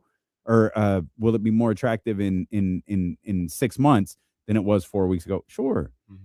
But you still need a very specific team who's very willing to do business. And that's not always the easiest thing, because money out is money in. And there is a very realistic scenario, at least in my mind, where it's, no, we couldn't do it. And we're not taking that or that. We're not taking Jakob Poeltl, or we're not taking this bad contract. Mm-hmm. Just got to let it expire. Or you get to February when the season has gone to hell and you figure out what you could do to buy out the remaining games of his contract and let him go. In the end, it doesn't matter. Like you've lost at that point. Like it doesn't matter. Let me ask you a question. Is there a scenario where they do bring back these guys, they draft whoever they draft, and like the team is surprisingly decent? Well, decent, I'm talking bottom end of the play-in competing type team at this point in the season. You fool me, you can't get fooled again. Shout out to our boy W, our favorite. I'm not dying on that line again because we are the idiots who did not think this team was going to be a 12-win basketball team. We're gonna run this back, and just the vets are gonna be bought into Duggar. Well, maybe we're all maybe playing Doug's Doug way. No, That's kind of my question. Yeah, I don't see it. I don't see it.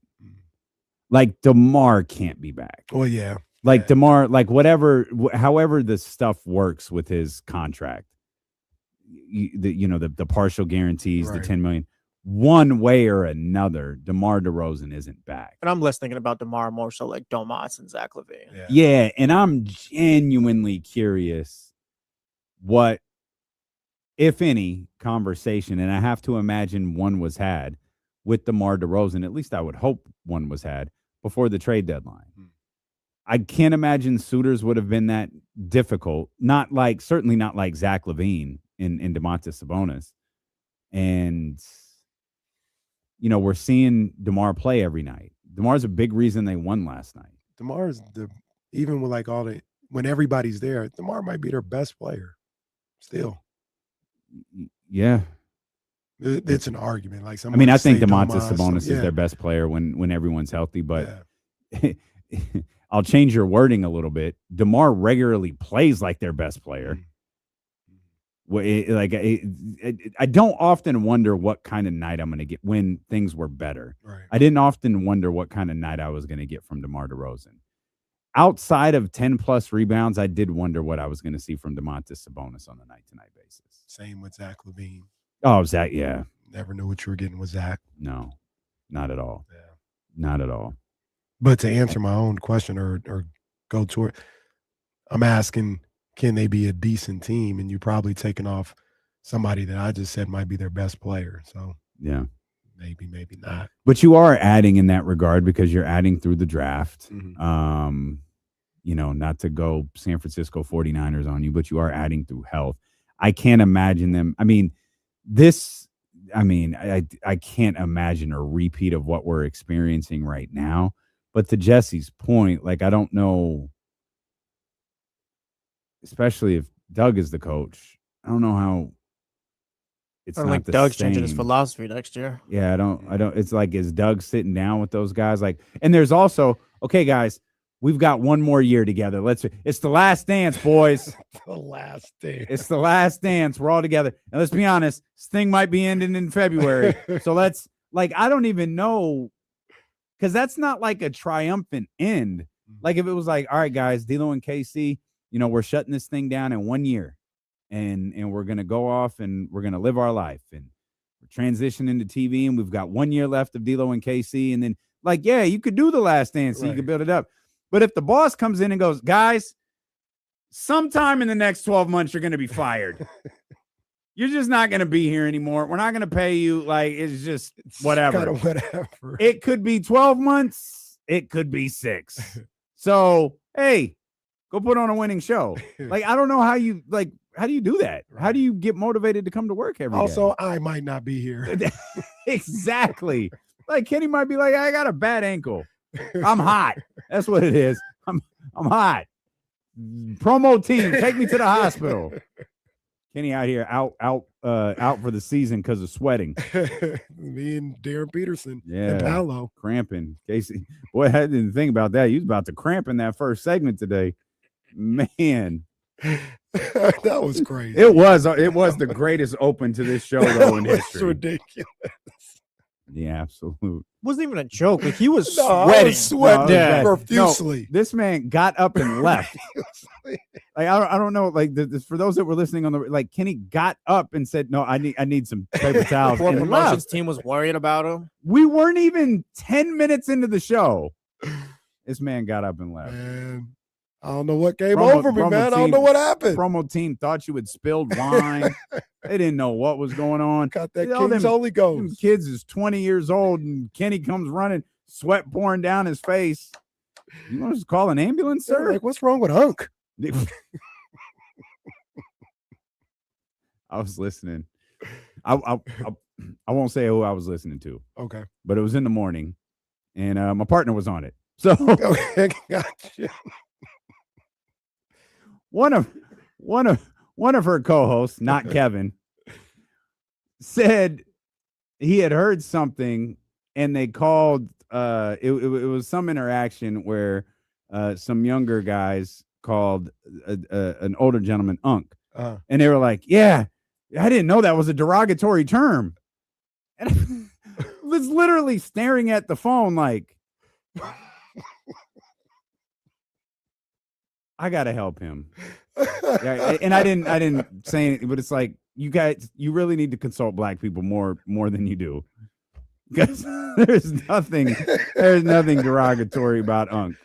No, Except Dare you call me that? Except when Marcus Thompson called me that. That threw me off. No, he didn't call me unk. He called me OG. Yeah. Now I got OG nowadays too. And then it was they didn't fun. move me past OG.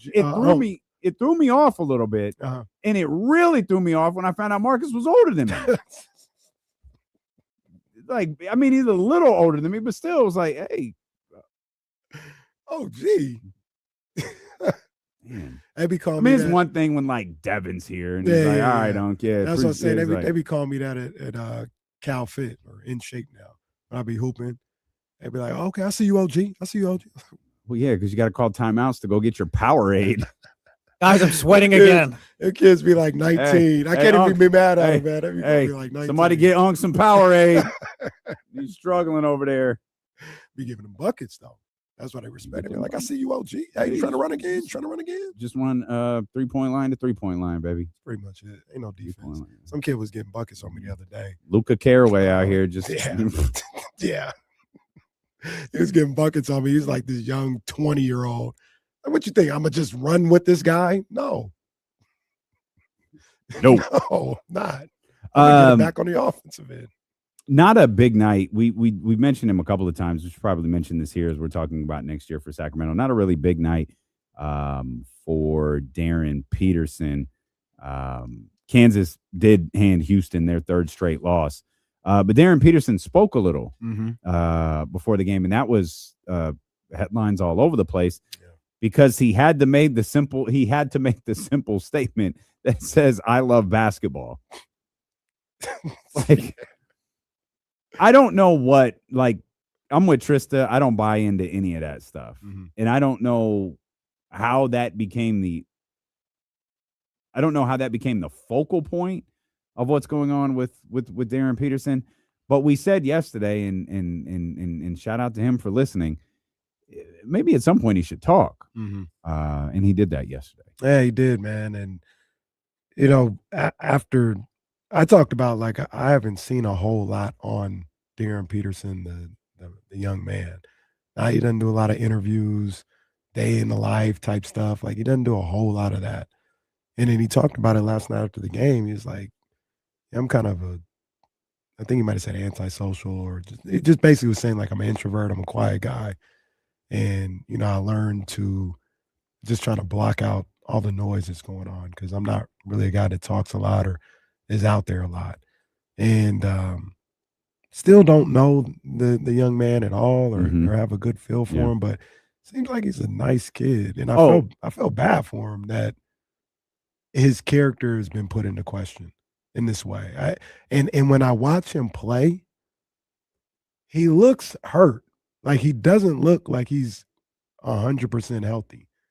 And that's what I was kind of getting at yesterday when we were talking about it, is like, if I don't know why the narrative or the way people speak about him isn't, hey, he's out there playing hurt, trying to help the team, giving whatever he can. Yeah. And it's automatically goes to he doesn't want to play.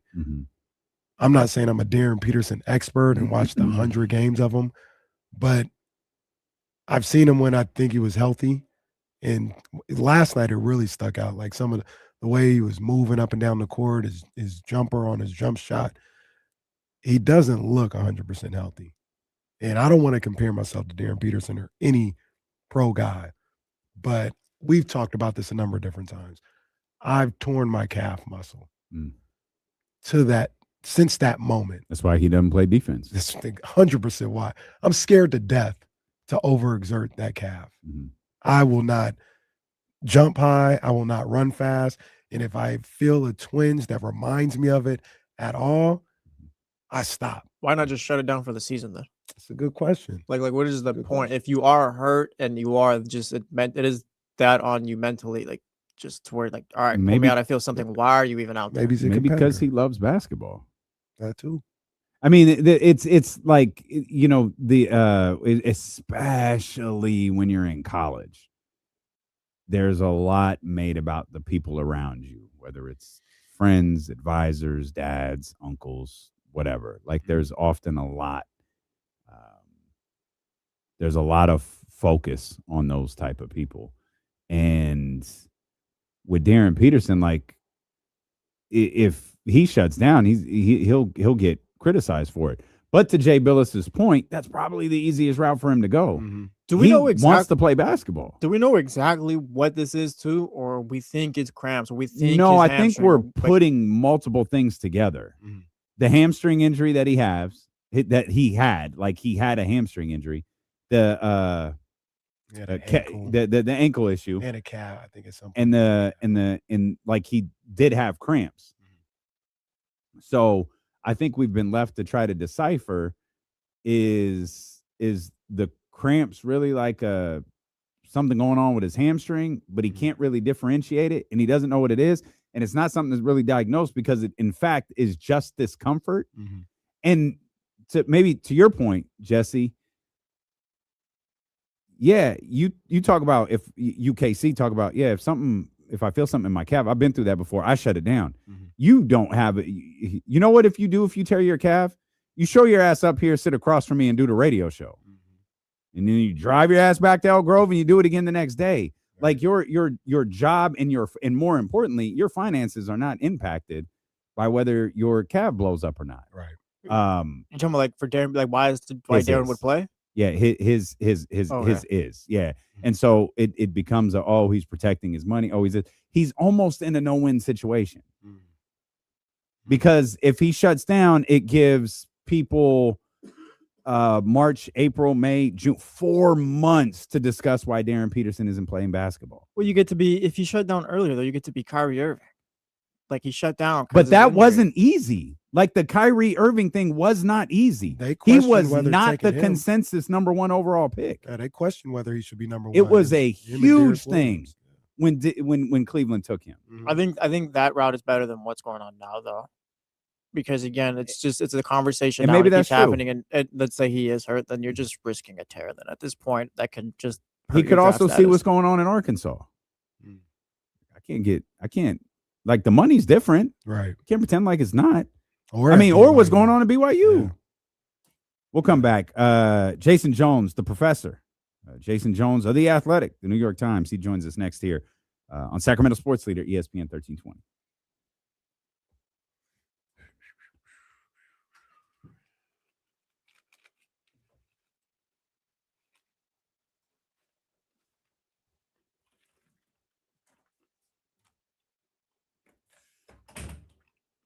Do they just need to let guys come out of high school now? Or just get this whole, like, you got to play somewhere else other than wherever first? Probably, but business model wise, this is the best. This is, if I'm the NBA, and you got to weigh it out. You got to weigh it out, right? What's best, long term, all this other stuff. But having guys like Darren Peterson, AJ DeMonsta, Cooper Flagg, and basically having free advertisement for these guys before they come into your league, as they come into your league already as names and household names and stars. That's the move. That's the one thing football has always had, because physically these kids can't, even if they wanted to, they couldn't go from high school to the NFL. So they got to go to college. They build a name. They build a fan base. They build notoriety. And now they go into the league as already made stars. I feel like you could still do that. It's just we have to change how, I guess, we, instead of going to college or whatever, we just, if you're watching, like, look, tapped into the draft and all those things, you're just checking out their high school tape, I guess, and things like that. Like, that's just the avenue you go to. It's different. Like, it just puts more eyes on high school, I guess. It's different, but like Maybe because you don't have to or nothing like that, because he was going to go to college. But you ever see Darren Peterson play in high school? No, but like we've seen Zion and LaMelo. Like we've seen like it's like we've seen more guys than maybe like before. Yeah, true. Like I knew who Zion was like his first year in high school, damn near. Yeah, And kind of that's following very him through true. there. Like I feel like now we're at a time where like that's just more available. I think, especially now that they're paying him, they're allowing him to get money. I think the 1 year thing is pretty cool, and then I think we're really going to see it when the tournament starts, and that brand notoriety for those young men on CBS on a Sunday afternoon and all this other stuff. That's you can't get that in New Zealand. No, I don't disagree with you there, but it's also like did Darren Peterson need, I guess, just this little buffer year to like does it help him at all? I think it absolutely has. Besides the brand stuff, as far as his draft position is what I'm talking about. Like, No, would he still not have just draft. gone one no matter what, even if he didn't play college, went straight from wherever he was high school before to the NBA. If it did at all, it might have hurt him a little bit. You know what I'm saying? Because now people are questioning stuff, so it might have hurt him a little bit. But I think it. You know, I hear everything you're saying. I think it's great for the sport. I think it's great for both sports, for college basketball and for the NBA. This tournament is going to be. This tournament is going to be great. It's going to be great. Cannot wait.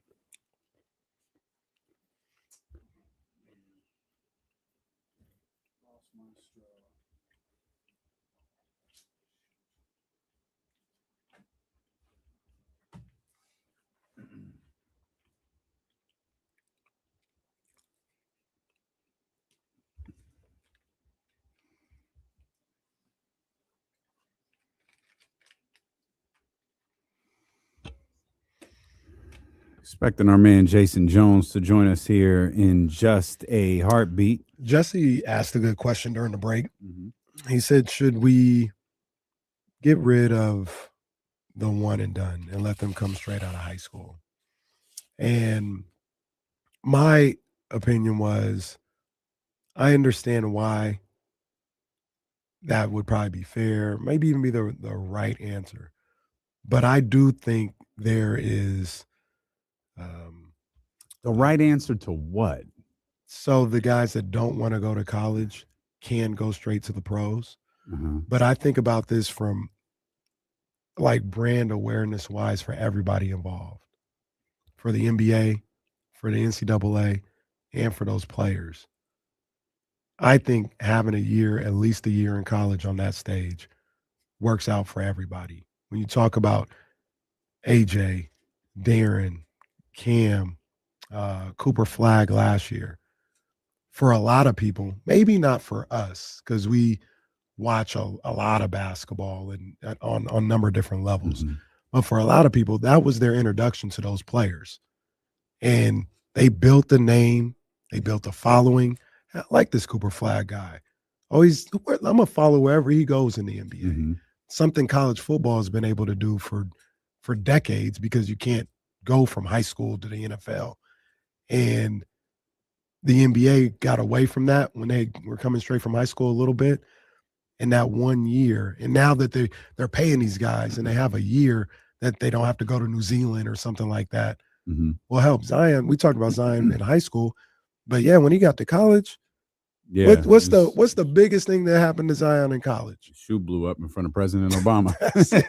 People remember that forever. Yeah. So I think we didn't know it was going to be Zion's career highlight, but I think that helps college sports. I think that helps the NBA. Yeah. And I think the brand awareness for this tournament is going to help these players too. Let's bring our man Jason Jones in on this. We got a lot we want to talk to him about. Jason Jones, the professor from The Athletic. Jay, stupid hat again. He looks great. Why don't you calm down? I mean, that's very aggressive. God, I'm just over here, trying to do good work and, not trying to get in trouble. I get called my hat's stupid. I just grabbed the hat. I mean, I happen to have a lot of hats like this. we'll get back to the great work that you're doing here in just a minute. Do you want to weigh in on that? You got an opinion? Should the, and I know you have written about this extensively in your previous life at The Athletic, but is the one and done something that the NBA should look to move on from? No, I don't think that changes anything, and I'm all about people getting their money. I mean, do you mean in the sense that abolishing it, then you can come out of high school? Yeah. Oh yeah, get rid of it. Yeah. I thought, get rid of it. Yeah, they don't need to be at school longer. I mean, yeah, I'm sure that semester of college really changes their lives. I mean, those 2 quarters, and they the fact that we're still operating as if collegiate sports is about the collegiate part, like the fact that we're still talking about student athletes as if the student part matters. Like some of these young men and women make multi-million dollars with their deals there. You've got UCLA and you got your alma mater getting shipped off for games in Indiana, in Michigan, and we're talking about, like, we've got the nerve to talk about, but the athletes. Let's just cut that. We've done a pretty good job of eliminating that charade. Let's just cut it completely, and the one and done could be the next step to do that. This hasn't been about the athletes in a long time. I mean, it never really was at its core, but I mean, this is just ridiculous. I mean, I was talking to someone, they asked me about, Cal and their conference. I keep forgetting they're in the same conference with Duke. I'm like, why are they playing North Carolina this Saturday? I was talking like Cal beat North Carolina. That's a conference win. Like, it's weird, right? It's, and I think we can get past the whole charade of it helps the college basketball and it helps the NBA, because reality is, when's the last time a college team won because it had a star? Like, those teams those teams don't win in the tournament. The teams that have been together, or the way it is nowadays, you've been together and you get a couple of key additions through the portal, those teams win. Like, who won last year? Florida. And like, who was their highest drafted player? Like, wasn't Clayton like a late first rounder? Yeah, a bunch of portal guys they got. Yeah. So like, let's stop pretending like, this one and done. Like you said, Duke really needed Zion to be on the map. They were really struggling with their notoriety, and they didn't have any money coming in. But that 1 year of Zion, that really changed the trajectory of the Duke Blue Devils. I think it does, and it's a little different nowadays with the internet and high school games being televised and all this other stuff. But I think it does. On the call tonight. That's right, man. Folsom at Sheldon. It's gonna be a barn burner. It's gonna be a barn burner for a trip to go to one. Check me out. But I think it does help with brand awareness for all 3 levels, for the NCAA, for the player, for the NBA. I just talked to Damian about how for the longest, college football had a built-in system, the NFL had a built-in system that they weren't even paying for. Like, we create these stars with college football. They come into the NFL already with fanfare, already with people excited to see them. And here they are. They come in to the League of Stars. The NBA was able to do that for a long time, then kind of got away from it with the guys coming out of high school. Then you had the Brandon Jennings and LaMelos who would leave, and we wouldn't see these young prospects for a year, and then they would just pop on the NBA scene. Now, with being able to pay these guys in college, you have that almost free advertisement for the NBA to build a star like Cooper and AJ and Darren and Cam Boozer. These guys were already big time as they were, but you can't tell me it's hurt their stock or their popularity that they've been in the news damn near as much as any NBA star for the past 3-4 months. Yeah, it doesn't hurt. I just don't think they need it. I don't think AJ. I think we all know AJ was going to be a top whatever pick if he would have been in the draft last year. Yeah. I don't think, it's great. I mean, it doesn't hurt, but I haven't been like, I got to really catch a lot more BYU games. I knew who AJ was already, so I knew those who follow the game have heard these names going back 2 or 3 years. I mean, for God's sake, in the NBA, teams are tanking for drafts 3 years down the road. like, I have to keep my pick in 2031 because that kid right there, he's going to be something special. The dude's like 14. So, I mean, to that point though, Jay, we all do because we watch all this stuff. But my mom might just watch during tournament time, and she sees this guy AJ Domantas. She's like, "Oh man, he's fire." And this is small scale. I get it, but maybe that leads to an AT&T endorsement because, oh man, you're moving the needle and going. And after you get drafted, AT&T wants to sign a 2-year deal with you because your ratings during college basketball's tournament, you were the talk of the town or something like that. Little stuff like that. Or AT&T already has them. True. I mean, or your mom goes. I think on maybe kind of said the small scale, but I mean, by the time you get to the draft, these guys have been hyped for 2 years, and a lot of times these stars don't even last in the tournament very long. That's what I was with DeAndre Ayton. Wow. You go to wait, the number one, who's DeAndre Ayton? Where'd they go in the tournament? Oh, they was eliminated at 12:30 on the first day. I said stars, guys. Number one. I mean, I'm all for the anarchy, especially when it comes to college sports. I say, like I said, some of these guys and women are making more money being in college anyway. Yeah. So I think it's a case by case. I think, if you're like, those top 3 guys, they would have made more money as pros. Mm-hmm. But on the other hand, there's others who are like, that's why the draft has gotten so weird, where you don't see a lot of those second round picks aren't what they used to be, because a second rounder can stay in school and make more money than he could be in a 2-way player in the NBA. Yeah. There's no one there, So I mean, I'm all for that. I mean, anything that makes the NCAA look bad, I support. So it's always a win. Yeah, it's always a win. I'm going to tell you. Speaking of the conference, everybody loves that conference showdown between the Washington Huskies and Rutgers that is on right now. That must have been a fun travel day. That's a fun. Let's go ahead and go from Seattle to New Jersey for a conference game. That is brutal. When's the Gonzaga game? Jason, I text you this morning. You guys are cooking over at The Athletic. You got this new series going on about hip hop and basketball. I don't know how many columns you guys are dropping. I think we're 2 in, and the reads are fantastic. Thanks. I mean, this is kind of right here. This kind of thing we've been talking about doing for a while. So I've been collecting stuff for a while, just kind of waiting for this thing to finally come out. Now it's out. I've got 2 more pieces in the series coming. I think my next one is tomorrow. I talked to my favorite rapper of all time about his song, which of course, was which was a pain. Like, talk to Ice Cube. Like, do I have to? Like, are you sure I got to talk music with Ice Cube? I mean, do I have to? They had to twist my arm on that one. Now I was like, no, I don't want that story. No. So that ties to the rankings of hip hop songs with basketball references in them.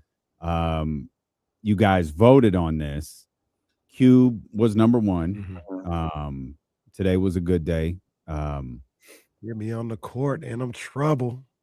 But messed around and got it was a tricky process. That voting, that process you guys went through was very obviously coastally influenced. Like you could, I felt like you could tell, like, all right, I don't know who this person is. I don't think they're not from California. This person is not from California. They must be from New York. Yeah, Tony. Yeah.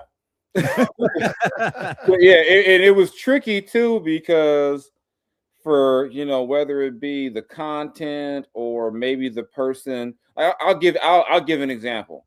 It was hard for me to not have Kanye and New God Flow on there. Okay, but you get to get your standards people and all that. Mr. West has said and done some things in the last couple of years that make you not want to put him. Where you get so no, you can't use him. Mr. Sean Combs, he kind of got himself eliminated altogether. Yeah. we had one Drake line in there that got removed because it was one of those party popping at the adult entertainment spot. We are a New York Times company, and so I always tell people the old Athletic was ECW. This is TKO WWE. We're good. Oh no, yeah, because a lot of stuff I had stuff in there. They were like, nope, nope, nope, nope. And then it gets into the whole, well, how kind of obscure. I was digging up. I said, what about this one? I had Raz. I had all type of me and Tony. We were pulling stuff from everywhere. They're like, nope, nope, nope, nope, nope. We had about, like I said, some of them just got honestly eliminated because, they didn't want they didn't want to have certain people in print. So we'd have, how do you write about? I think it was all about the Benjamins or something. And it was like, well, did we have to then explain? Combs, who was in prison, or the other one that was tough to leave off was I Got a Story to Tell, Biggie. Oh man. Oh yeah. I can't lie. Got rained out or something. I don't know. I was looking for that one. Yeah, and trust me and Tony pushed for that one. But it was like, well, how do we, in a family publication, explain this song about a man involved with another man's woman while he's at work? Yeah. Y'all really are TKO out here. Damn. Yeah, I mean, they were limiting my profanity. It was like, I was like, man, this is painful. The one I thought it was, even with all that, I thought it was like a fantastic list. Oh yeah. The one where I was like, oh, they missed this, and I don't know how high it could have got on there, but I can make the argument it probably should have got high. Okay. It was Drake 0 to 100, and what he said, Ben Steph Curry with the shot, Ben cooking with the pot, Chef Curry with the pot. Boy, that spawned his nickname. That literally, they call him Chef Curry because of that song. And then Harden got involved at the time, and he started doing the chef stuff because he was really the one cooking. I think that one, at the very least, should have been on there instead of the Sicko Mode one, which was also pretty good. I thought the Sicko. That's a good one. You gotta have that on there. But the Chef Curry, but that spawned, that's him. That's Chef Curry. Well, there was a few where I was even going through the comments, and I was like, yeah, we could have had that one. Yeah, we could have had. It was crazy because doing the list, we had to agree to which songs we were all going to pick from. Had to put Curtis Blow on there. You could have left the Sugar Hill Gang off, but that's fine. Yeah, we had to agree. and for those two, that's also about, importance and their significance at the time. They were 25 and 24 for the record. They're like, all right, let's just put them in. Yeah, but it was like, we had geez, to the unks. Because even with the final list we came up with, I was like, I don't like these songs. I was like, I don't want this on there. And it was like, we have to all agree, and so it was like, okay, we finally agreed after, I forgot how many versions of the list. Like, here's the song, here's the 24 we're going to go with. Yeah. So I felt like they both disrespected Not Like Us tremendously. Oh, they did. Yeah. I was like, well, Tony's a big Drake fan, just so you know. Okay. I didn't know that. Tony still doesn't acknowledge that what happened in 2024. He doesn't acknowledge it still. We got to talk to Tony one day. Tony be like, man, what? Oh, and then when he might have been, I said, no, you got to hear this one. He was like, oh man, I don't even know what to say. Tony, for Tony, it all stopped with Family Matters. He didn't hear anything else. And I'm like, Tony, there were like other songs after that. And he didn't know the whole story about the whole, you never let a man whatever on your leg. He didn't know that story that happened. He didn't know that story, that it was a true story that happened to Drake, where T.I.'s friend got a little intoxicated, and he didn't know it was a real story. He was like, that really happened to my mans? I'm like, yeah. I'm like, yeah, that really happened. Yeah,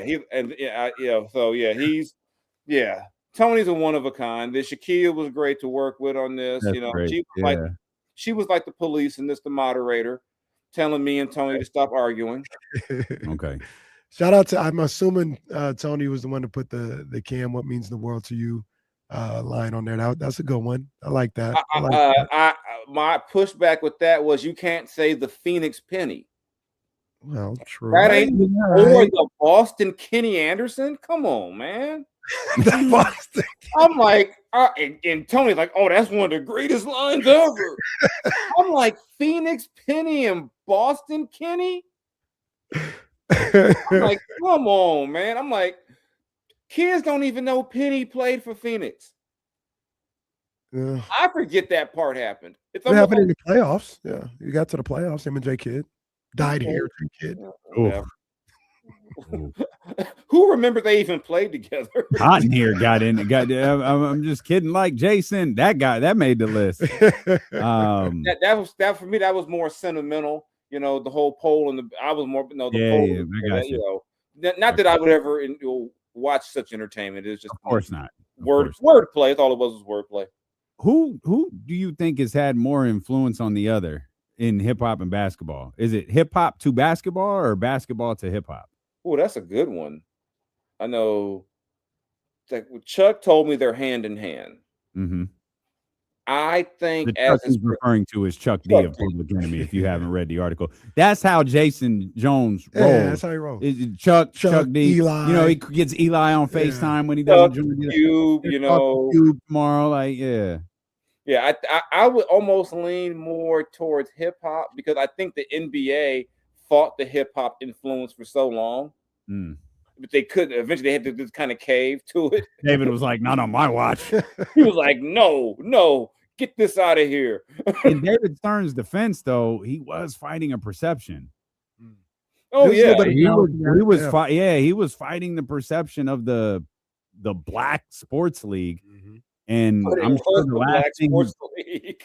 the last thing he wanted was NWA courtside at the forum. But the thing was, it was the Black Sports League. Yeah. And and if any sport goes with the music, it's hip hop. That they're like hand in hand. And I think even in the piece yesterday, I think Shakia and I wrote it. I think I even said in there. Eventually, as the rappers' chains got bigger, the NBA players' chains got bigger. Mm-hmm. It's like sneaker culture is just us wearing basketball shoes. Like there's no sneaker culture because of like football or baseball. Sneaker culture is basketball shoes. Yeah. And who was rapping out about basketball? Who's talking about basketball shoes and music? Rappers. I mean, they, and I know David Stern was fighting it with all his might. You got the dress code, the NBA, the Hoop magazine's going to airbrush Iverson's tattoos.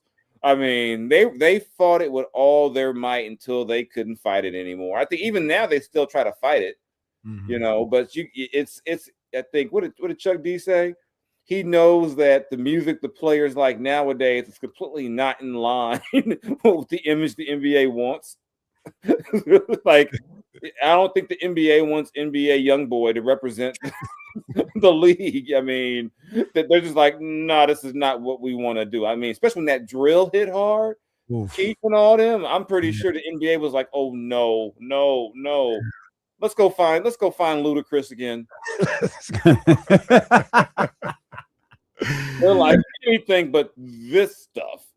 And the thing about it is, like, for better or for worse, I mean, they all grow up in the same circles when you talk about basketball players and rappers. And, to the NBA's credit, maybe they like it or don't like it. The one of the highest profile appearances you can make in that world is being courtside at an NBA game.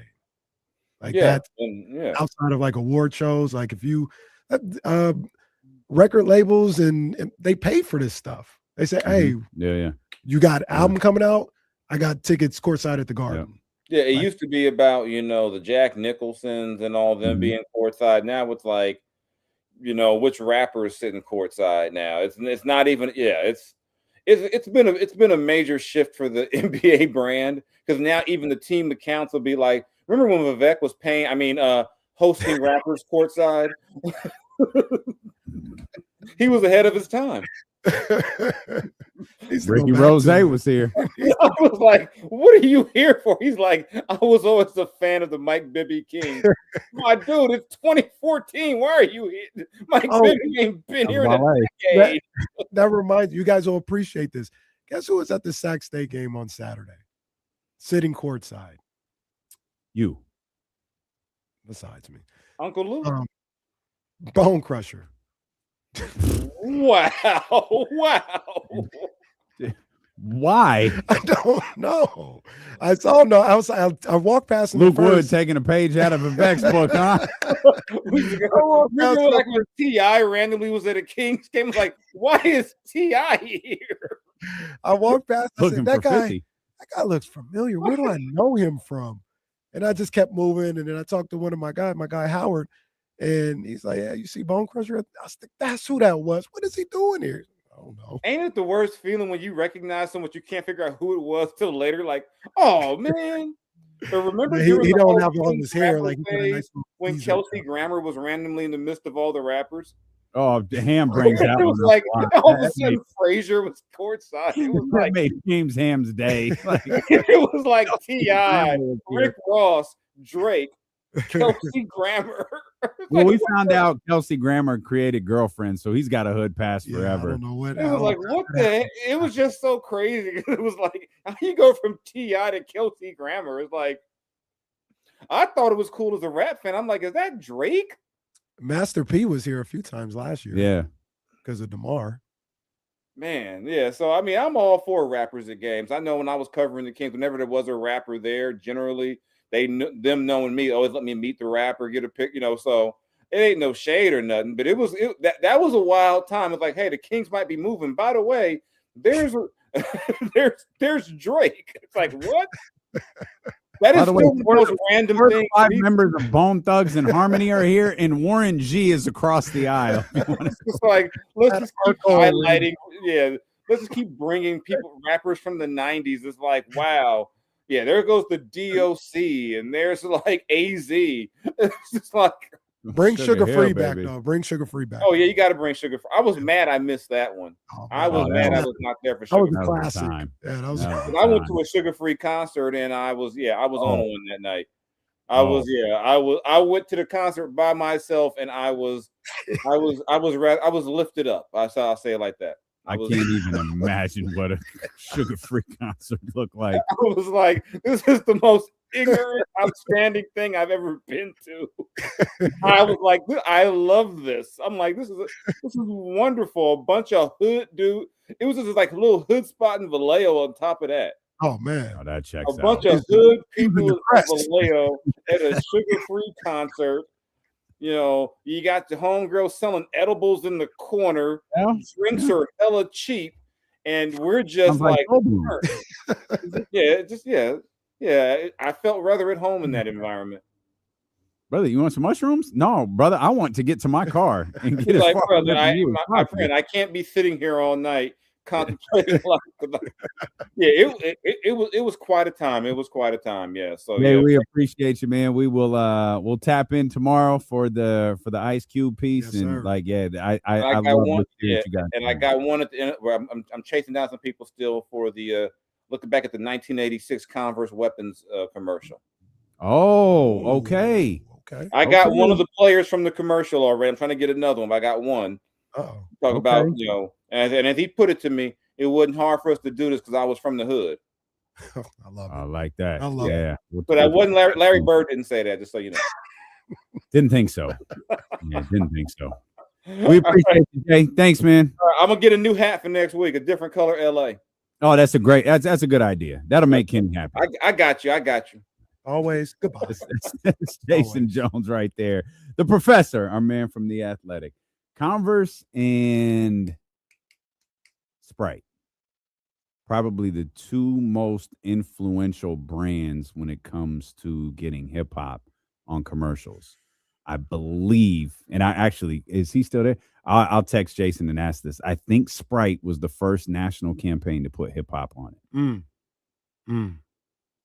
We'll come back. Yeah.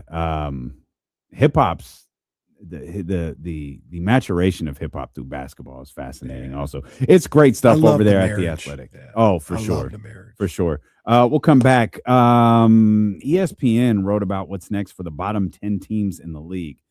Nothing groundbreaking for the Sacramento Kings, but a couple of notes in there we'll pass along to you. Plus, your chance to win Kings tickets next here on Sacramento Sports Leader ESPN 1320. Doing all right in there?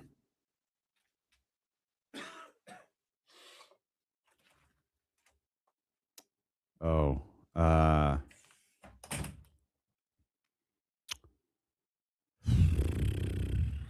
yeah. Well, it might not be that easy. Let me look at something real quick.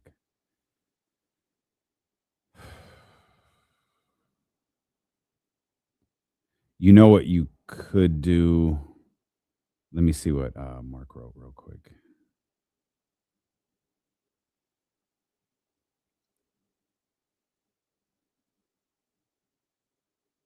The Jump.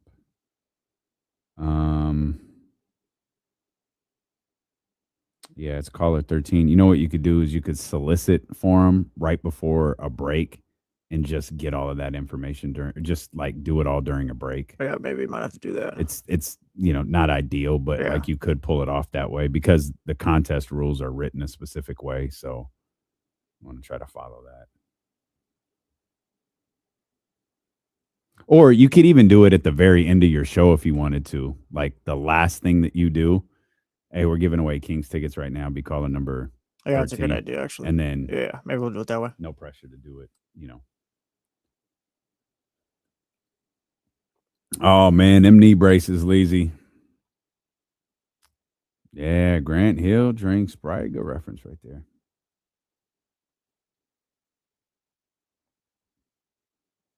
Yeah, good call right there, Sacramento Ash. Absolutely, absolutely. Absolutely.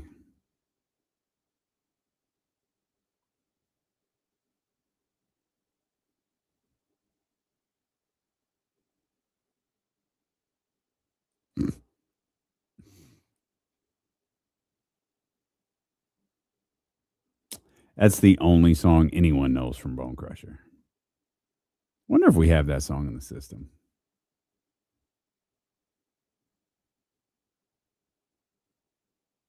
KC, D'Lo KC are as bad as the Warriors teams that had to have Steph and Draymond give away free tickets on the street. Wait, Stevie B, what's that? Oh, yeah, definitely. Absolutely, absolutely. Without saying. Without saying.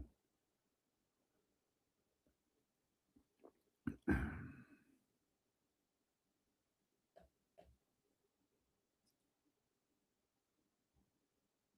lost my little straw that comes with my drink. Now I'm scared I'm going to spill this all over myself.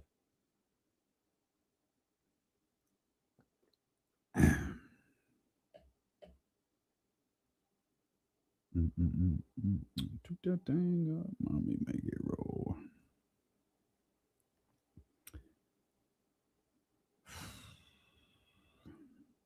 Y'all got jumping off. Anybody going to Cardi B tomorrow?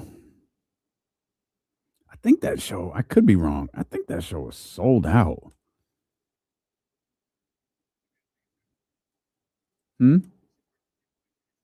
Oh, was he? Oh, I didn't know that. Good. Good. I don't think I'm interested in that one. You gonna go? Just listen to me. You don't care. They just those are the new seats that they just opened up off in the corner. Man, them seats in the corner is $400. Holy crap. Interesting. Yeah, this show sold great. Wow. Good for Cardi.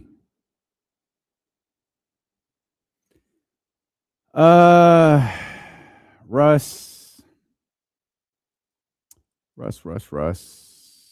Pros and cons to both. We don't know the impact on the ratings yet. Stream does about the same. I think a lot of people watch after the fact, especially, like right around now until 5 o'clock, things will die down a little bit. We don't know the impact on ratings. There's pluses and minuses to both. Getting home early at 4 versus leaving a little later at 2. Still kind of early to tell. The Kings games is the hardest thing to navigate right now, because that's not something we didn't deal with that at all. 12-4. So like yesterday was kind of like, hey, let's try something with this. So we just made fun of the Kings for an hour. Tune in tomorrow when we do it again. Tomorrow's game will actually be better because they'll be playing a good basketball team. Like, they won't be playing a G League team. Okay.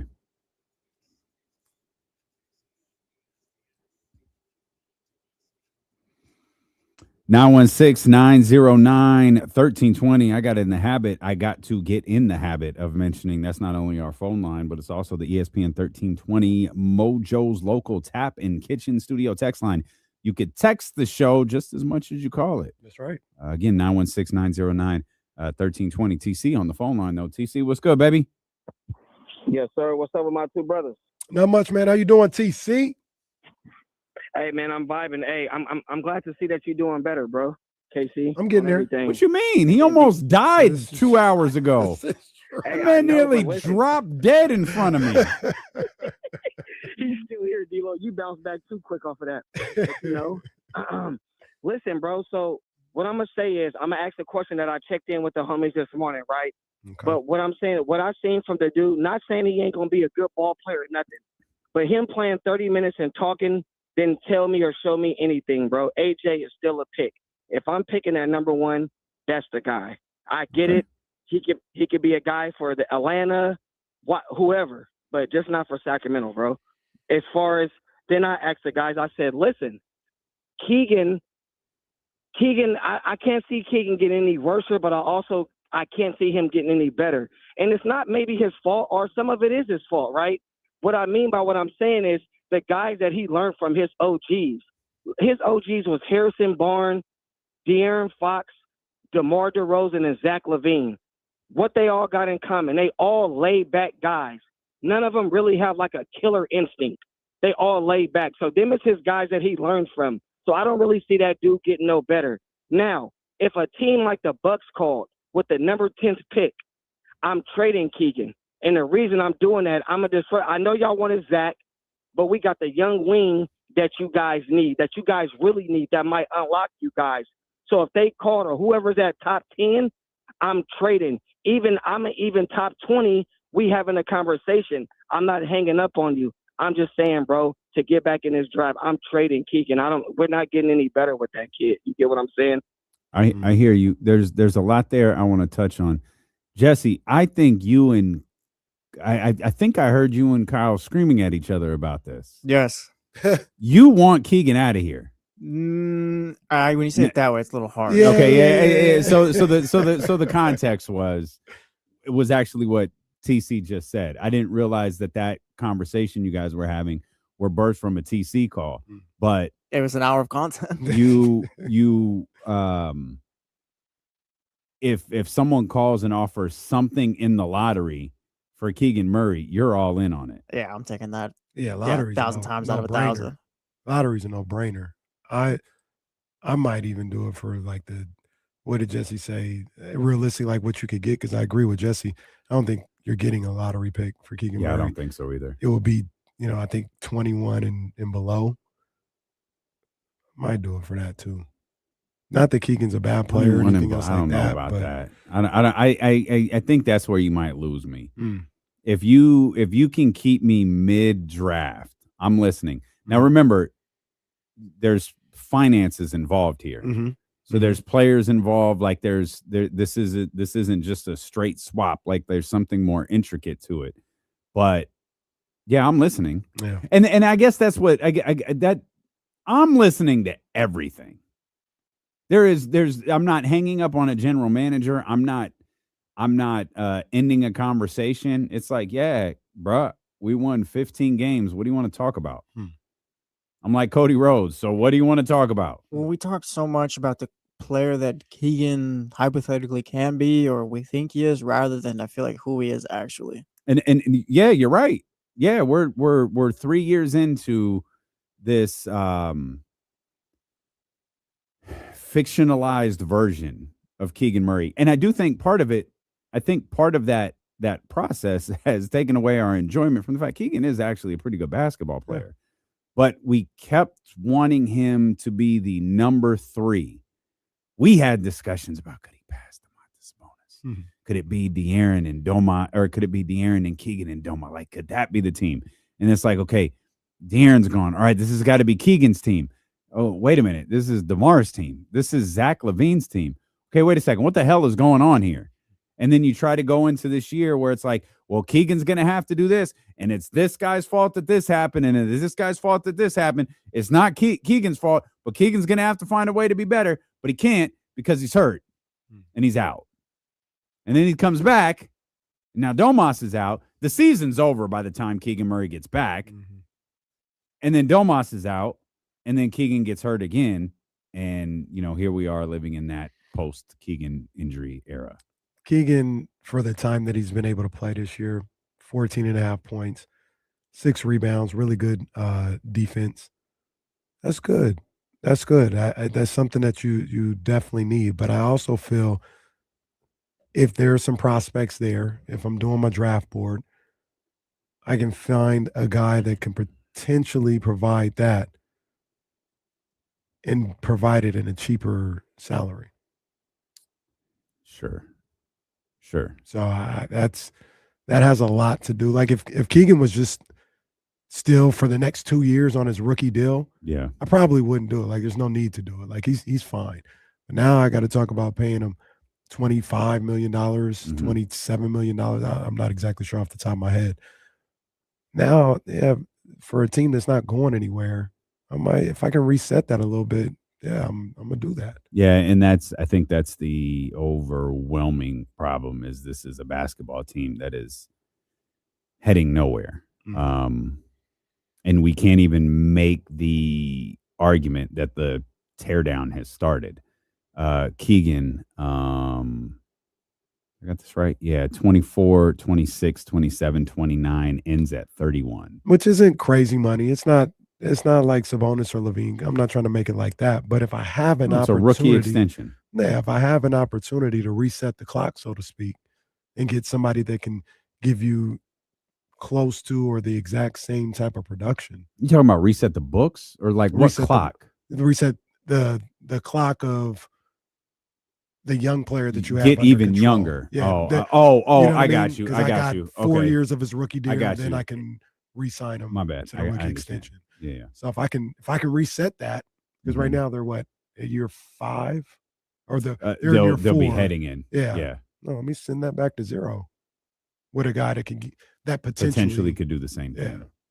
Yeah. Let's give away tickets to see the Sacramento Kings. I think this is for the game against New Orleans. It's a part of Women's History Month in March. We'll get caller number 13 right now, 916-909-1320. Again, your chance to win tickets to see the Sacramento Kings take on New Orleans right now, 916-909-1320. You going to see Cardi tomorrow? I'm trying. People confirm. Go ask Mark. Jesse said they was handing out tickets. I know I did. He was making it rain. And I just hadn't heard back. And I hadn't had a chance to talk to him. That show is essentially sold out. They just released those seats on the side of the stage. Standard ticket prices. It was $400. Ooh. Cardi is selling. Woo. Man, I knew the J. Cole tour. one went nuts, Yeah. but I haven't looked up a lot of Cardi. I saw her fall in Las Vegas, which was pretty funny. But I haven't looked up a lot of Cardi concert videos to see what it looked like. But Sacramento's ready to turn out for her. Cardi has been in our lives for about a decade. Crazy. And this is the first time she's gone on tour. So. There's going to be a lot of tracks playing. Yeah. A whole lot of tracks playing. Yeah. Either that or she's doing all of Invasion of Privacy and all of Am I the Drama in its entirety. In its entirety. And the features is a whole nother album. That's what I'm saying is like there's going to be a lot of tracks. Yeah. There's going to be a lot of tracks. So yeah, I'm trying one to hell make of a that happen. DJ. I'm trying to bet. Like I got the same looks. Mark said he had it, and I put my request in, but I haven't heard back. Well, yet. good luck, pal. Yeah. You know how that can be.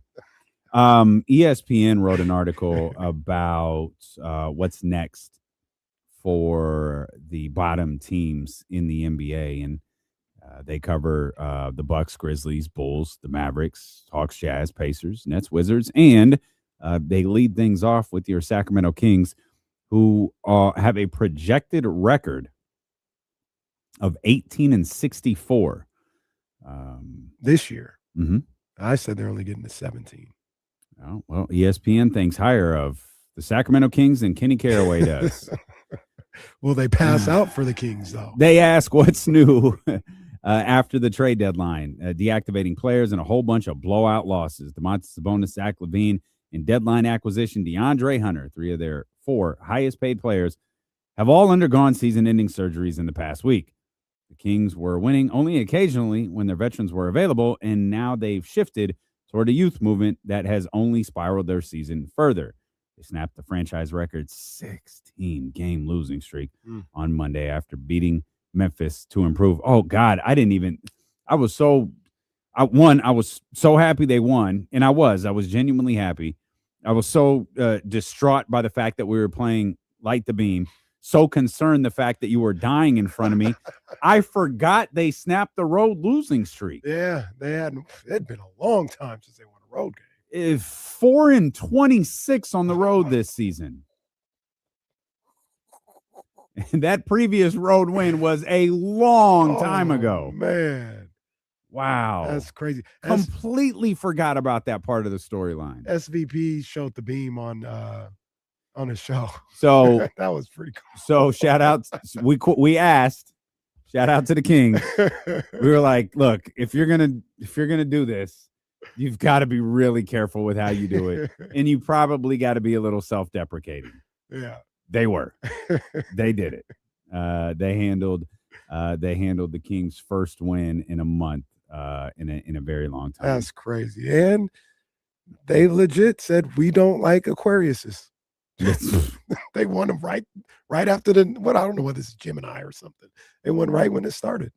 How have the Kings' draft plans changed? ESPN says, this is Jeremy Wu. Sacramento is turning over an aging, expensive roster and shouldn't be concerned about fit. Ideally, the player the Kings select this year will be a cornerstone for the next iteration of the team. The Kings draft board should be collaborating primarily for long-term upside and how the team wants to play down the line. The priority should be the best available player and then figure out the rest later. Any disagreement with Jeremy right there? No. I mean, I'm kind of on the same wavelength. Like you the funny thing about it is you think about if they were to draft AJ DeBonsta. Mm-hmm.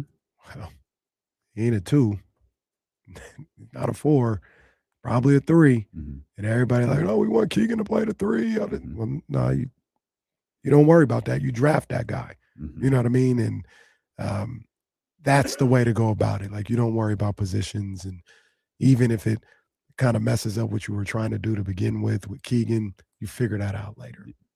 Okay. Let's see what Leezy talking about here. 916-909-1320. What's up, Leezy? D'Lo, Casey, Jesse from the Jump. What's up? What up, man? What's going on, man? Hey, what up? Hey, D'Lo, I didn't do my yo today. You got me yesterday. Yes, sir. Nah, I won't steal your gimmick again. That was just fun. Oh, man, people get mad about that, D'Lo. I stopped stealing gimmicks. People have been getting mad at me. I got you.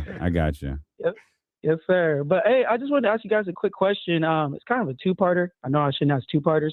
But earlier you guys kind of talked about how there's reports the Kings may keep Sabonis or they may not. Could just be a smokescreen. Who knows? But my question is, going forward, as Scott Perry starts to, create the team he wants, my question is, do we know what Scott Perry wants? Because the trade deadline came and went, and I still don't know who he wants besides maybe R.J. Barrett and some of his former Knicks guys. As he starts to, build out this roster, what veterans could you see maybe sticking around? Who do you think they should surround him with? Because I still don't know what Scott Perry wants, and it's been, almost a year now. I don't need the Leezy, but I think part of that is there's not a lot he can do. Yeah. I mean, I wish I knew. Like, we've discussed this regularly about, like, I don't know what type of player Scott Perry likes. I don't know what Scott Perry's ideal fit is. I don't know what Scott Perry loves, hates. I have an idea of what he hates, but I don't know what he loves. So, you know, it would be an interesting.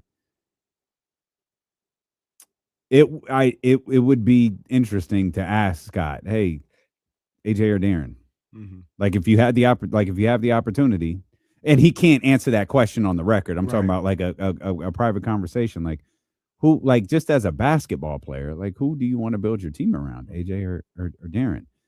And they're different players with different styles, different energy, different skill sets, and it could give us a little glimpse into what he's looking for in a basketball player. I don't think Darren is Trae Young. Right. I don't think Darren is Jalen Brunson either. Like he's a different type of player. But I'd still be fascinated to know what Scott Perry thinks. I would too. I always think about AJ Domantas. I joke about it a little bit on here, but I'm dead serious because I heard it the other day.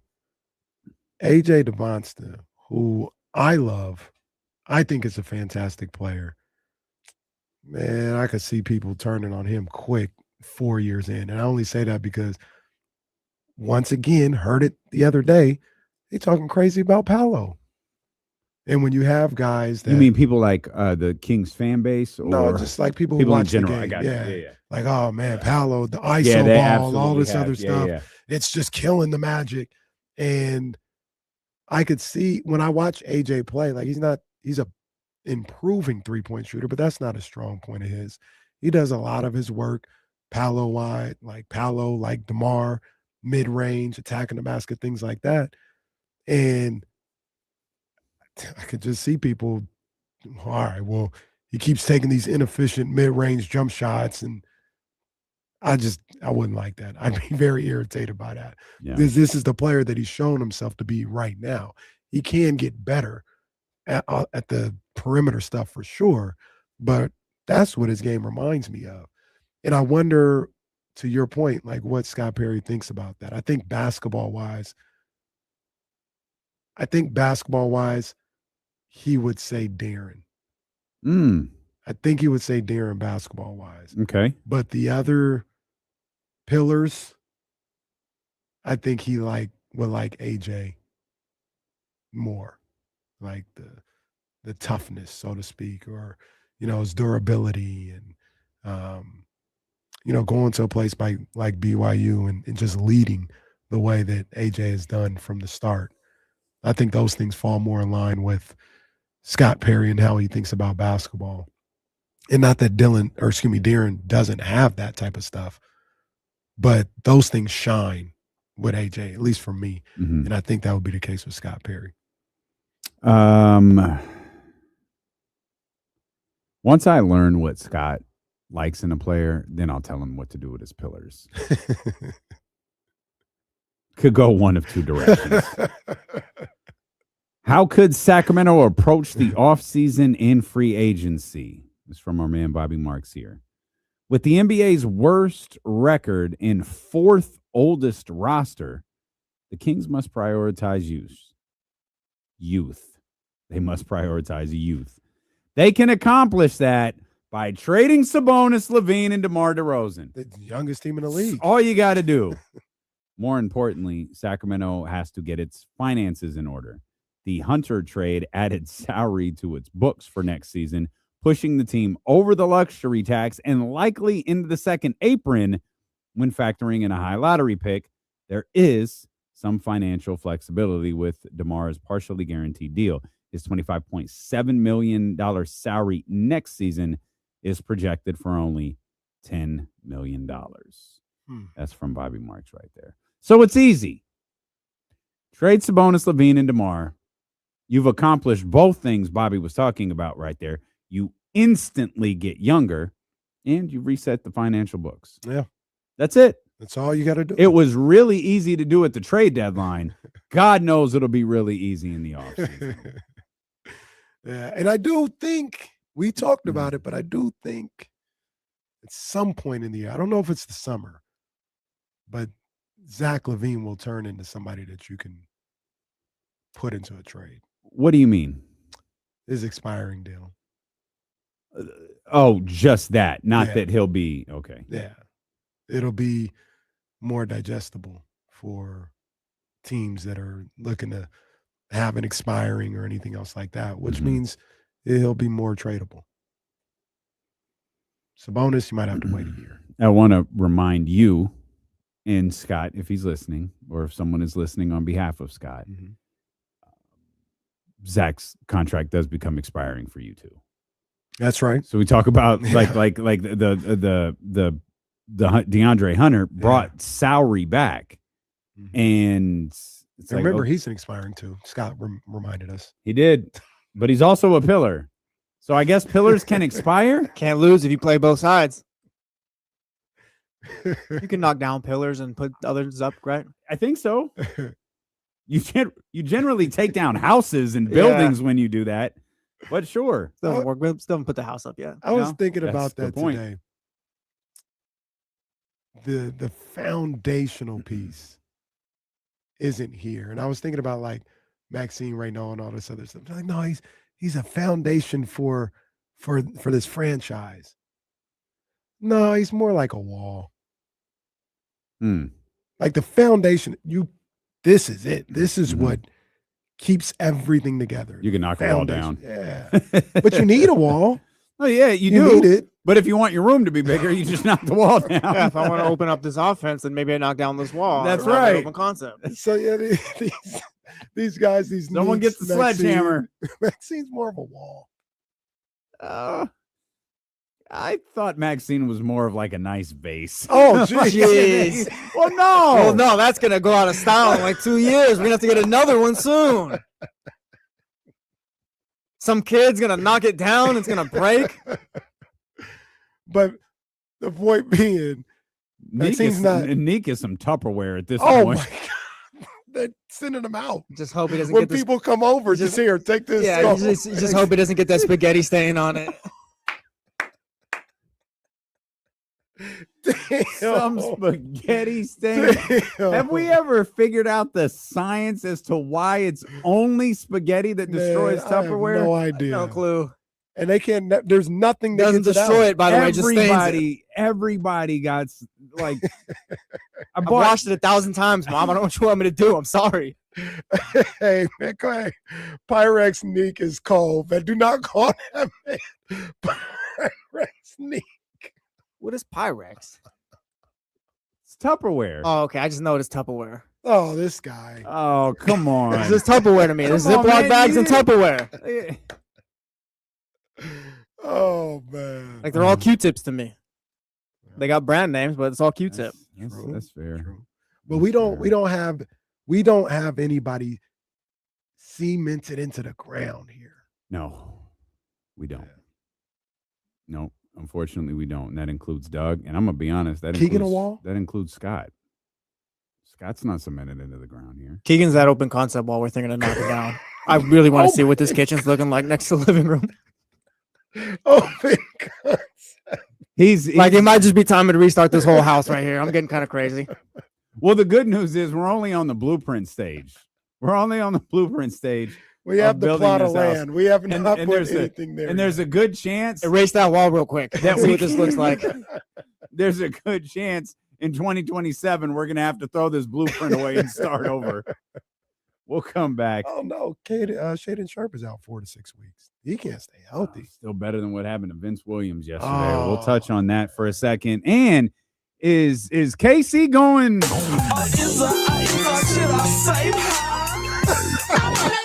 Is he going for Sac State? Hey man, they disrespect him, bro. Or does he just make a good point? We'll talk about that next. Stilo and KC on Sacramento Sports Leader, ESPN 1320. Pyrex Neek. Brutal. Yeah, I don't think I've ever used the term Pyrex before today in my life.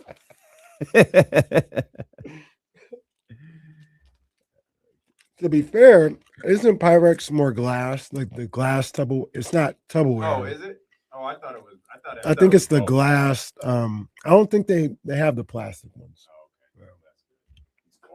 Now Gladney. Oh, Gladney. Gladney is crazy. Oh man. Oh man, that's cold game. Looks like I'll turn this sorry ass Duke game off and turn the NBA on.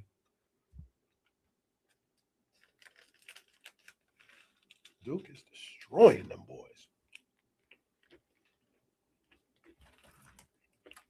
KC Song is playing. What we got? Nirvana. It's playing on the loudspeaker. That's classic. Self high five.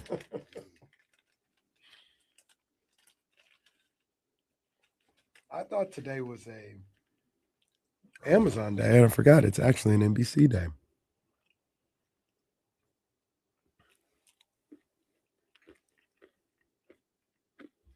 Knicks Cavs on NBC. Shout out to Now? NBC. They've been 10 out What of time 10 is this it? season. Oh, yeah, it's 5. Yes. Since Duke is up by 30.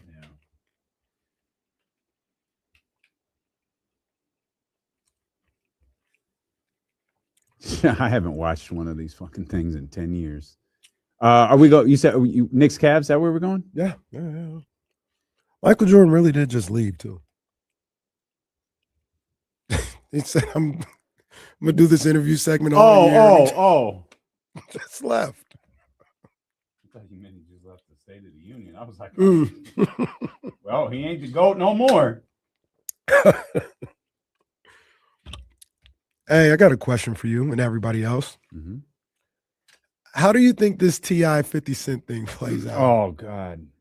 Because that Starting to get T.I. pretty family, disrespectful. that T.I. family, 50 might have met his match. They don't care about nothing. Yeah, his match was a child. And I don't know. I can't say I blame them. They ain't doing nothing wrong.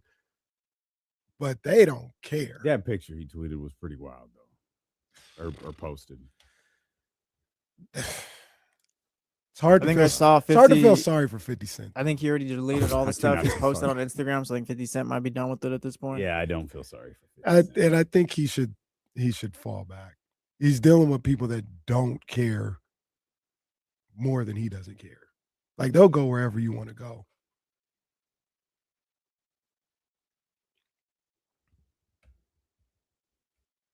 Is the 50 Cent stuff starting to wear itself out? Oh, he's so petty and I'd blah, blah, argue blah. it wore out a long time ago. Like I just kind of stopped paying attention. Yeah, I don't find too much amusement in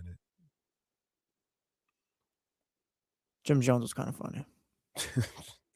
Man just wanted to get into the studio. The contrast of colors in this game is spectacular. Yeah, I mean, I'd like to know the story behind this Cleveland. I feel color like concept. I'm watching this game squinting. The icicle Yeah. Cleveland jerseys is. I think they look fine, guys. Shout out Cleveland. Look at this guy. Look at I was him. going to make a Big- joke, but I really caught myself. Big Cleveland guy.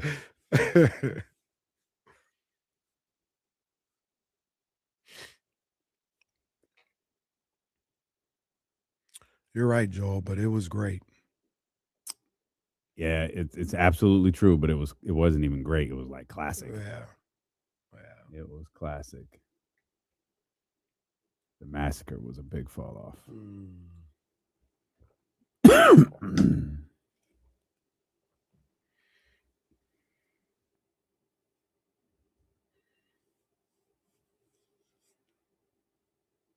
You're right. My bad, Jalen. Good job, Keon. Let's go, boy. Big Cavs fan now that So happy for Keon. So happy for Keon. The funny thing is nobody talks about Dennis Schroeder's played it good every time I see them. he has. Yeah. Maybe Scott Perry was cooking after all.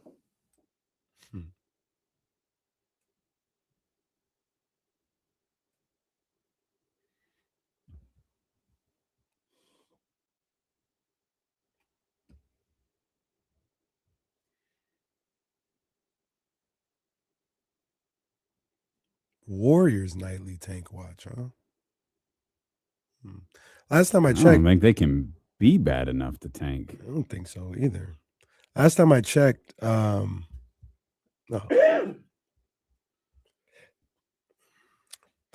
Well, I can say this here because it is related. Okay. Last time I checked, Indiana was up by 8 on Philadelphia in the second quarter. Oh, that can't be true now, is it? Philadelphia is now up by 6 with under 2 minutes to go in the half. In the half. Okay. Washington getting beat down by the Hawks. Dallas beating down the Nets. So Kings doesn't look got like Dallas they're going to on Thursday, I think. Yeah. Doesn't look like the Kings are getting any help tonight. Okay. Yeah, it's a little different now that they got that one win, huh? Yeah, now I'm sweating a little bit. Literally. Well, that's what I was sweating for, not because they won. I strongly encourage happiness. I was like, oh no. If for whatever reason you didn't see the start of today's show, or you're just tapping in, you're on your way home from work or whatever. If you've never looked at the YouTube channel before, go ESPN 13, youtube.com/ESPN 1320. I have never, like, Final Destination, D'Lo and KC edition was at 2 p.m. all because of a 2-minute and 13-second song that we have probably heard a grand total of 3 times this year. Oh, that's a good guess. I mean, no more than I know there have been times where we've done the, ha, and that's the song. But, like, how many times have we actually played the song? Can't be no more than 5. Can't be. Yeah. It can't be. And Lord knows it hasn't played in a very long time recently. I'm going to try and figure this out. Because now I think we can figure it out. But remember, there were.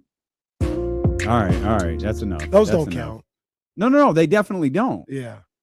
They definitely don't. And I can't remember. If those don't count, we haven't played like the song or verse more than twice. So look, I mean, like 3 times. I feel. Well, I know. At no point this year we played. There's a specific game that I'm thinking about. We can kind of do this. Like, it's not going to take long. It was after Houston or Minnesota. I remember us talking. It was the Malik game where he dove. Oh yeah. Minnesota, we played for sure. But I don't remember playing it again. The next time they won was at Miami. We came on the air on Monday, the 8th.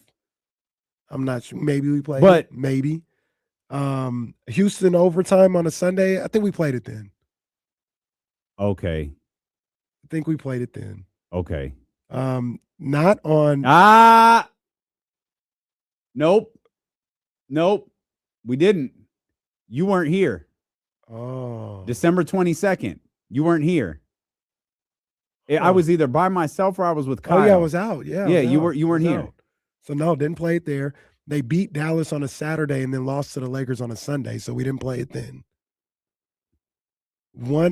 Did we play it during that after the Lakers? I'm sure we played it. They beat the Lakers. So yeah, you're right. So there's the Lakers. When's the? I don't think we played it for the Knicks, and then they beat Washington. Why wouldn't we have Friday. played it for the Knicks? I don't know. That might have been a quick one. Okay. That might have been a quick one. And then they won on a Friday against Washington, so we didn't play it then. So that might have been. They were okay. They were 11-30 when they beat the Knicks. That's why we might have done the little here's the song gimmick. We might have played it because beating the Lakers is always fun. Always. We might have played it after they beat the Warriors. They beat the Warriors on a Wednesday, November 5th. I'm sure we played it then. Okay, yeah, I'm sure we did too. But another win, we might have played it after they beat Milwaukee. Remember, that was like a big comeback win on the road on a Saturday. We might have came back on Monday and played it. We did not play it after they beat Utah because they lost to the Lakers on Sunday. Yeah. So I think we counted, 4 times? When was am I making that Timberwolves game up? Was that this year? No, we played it. Yeah, that was the double overtime. Or maybe it's just here it is. Here it is. It was maybe it was overtime. Yeah. It was on Monday, November 24th. Yeah. For sure. Yeah, that was the win of the year. Yeah, that is God. It really was. Thankfully, there's only 13 to choose from, but that was the one. That was the win of the year. That was a moment. Goodness gracious. That was a moment at the Golden One Center. Anyways, point in all that was go see Kenny at the beginning of the show. This man looks like that James Brown meme.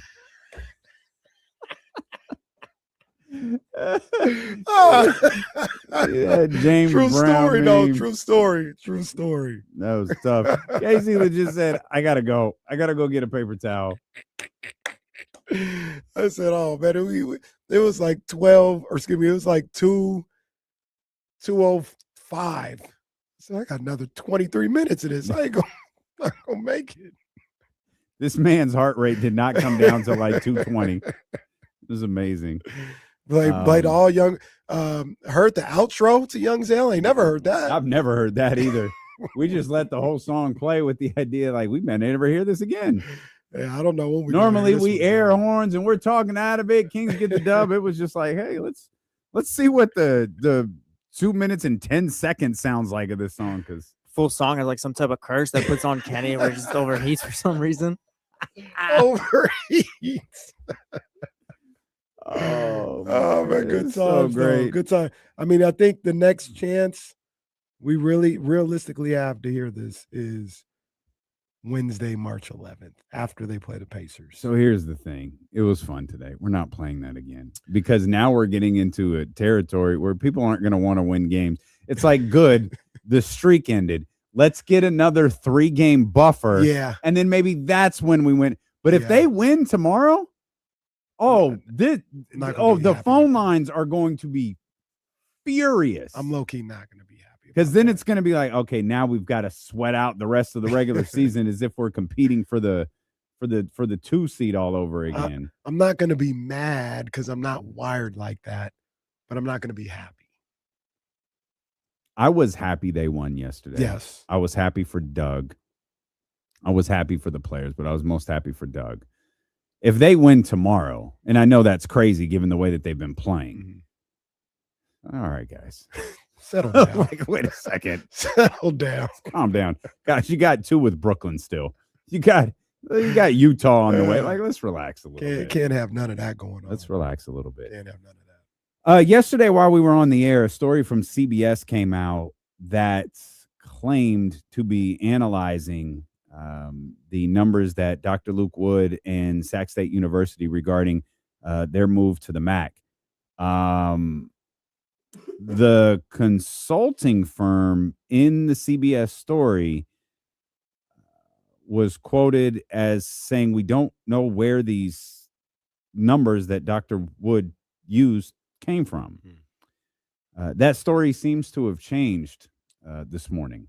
Yeah, so when the move to FBS into the MAC first went down, the following day, Dr. Luke Wood put out a tweet and he talked about key points for SAC to the MAC. One of the key points was an estimated economic impact of $975 million and national broadcast value of $675 million over the next 5 years. He was very clear to say over the next 5 years. People scoffed at that number, said it was crazy and all this other stuff. Me personally, when I hear projections of any kind, that's great. That's fine. That's a great number. It's just a projection. It's not a guarantee. That's not what anybody said you're going to bring in. There's a bunch of data that goes into consulting firms or anybody that comes up with that says, hey, based on all this data, we can project this being a possibility. Fine. You can project whatever you want. I don't really care, but people were really upset about that. So the CBS article comes out and it challenges those numbers. And the guy who, I think his name is Richard Johnson, who does the article,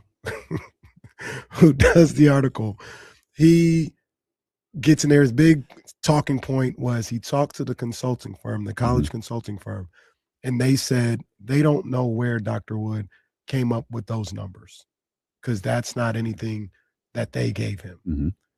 And that was his big selling point.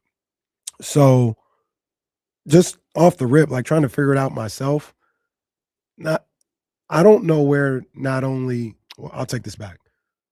I know where I was able to decipher where Dr. Luke Wood came up with those numbers.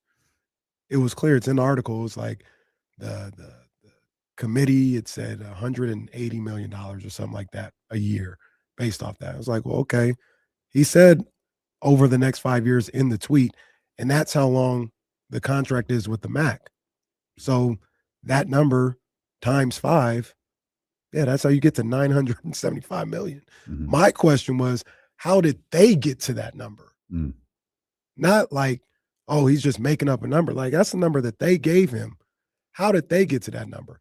I didn't really care to dig and figure out how they did that. They got their own formula. That's fine.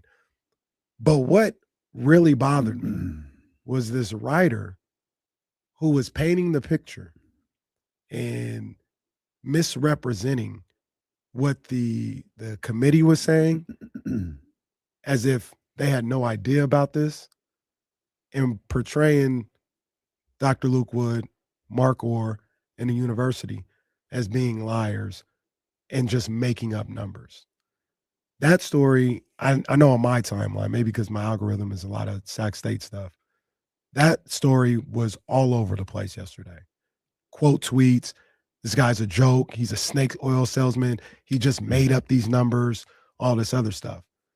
Well, it actually ended up being later on in the day, but I saw it this morning, and they came out with a new tweet this morning. I can read it to you if you want. Yeah, no, go ahead. Yeah, From absolutely. the consulting company, we congratulate Dr. Wood, Mark Orr, and Sac State for their historic leap to the FBS. We stand by the study projecting $194 million year one economic impact valuation for their initial MAC FB football season in fall of 2026, with the potential for 5-year projections approaching $972 million. And then in parentheses, for those that are mathematically challenged, 194.4 times 5. It's right Tagged there. CBS Sports and the writer of that article in the tweet. It's right there. And once again, the money aspect is whatever, the projections or whatever. That's not my concern. My concern is, why is this guy, Richard Johnson, trying to misrepresent Dr. Luke Wood as some type of liar? So you aren't asking me that question. It's a rhetorical question, but I feel like I can answer it. Mhm. And I think there's probably multiple reasons, but they all kind of boil down to the same thing. Dr. Wood is a polarizing personality for a variety of different reasons. He's a young black man who heads a university. He has said a number of things in the past that in the world of social media can get taken with zero context and put out there and used as hashtags and used all of this, Dr. Wood is a clown, and all of these different things. But again, much like these numbers are a complete misrepresentation of what he actually said. Mm-hmm. In the fallout of the Sac State announcement that they're moving to the MAC and the FBS, the first number that went out there was the 18 plus 5, the $18 million fee to get into the MAC, the $5 million, I think it was an NCAA fee. I can't remember the exact titles around their names, but it was somewhere in the vicinity of $23 million. That was the very first question we asked Dr. Wood when he joined our show that day, and he broke down what those numbers are for, what the what those numbers represent in terms of like a marketplace representation, and accounted for all of them. Dr. Wood's appearance with us was before the economic study and all of that stuff came out. He gave us a preview of some of that stuff, not those exact numbers, but he did give us like, here's what we expect this to look like. Here's what we've been told it's look like based on other universities moving into conferences like we are. But in the immediate aftermath, there were a lot of digs at Sac State, and there were a lot of digs at Dr. Wood. And anyone with a phone who can make a TikTok video can take bits and pieces of what Dr. Wood said or what Dr. Wood has said and create a TikTok out of it and say, oh my God, look how stupid Sac State is. Look how stupid this university And I'm so sorry to those of you who don't understand this. So stupid. Look at this university who's run by a young black president. That infiltrated. I'm telling you how I think this all came about. That infiltrated your man, the writer, Mr. Johnson's algorithm, and he sees these. Look at how stupid Sac State is for doing this. Look at how stupid Sac State is for doing that. It's like, you know what? I'm going to write an article on this. How he got the collegiate consulting stuff. That's something I can't figure that out. Like as a writer for CBS, like he's talking about the Russell Wright, the CEO of Collegiate Consulting, told CBS the takeaway of a $970 million economic impact over 5 years is a mischaracterization of the study they provided to the school, and he's unaware. He was unaware Wood and the school would extrapolate his findings over 5 years. The quote they have from him is, "I don't think that's right. That's not anywhere in our report. So I 100% question that." Their response today is very, very different than that quote. So I don't. This isn't a blog, right? This is CBS Sports. So I don't know what to do with these two pieces of information. Their CEO is quoted as saying, "I don't think that's right." The company's official Twitter account is like, "No, we stand by that. This is what we evaluated, and this is how he got to that 900, maybe the 972, maybe that number wasn't in there, right? But the extrapolation, as you pointed out, that's easy. It could be wrong, but it's easy to project that. Right. It could be significantly higher. It could be significantly lower. But I think that's how we wound up here. Is people saw the 18 plus 5, the 23. They saw the what was it? The travel expenses. The Sac State covering the travel expenses. This was all in the initial report. So you're just seeing red line, red line, red line. God, how stupid is Sac State for doing this? All of that stuff came out immediately. And then the next day is when Dr. Wood, Mark Orr, and Sac State came out with their report as, here's what we expect all of this to mean for our university immediately and our university moving forward. But it was all already out there. Right. Because you have to be first. Yeah. You have to get into the TikTok algorithm first. You have to get into the Instagram algorithm first. And it was all out there immediately. Yeah. And trying to figure out what the writer, somebody was lying, in my opinion, whether it's the writer or the CEO of the consulting firm. What I have heard, and I don't know how this happened. But I heard he misrepresented what was told to him. He who? The writer. Okay. Misrepresented what was told to him by the consulting firm and put that in his article. And he's an intelligent guy. He's a writer at a major news publication. He had an agenda. And here's the cold part. Regardless of like what happened later with the consulting firm saying what they said and all this other stuff, damage is already done. Like I said, that at the very least, the link to that story was all over my timeline. And people in Montana, people in Fresno, people in North Dakota, all Idaho, all just having their fun with Dr. Wood saying he made up stuff this whole time. He just pulled out numbers out of the sky. You've already assassinated his character even more. Like, regardless, even if they come back with to recant the statement, nobody's searching for that on Twitter. Damage is already done. No one ever searches for the apology. Yeah, what you've already done and what you set out to do has already been done. And that's foul to me. That's the biggest issue I have with this. Like I said, the numbers, all this other stuff, what people think about it, I don't really trip one way or another, whether they think they can get there or whether they think they'll fall short. Like, that's not really my concern. But the character assassination that this guy, Rich Johnson, or I think that's his name. Richard Johnson. Yeah, Richard Johnson did for Luke Wood and for Mark Orr and for the university. That's just way foul, especially if you are out there doing something nefarious with quotes or with what people are telling you, the information they're giving you, to slant it in a way that makes the university look bad or make the president of the university look bad as well.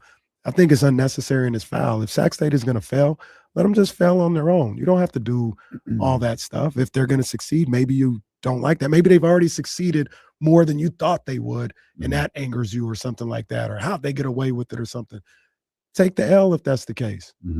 But I thought that was foul. I thought that what was the do you remember I don't remember the number. The first year number, it was 170 something million, right? I want to say 172. 172 million. Yeah. I guess here's the part that I'm not an expert on this, though I do like to think I'm a little bit familiar with this. If you let the number that got everybody's attention is 23 out the gate. The travel expenses, I think they projected the travel expenses to be like $4 million over the next 5 years. Let's lump that all into one number. That's 23 plus 4. That's 27 million. I don't know what the cost to operate a collegiate football team is. So I could tell you let's just say on Sac State's level, it's $11 to $15 million. Okay, let's go 20 just for fun. We're at $47 million on the high end. We're at $47 million, and we're including a number that's actually spread out over the course of the next 5 years. If the projected amount of increase or the projected amount of income for the first year is $172 million, and you fall well short of that. You get where I'm going here? Let's say you fall $72 million short of that. Right. Your first year projection.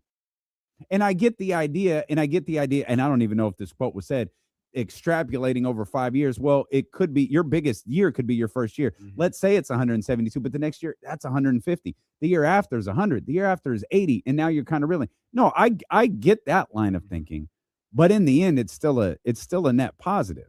We're looking, and I think this is the part. It's not anywhere in. Oh, I take it back. It is in Richard Johnson's article.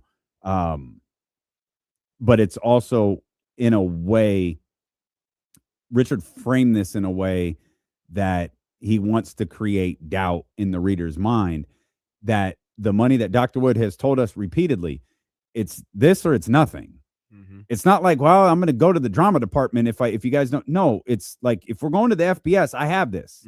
We talked about this extensively the day of the announcement. We have the money for the FBS move. If we don't move to the FBS, we don't have the money. Right. It's not a pot of Sac State money. And this is the part that I think people are having a really difficult time to believe, a really difficult time believing. I will pay for this service at my unit. If you're not offering that, I'm not just giving you the money. Right. It is going for this significant, this specific purpose, because I see this meaning something major for my university moving forward. I want to stick with this because Ryan's on the line. Let's see what Ryan's talking about here at 916-909-1320. What's up, Ryan? How you guys doing? Good, man. Good, man. Good. I was calling because my college moved. It was an FBS school, moved from the American Conference to the ACC a couple years ago. It was SMU. And when SMU did that, again, not moving from FBS to FBS, but staying in FBS and just going to a bigger conference, they gave up hundreds of millions of dollars to make that move in media rights. And they got dumped on nationwide for that. Talked about buying their way into the conference. It was a waste of money. The donors were flushing their money down the toilet. They got dumped on for it. And after their first year there, they saw a huge increase in donations, a huge increase in attendance to sporting events, a huge increase in alumni who is now participating and donating money on an annual basis, and even things like a 60% increase in kids applying to go to that school. And a huge reason for that was the amount of eyeballs on the program, the people who are now interested in seeing them, the people that are seeing an SMU game on ESPN or on Fox Sports that weren't seeing it before, and they're now seeing the benefits of that investment. And I see a lot of similar things being said about Sac State. It's a waste of money. People don't know what they're doing. But there are universities that have made this leap and have seen huge benefits from it. Great stuff, Ryan. We appreciate that. We got to step out. We'll come back. The conversation's not over. We got the victory lap on the way here with D'Lo and KC on Sacramento Sports Leader, ESPN 1320. Great stuff. Good job. That was good. That was good. That was good.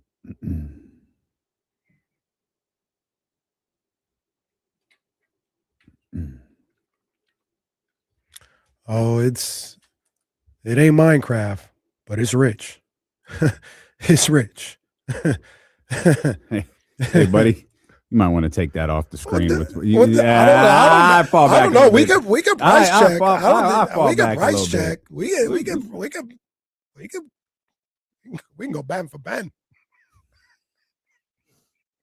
Hold on. I don't think I match up. I don't think I match up in this situation.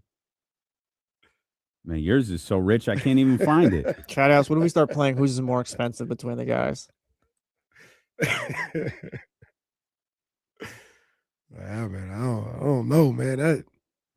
We might have to just tap out of that one, big dog. Hold on. No, again. All right. All right. This is just a crew neck. What are you talking about? So is this? No, that's different. That's a sweater. Yeah, that's kind a of sweater. a sweater. Yeah, it's true. Yes. That's true. Made with the finest Italian fabric. I think it's cotton, man. I don't know. It is pretty comfortable though. We did get something dope in New York that I put on for the first time. It's like your hat stuff. Mm. We found those. Oh, yeah. Those are fire. We were able to grab a couple of them. No, those were. I thought they were bracelets at first. She was like, no. Yeah, they're dope. We got the one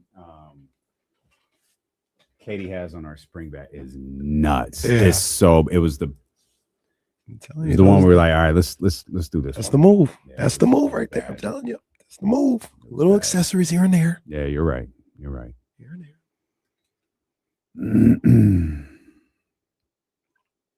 No, that's all Katie. That's not me, West Sac Kings fan. That's all my part. As they said in Paid in Full, I see it shining over there. Ray Charles could see it shining. It's called an eternity ring. Love this. Those look like baguettes. It gets no. These are come on, man. Emerald. Emerald cut. The downside, like I had noticed this with her ring, and I wouldn't change anything, but I kept like, man, I feel like it gets dirty easily. And I searched the emerald cut, and because of the way it's called like a reflection of mirrors or something like that, it gets dirty. It holds. Yeah. So like, sometimes you just do this. Like that is horrible for this ring. Yeah. Like absolutely horrible. Same with hers. So I learned that. You can afford to get it clean. What do you get clean about a month? Every other month? Once a month? No, I bought a jewelry cleaner to have at home and just stick it in there when I go in the shower. You take it over to Sharif. You know what I mean? It's right down the street. Take it over to Sharif. Right down the street.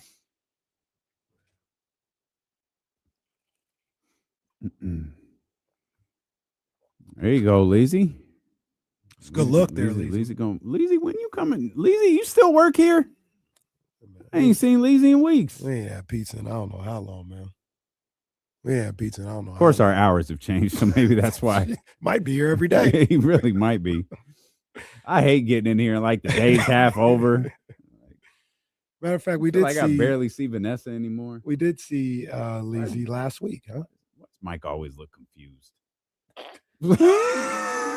Like, what's he look so confused for? There you go, Leezy. Pizza, man. Pizza. You know the rules. That's Mo Cheeks. Mo wasn't on his staff here, right? No, I would have said something to Mo Cheeks in a positive way. I mean, he's sitting on the back. I assume he's on his staff. He's in the second row. He is. Yeah, he wasn't here in Sac.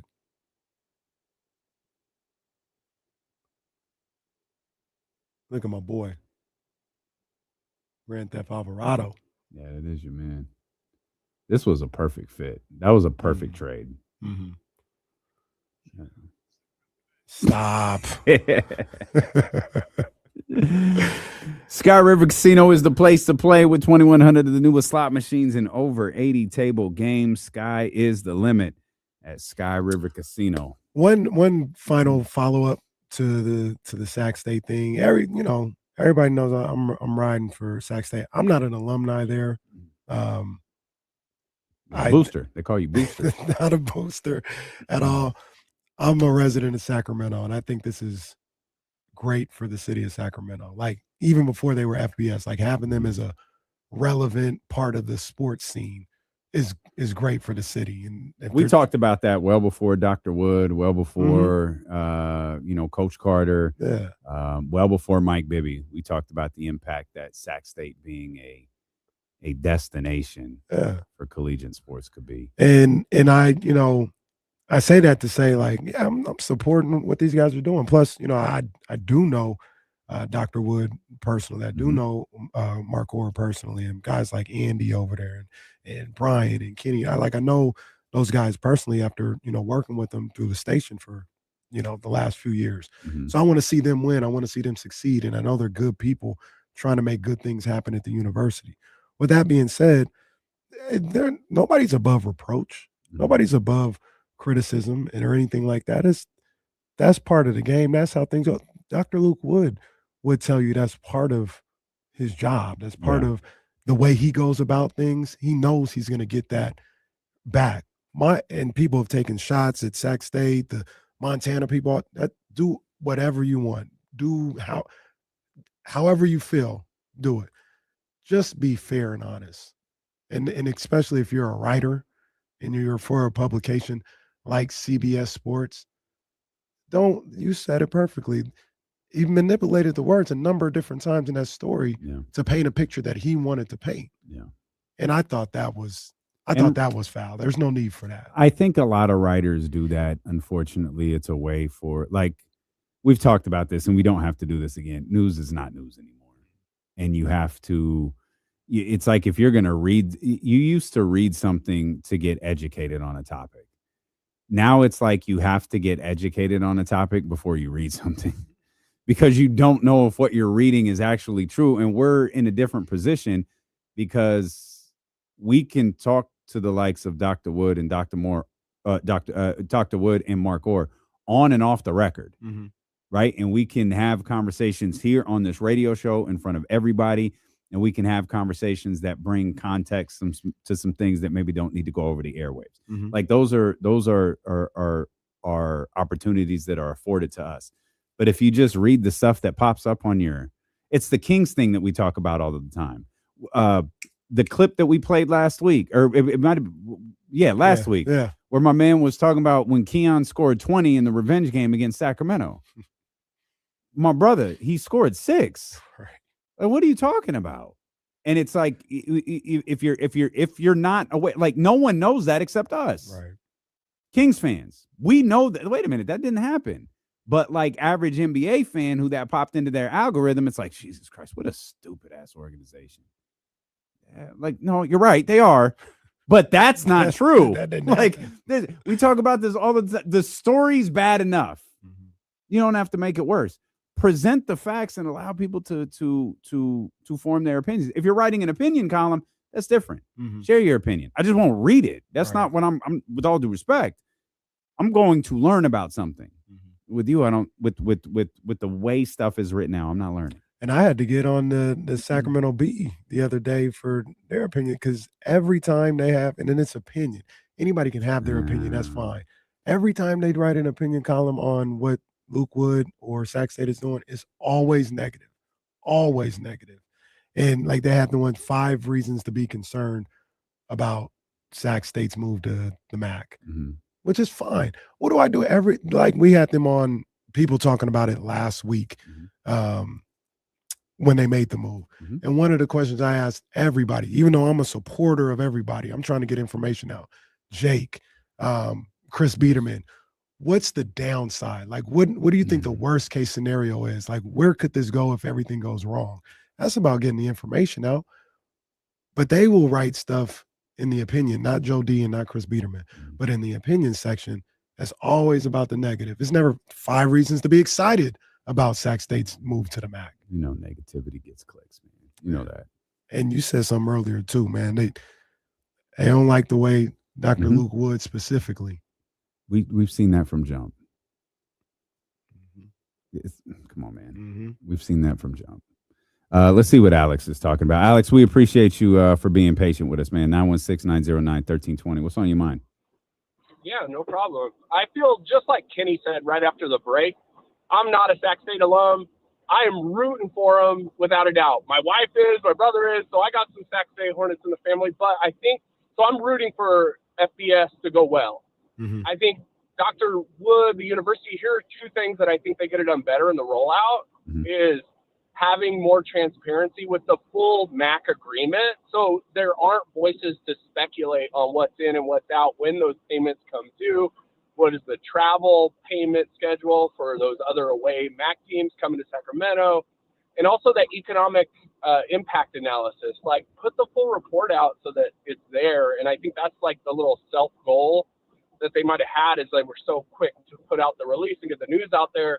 That was a big surprise. I wasn't expecting the day that news broke for that to happen then in the way it did. But I think those are just process things that could be better. But again, I'm rooting for this to go well. And there's going to be detractors. And I think, Kenny, like what you said, no one's above reproach on these things. We don't know if it's going to work, but what's the worst that could happen? So anyhow, I think it was just a process that could have been a little bit cleaner.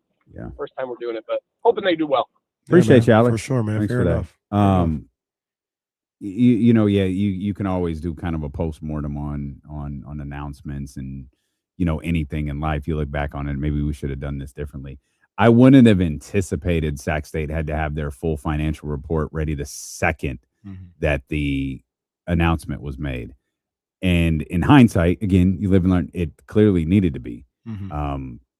Because this all was birthed out of I believe, this is my opinion, because you talk about your algorithm and my algorithm are not the same. However, Joe Budden clips on mine. When and that's where I see most of the Joe Budden clips is when you put them back up.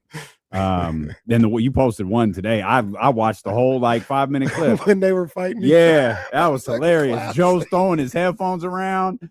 And they were calling each other government names. I vaguely remember seeing that one before. Oh, but that was classic. All timer. But when the announcement was first made, no, I got plenty of reels. I got plenty of TikToks coming after Sac State, and I thought, oh, okay. I guess this is a. It's a response. It's an interesting response. But part of the damage to that was I got all of those when I'm winding down at night. I got all of those after our show, which means I got all of those after we talked to Dr. Wood. Right. We had that interview set up. I told you I have questions about this, and I'm going to have to ask Dr. Wood those questions. And I did. And you allowed me the opportunity to ask the first 2 or 3 questions. And I thought that was enough.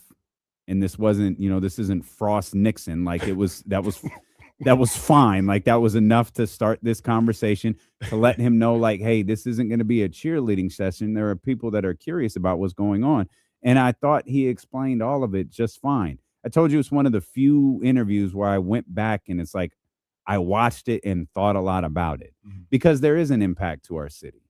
There's obviously a huge impact to that university who we have a great relationship, but there is an impact to this city. And I wanted to make sure that we were representing this move properly. And yeah, we do know Dr. Wood. We know him very, very well. And we wanted to make sure he had the opportunity to explain this. Yeah. So I'm seeing all of this stuff after the fact. And I'm like, dumbass, ain't you hear our show? It is some TikToker in Boise. Right. And I'm like, bro, you ain't hear Dr. Wood? Like, he explained all of this. Yeah.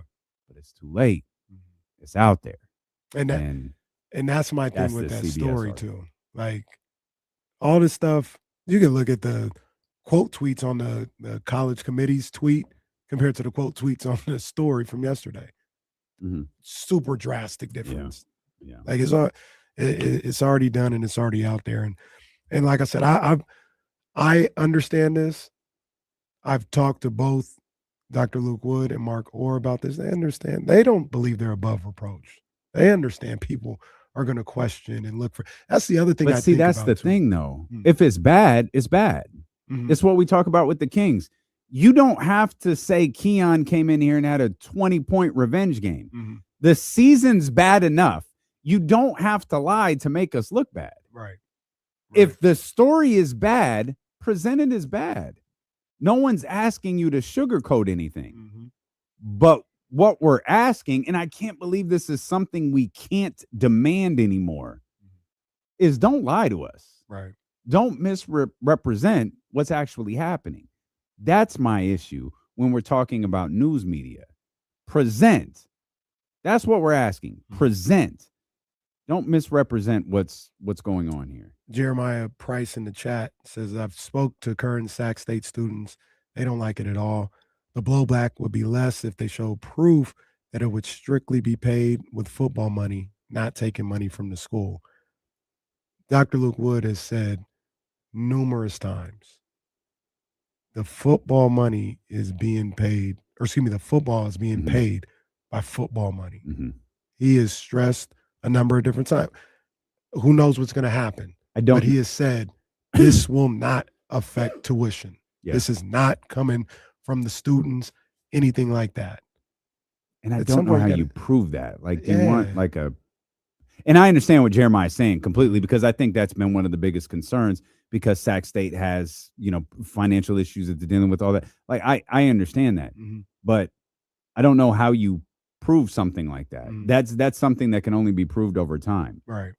Initial reactions can be negative, like you don't want it to be. You want this to be a positive for the university, but again, like, unless you just think your president is a liar, because he told us day one emphatically, this is where the money comes from. And to let you know, like a little trade secret, sometimes when you have a guest, we talk about those conversations that we have. Sometimes when you have a guest, you ask a question you know the answer to, because you want him to present that answer to everybody else. And that's a conversation we have had with Mark Orr, Dr. Wood, numerous times, with no microphones, no cameras, with no news, just in conversation. And he was able to present that on the air just as he has presented it privately 24 times. So it's just really a matter, Jeremiah, and again, I completely understand what he's talking about from Sac State students. It's just a matter of whether you're choosing to believe him or not. Right. Because that's not something he's going to be able to prove today. Right. That's not something he's going to be able to prove. That's something he's only going to be able to prove over time. Like, you see, class isn't affected, your tuition isn't, and we have done all of this. And hopefully the end goal of all of this is the turning point where the financial impact is positive. That's what this is all about. It's a positive financial impact to Sac State University. And I also see a scenario, and I don't know why I need to be prepared for anything, because it ain't got nothing to do with me. But say, for instance, they do well in the MAC and they're in the FBS and they play good. Like they're not a bottom feeder. They play well. Do you think when Florida State started playing good football that tuition went up? Probably so. And that's not because they're taking money from. That's kind of the way that things go. When USC, I mean, it's always been a prestigious school, but schools like that, when a football team or their basketball team is at a top flight, and enrollment goes up, but tuition goes up too, because now everybody's trying to get there. So I could see a scenario where if it works out for them, great on the football front, and it builds the profile of the school, yeah, tuition probably going to go up. It creates a more prestigious university, though, because if tuition is going up, the academic programs are better. They already have an incredible business program. They're, I keep referencing their drama program. Like everything benefits when that happens. I mean, USC has a million things going for them, but football was certainly a part of it, maybe the springboard for it, and that's what the end game of all of this is creating a better university. Yeah. And just because they executed all of this, just because the money comes from, donors who are all about football and all about FBS, it doesn't mean any of this is going to work. And that's where it's up to, hopefully Sac State students, Hornet fans. That's where it's up to the people in the city who are like, yeah, no, we're going to show up. We're going to be there. We'll be out there for this game. And this goes to at 4:00 on Wednesdays, which seems to be everybody's favorite talking point. We'll be live from the end zone. Oh, that'd be great. Well, according to you, we'll be live on the sideline. Reporting. Well, according to Coach Carter, we'll be on the sideline. The other aspect about all this too is, it, like you just mentioned, it might not work in success on the football field and all this other stuff. I am a big believer in trying in this situation. Try it, see what happens. Hopefully, these guys, and I believe they are disciplined enough that it wouldn't just kind of blow up everything. You know what I mean? And they're, diligent enough with their research and the things they do where it's a calculated risk that wouldn't put so many other people in jeopardy if it doesn't work out. But if that's the case, like, yeah, man, try it. Try this. That's what I've always said. I don't know if it's going to work, if they're going to be a great football team or not, but I've always loved the attempt from Dr. Wood and Mark Orr to better the university and better the city. And that's the other thing I was going to say. I love Sacramento. I believe in Sacramento, but I was a little disappointed, and it made me say, I don't know for a big time city when it comes to sports after what happened with the A's. Very circumstantial, but I was for sure they were getting 14, 15,000 every single night. Yeah. Just because that's what I believe we do. We show up in that respect, and we didn't. Big time college football. We're like, oh no, that's one thing that I heard over the last 2 years. Well, if we get to FBS, all right, then I'm gonna pull up. Because now we're in the big leagues. All right, we'll see. I don't want to hear I was just Kent State. Like, no, they're trying to put it here for you. It's got to start somewhere. Like, you're not going to start off by having Alabama come to Hornet Stadium. Like, you got to show that even when Miami of Ohio is here, we can get the other side of the bleachers with people in them. We'll see. We'll see if they can do it. I'm not 100% sure. I'll tell you what we said to ourselves about Brendan Marion. Brendan was frustrated, I think, at the end of last season that more people weren't coming out to Sac State games. It's going to take time. And it will happen. I think it's difficult that there's been so much coaching turnover when it felt like Sac State was building something really, really special. And I was with you. I died on that same, maybe to not that extent. No, to that same extent. Just like the Kings, I died with you on that A's hill. Together, brother. But in hindsight, again, you do postmortem on shows. You do postmortem on your takes and your opinions. I get why that went the way that it went. Like, you're the Athletics or the A's. You're not Sacramento. You've kind of shunned Sacramento. Then you realize that's not in your benefit anymore. So you've kind of softened that stance a little bit. Yeah. And it's like, there's one thing, this city is not stupid. Yep. And it's not, I'm not talking about sports fans. I'm talking about the people of this city we're not stupid. Don't pander to us. Yeah. Like, you had a way that you could have done this. You chose not to. You saw the economic impact, and now you're trying to coddle it. Don't do that.